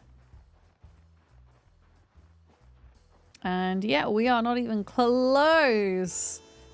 Oh boy. But yeah, this is a project for people on the server if they want to get their kill count up. Oh my goodness. All right, I'm down to the last mace. We're down to the last. Cinnamon buns is a good... and chili is top tier. The sweet and the savory curry. That actually sounds really good. I'm a big fan of like mixing sweet and salty... pardon me, sweet and savory together. Big fan.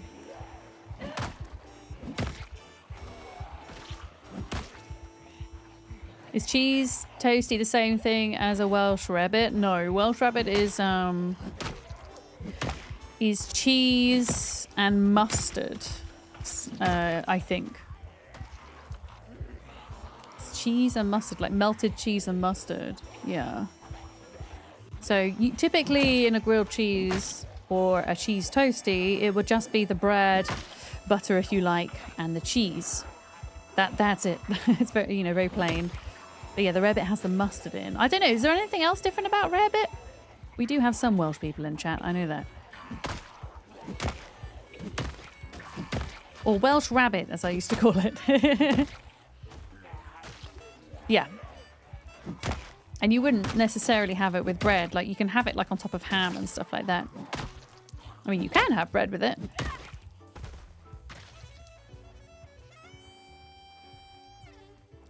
But in the context that I remember it, we would have it on top of like almost like a gammon. Yeah. Yeah, you got to say you fully indoctrinated you into the maze build. Isn't it just the best because of the sound it makes when you hit a zombie? It's so satisfying.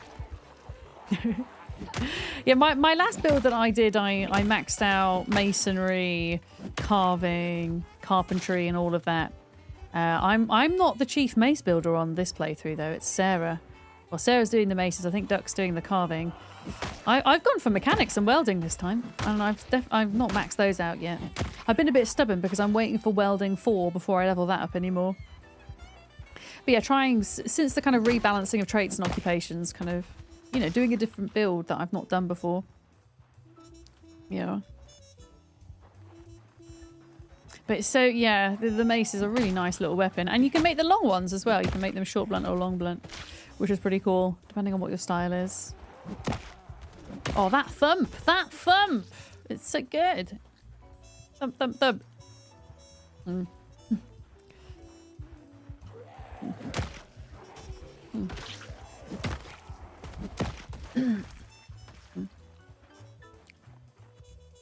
You always thought Welsh rarebit was cheese sauce served on toast. I'm pretty sure it has mustard in, Kiri. But I want to go Google it now to find out. At least the rarebit I've had mustard in.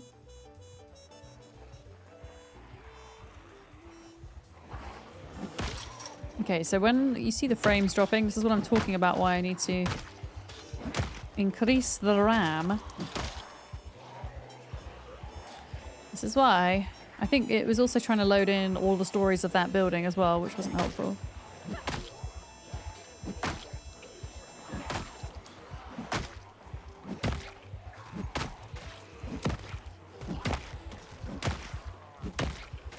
There we go.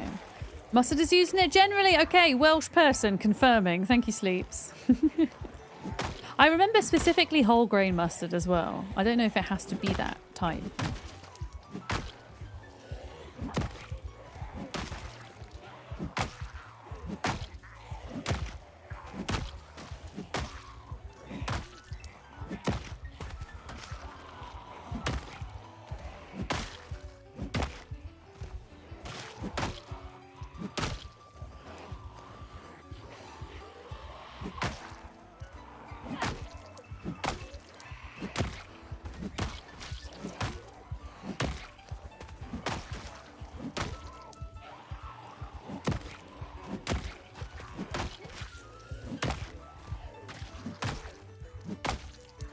All right. We got him. Oh, wait, no, we didn't. There's one more. Love a grainy mustard. Grainy mustard and cheese with ham. To be honest, I don't mind mustard. Like, I wouldn't choose to put mustard in something if it didn't have to have it. But if it's there, it's usually fine. So I'm not really... Wait, why? Oh, shit. Have I actually got muscle pain? It's been a while. It has been a while since I fought so much. I've had muscle strain. Okay, we're going to have to go chill for a minute then. Let's go back to the van. But yeah, this area is a mess with zombies. Holy crap. What is it like up here? We should go and see what Duck and Sarah are up to. You've been obsessed with horseradish mustard. Absolutely nuking your sinuses. Yeah, horseradish is strong. I wonder, you know what? Considering I don't really like horseradish, which is the problem, but considering I lost most of my sense of taste and smell through COVID, which I was talking about earlier, I wonder if I could taste horseradish. Because it's strong. I should be able to, you would think so. I don't know.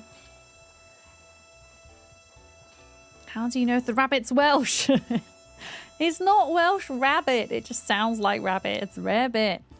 Rabbit. It's like an American saying rabbit in a weird way. Oh, that's okay, Brat. It's just one of those things. It's one of those things. But yeah, I wonder if I could taste. I mean, it would probably still give that kind of clearing of the sinuses effect, even if I couldn't taste it. Yeah, I don't know why it's called rabbit. It does sound like rabbit. No, I can still feel like if something's spicy, I can still feel that it's spicy, if that makes sense. Like if something is really spicy, it would still burn my mouth and my insides. But I just can't taste it really. Although I think my my allergy to tree pollen is flaring up a little bit at the moment. And whenever like my nose swells slightly, if it's through an allergy or maybe I've got a cold or something, or even if I'm crying, funnily enough, my nose swells a little bit, I can start smelling things a bit more. And I do not know what the science is behind that. It's very, very strange. It's often how I know I'm about to get ill if I can suddenly start smelling things. Maybe I'm about to get ill. No, I don't think so. I think it's just allergies. But this morning when I put my sun cream on my arms, it's the first time I've put like sun cream on my arms to go outside this year. I could smell the sun cream and it was the most glorious thing because when you can't smell anything, even the smallest of things is just delightful. And it kind of took me back to when I was a kid and we would like be smothered in sun cream from head to toe. When we were on the beach, it kind of brought back some memories and just the fact I could actually smell something, even if it was sun cream. Yeah.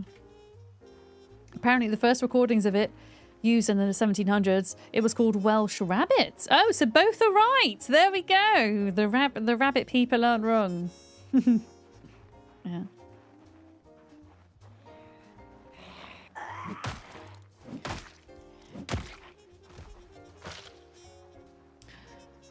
Oh, I like how the door opens. It's a bit delayed. Yeah, how are you guys getting on? Like, can I come and see what you guys are up to? Because my bit down here is horrible. I hate it. It's super bad. It's super bad.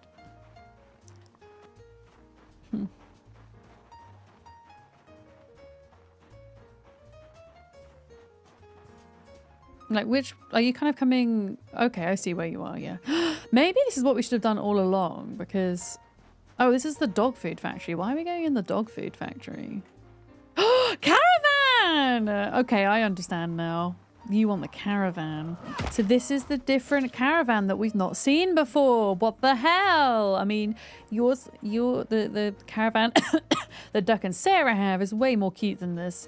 But yeah, that is a bigger model, isn't it?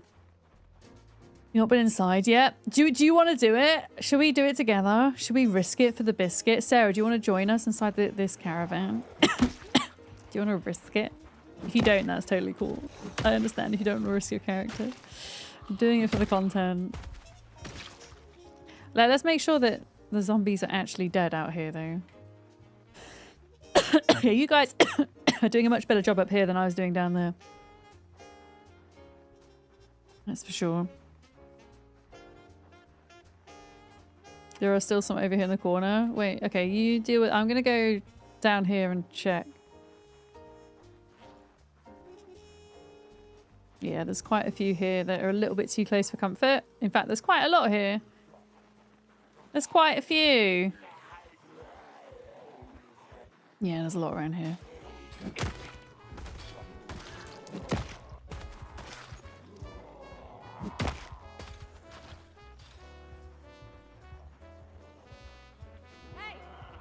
There we go. I'm pulling them in.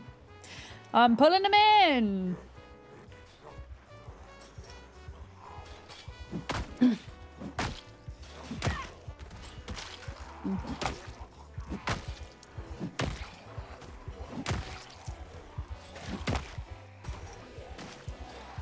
quite a few. And they're not forming an orderly queue, which upsets me. Get in line! Get in line, bad zombies.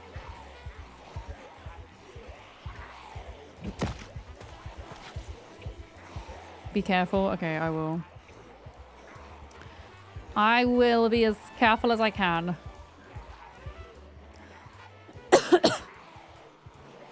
That's quite a lot, isn't it? It's quite a lot that I just pulled.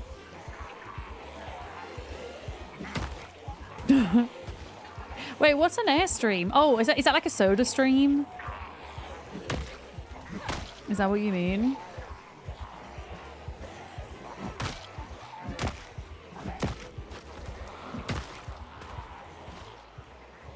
Oh boy. Okay, yeah, I'm gonna... Yeah, lead them out that way, I think. Because there's a lot more down there.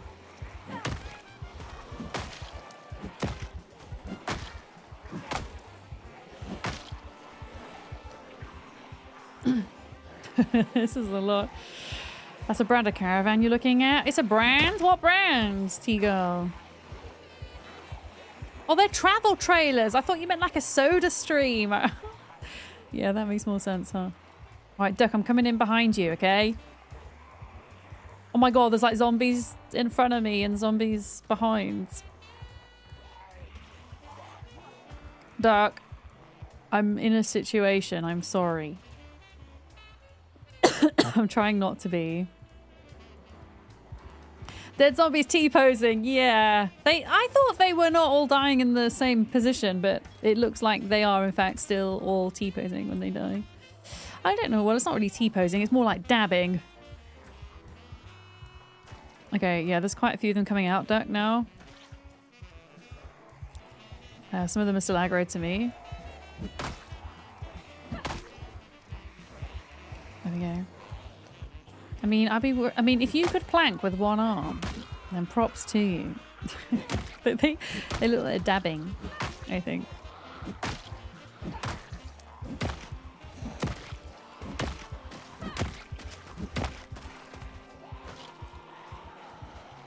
Okay, we're doing a good job. But yeah, I do. Yeah, we absolutely can't go in there until we've cleared this. It's not safe.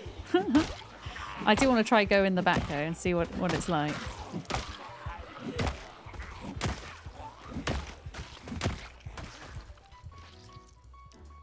Okay. Mizu can be such a nuisance in the kitchen. She lays in the middle of the floor of your tiny kitchen, and if you leave the pantry open, she gets into your potato basket. Classic cat. I bet even if it didn't have potatoes in, she would try get in. Just because it's a small container and cats like to be in small containers, it seems. Okay, more coming in.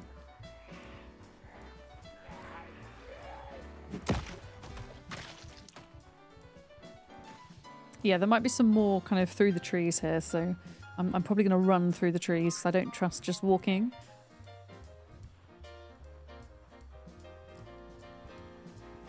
But yeah, I do want to start checking bodies for Pokemon packs at some point.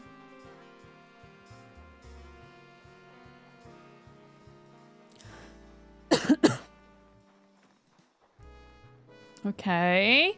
This is looking better than it was. Yeah, there's a lot of zombies.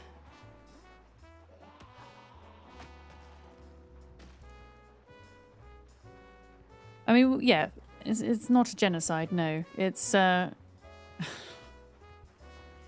probably wrong context for that word. It's... Zombies are already dead, right? So if you kill a zombie in Zomboid, they are double dead. They are double dead. They died twice, because they technically did. They're already the undead. Or maybe, yeah, maybe they're the undead and then they died. The undead died. Yeah, pest control is probably a better way of putting it.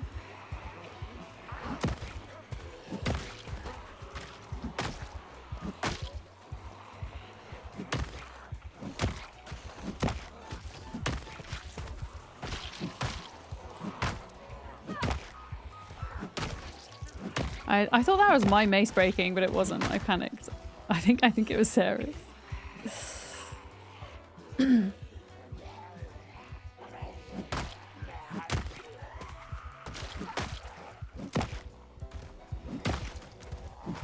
Okay, I don't really want to have my back to the trees if I can help it. Yeah, it'd be nice to like clear this area enough that we could check this out today. But yeah, I haven't seen one like this. Has that got 2 propane cans on the front? Like, can you remove those? Doesn't really say that you can.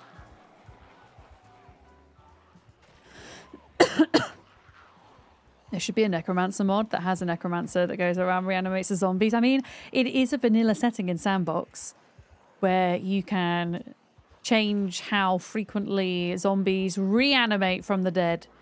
So that means if you were to kill that zombie, it would be triple dead.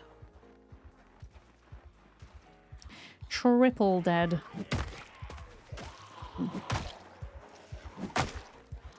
But I don't think that setting's on by default. I think I might have added it. I can't remember. I actually can't remember if I've added it or not.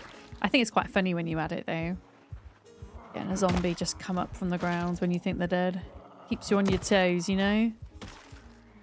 Okay, there's quite a few around here still.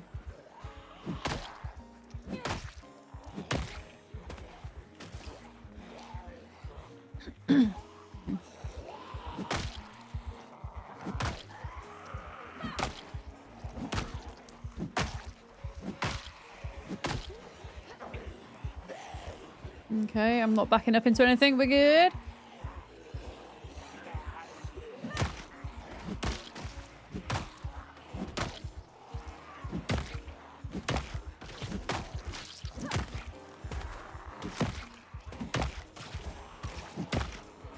It is very satisfying getting to do this with friends.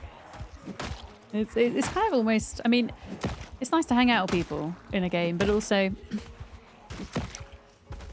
it halves the work, that's for sure, but it also makes it a little bit scarier because you're having to factor in where your friends are moving and when they're in combat, as not to like back up into zombies that they're leading away.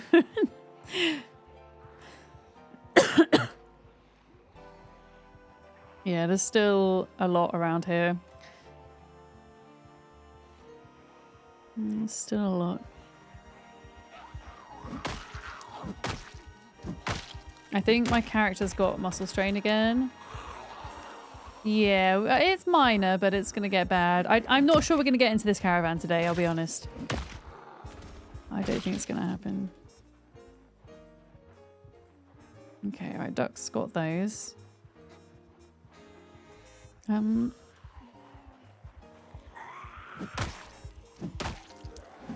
Yeah, it's taken me like that many more hits to kill them. That's how I know I've got muscle strain. And then we're going to get pain in a minute, where it will turn to major muscle strain. And my weapons broke. Okay. That is my sign to stop fighting for the day and to go find Pokemon cards. I'm not going to look at these bodies because there's too many zombies. I'm going to go to the area where I have been and in the road. And look, I think.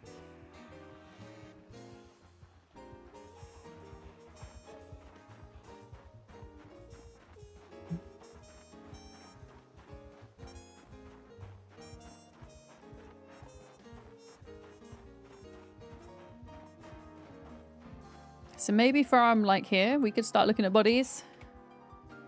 You know what I'll do, Duck and Sarah? I'm going to go down the bottom and work my way up the road and check the bodies that way. And if you guys work down, then we can meet halfway at the trailers. Pardon me. Week minus 14,000 mod? Wait, wait, what do you mean week minus 14,000 mod? We did week 1 part 2 mod the other day. That was good fun. Very hard though, and apparently it's got some major bugs kind of mid to end of when you're playing it.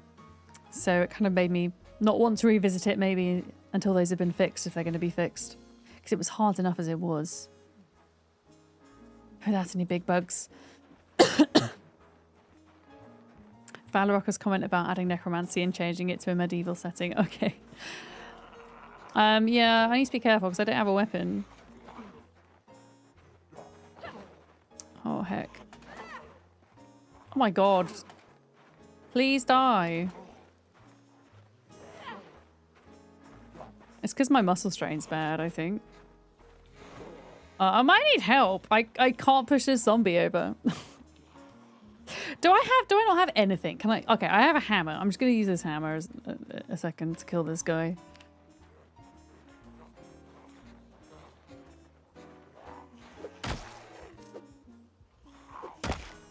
Okay, there we go.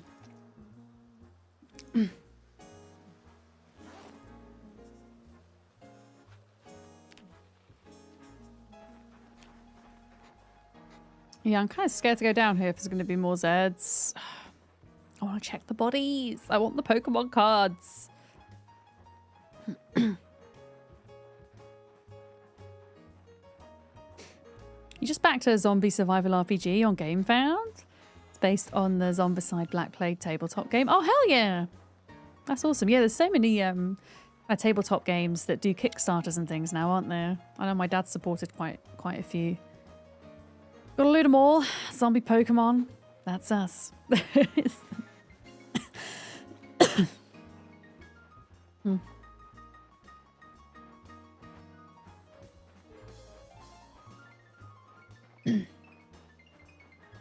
Okay, yeah, we have zombies here that can work their way around, so I'm just going to kind of loot the bodies from this point, I think. Honestly, they spawn pretty frequently, so we'll find some still. Do you guys think that when we get to Louisville University that there'll be Pokemon card packs in the desks there as well? I wonder. Or if it's just in elementary and high schools.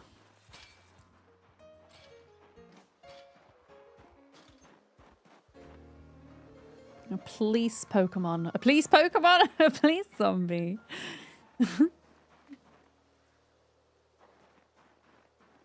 Any packs you'll find you'll leave at the base. Are you not bothered about collecting them, Sleeps? Oh, they're harder to find since the last update? Oh, really? Because, yeah, the mod itself hasn't had an update. But maybe something in the patch has changed it? I mean, I did a good job of finding them the other day after the patch.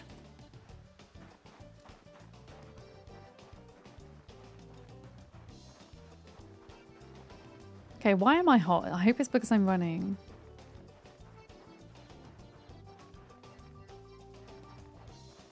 Maybe you used all your luck. Yeah, I mean, it could just be bad RNG.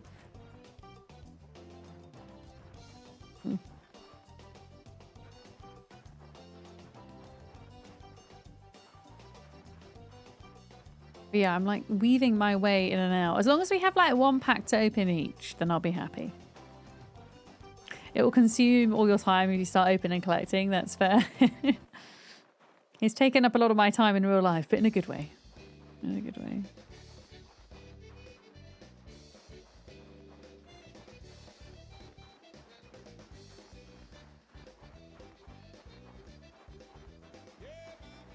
A receipt. But yeah, it does mean we have to kind of walk around slowly and like check each one.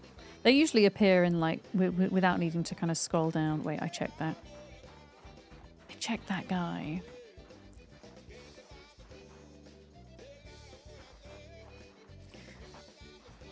A thank you letter. Oh, you found 2 packs? Well, there you go. I found none. A scam letter in that guy's pocket. Yeah, I wonder if the Pokemon packs like take the place of sometimes like letters and magazines that you find in zombie pockets. Like they're within the same loot table, perhaps. That's what I'm thinking. Yeah.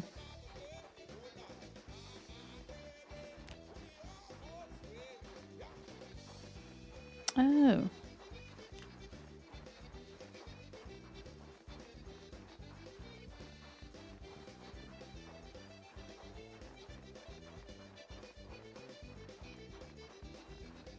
Okay, so we've met each other there. I'm now thirsty. We're going to have to go back. So we've got 2 packs. Did Sarah find one? Have we got 3? I mean, there are way more bodies to check. It's just a question of whether it's actually safe to do that or not. But are there any vending machines at the gas station? They might be in vending machines. You not found any? Okay, well, we have 2.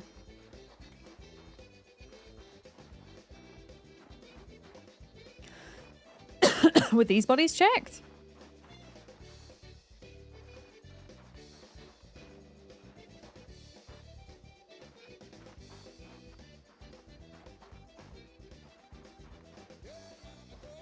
You haven't unopened in your trailer? Oh, okay. Well, we can have one each. All right. We're sorted then.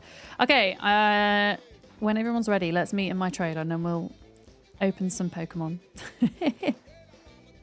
I need to... Oh, that's not the right button. Oh, my character's like struggling to get into the RV these days. There we go. There we go. All right. Water time. Self-care check. I'm going to do a posture check. I feel myself kind of slipping in my chair a little bit.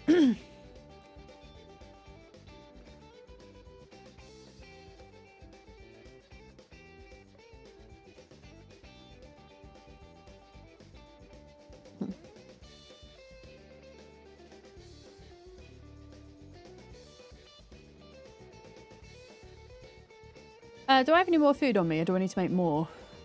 What did I say we were going to eat? Oh yeah, we've got stuff to make salad in here, haven't we? Chicken, egg and radish salad. Delicious. Delicious. With oil, of course. Okay, that's the last of the radishes, I think. Oh no. There's some more. 2 radishes. 2 pieces of chicken. Sarah and Doug, do you want me to leave this food in the fridge or should I put it in the freezer? Will you eat it? Is the question.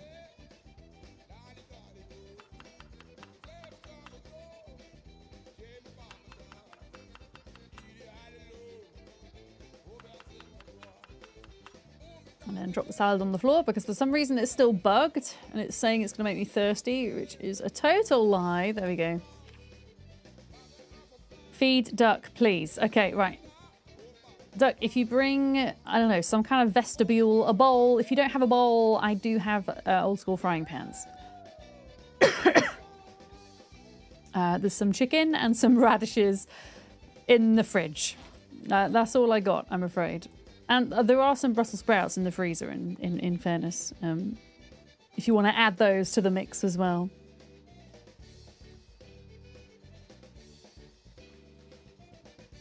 Okay.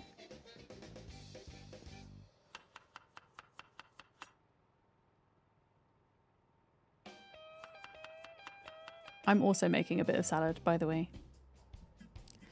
I'm also making some. Duck wants to trade. Oh, is this the Pokemons? I'm going to open a pack before the end of stream. Hello? Hello? Are you trying to trade something? There's also chocolate milk in the fridge you can have. There's mac and cheese, actually. That can be opened too. Mac and cheese. Fossil or gym? Let's go gym. Let's go gym because I've already opened a couple of fossils and I've only opened 1 gym pack so far. So we've got Pokemon gym pack, seal offer. Duck, why are you giving me a bowl? I'm not sure. I'm not entirely sure that worked. That was weird. I think I might have exited out of it by accident. Sorry.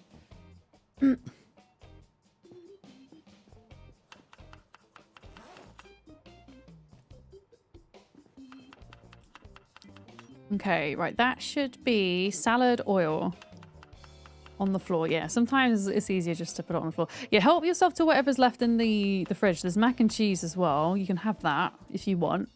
Yeah, there's only a bit of chicken left. So have the chicken and then maybe chicken, radishes, mac and cheese. Delicious.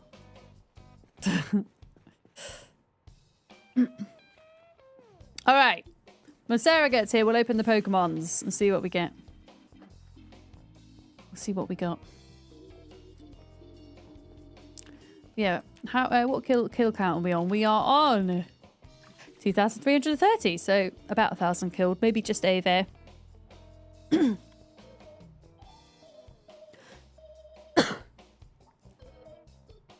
Are you coming to open packs, Sarah? Would you like one? Gotta focus on work? No problem. All right, Duck, it's just you and me. Let's do this. What are we gonna get? Pray to RNG. Oh, Voltorb. Rattata. Rhyhorn. Ghastly. Seal. Abra. Execute. Oh, somebody got a shiny. I got Sabrina's Gengar. Okay, in real life, that card is worth a lot of money. Duck, you got a shiny. I heard it. Wait, I got a shiny and you got a shiny. I think my shiny was the Gengar. What shiny did you get? Where's the gym binder? I think my only dupe was... Oh no, Execute and Rattata I already have. So I'm going to put those in my duplicate binder. So gym binder we put in 2 packs today. These are not in order, by the way. I have a confession. I don't know how to determine if they are shinies. So in game, you can't really see visually unless you know that that actual card is a shiny in real life. But you can hear that noise, that sparkly noise. That means you got a shiny in your pack. Let's go for 880 quid on eBay. And there's like a super rare version of, I think, Sabrina's Gengar, where Gengar is in a graveyard. And then they, the Japanese wanted to change the design for the Western audience because they didn't want Christians to be offended. Apparently, that's why they changed it. So the background is now different. And Sabrina's Gengar. It's on the bed. I can't see it. That there's like, oh. Your shiny is Rocket's Trap. What the hell? Oh, wow. That's cool. Yeah, I mean, you can kind of see it's trying to be shiny, right? With the sparkles. There you go. Very cool. Well, Duck, have a look in the dupes binder. If you want anything, please take it. It is on the floor there. But yeah, I think I'm going to call it a day. We've done some biffing. Maybe not made as much progress as I would like, but we had some nice chats today. So, yeah, thank you all very much for that. I'll be back tomorrow. We're going to be playing Heroes of Might and Magic tomorrow. There may or may not be some multiplayer on the cards as well. Just trying to get some organisation done with that. But yeah, we might be joined with by some friends tomorrow for that. We are going to do a YouTube redirect and a YouTube and a Twitch raid. I'm going to try and do both at the same time. Thank you for the follow. Welcome in. I appreciate you. We do anonymous follows. In fact, anybody who's dropped a follow today, thank you. If you resubbed, thank you very much. If you gave bits, thank you very much. If you hung out, thank you. Mods, thank you for keeping us safe. And yeah, thank you all for having, big conversations with me today.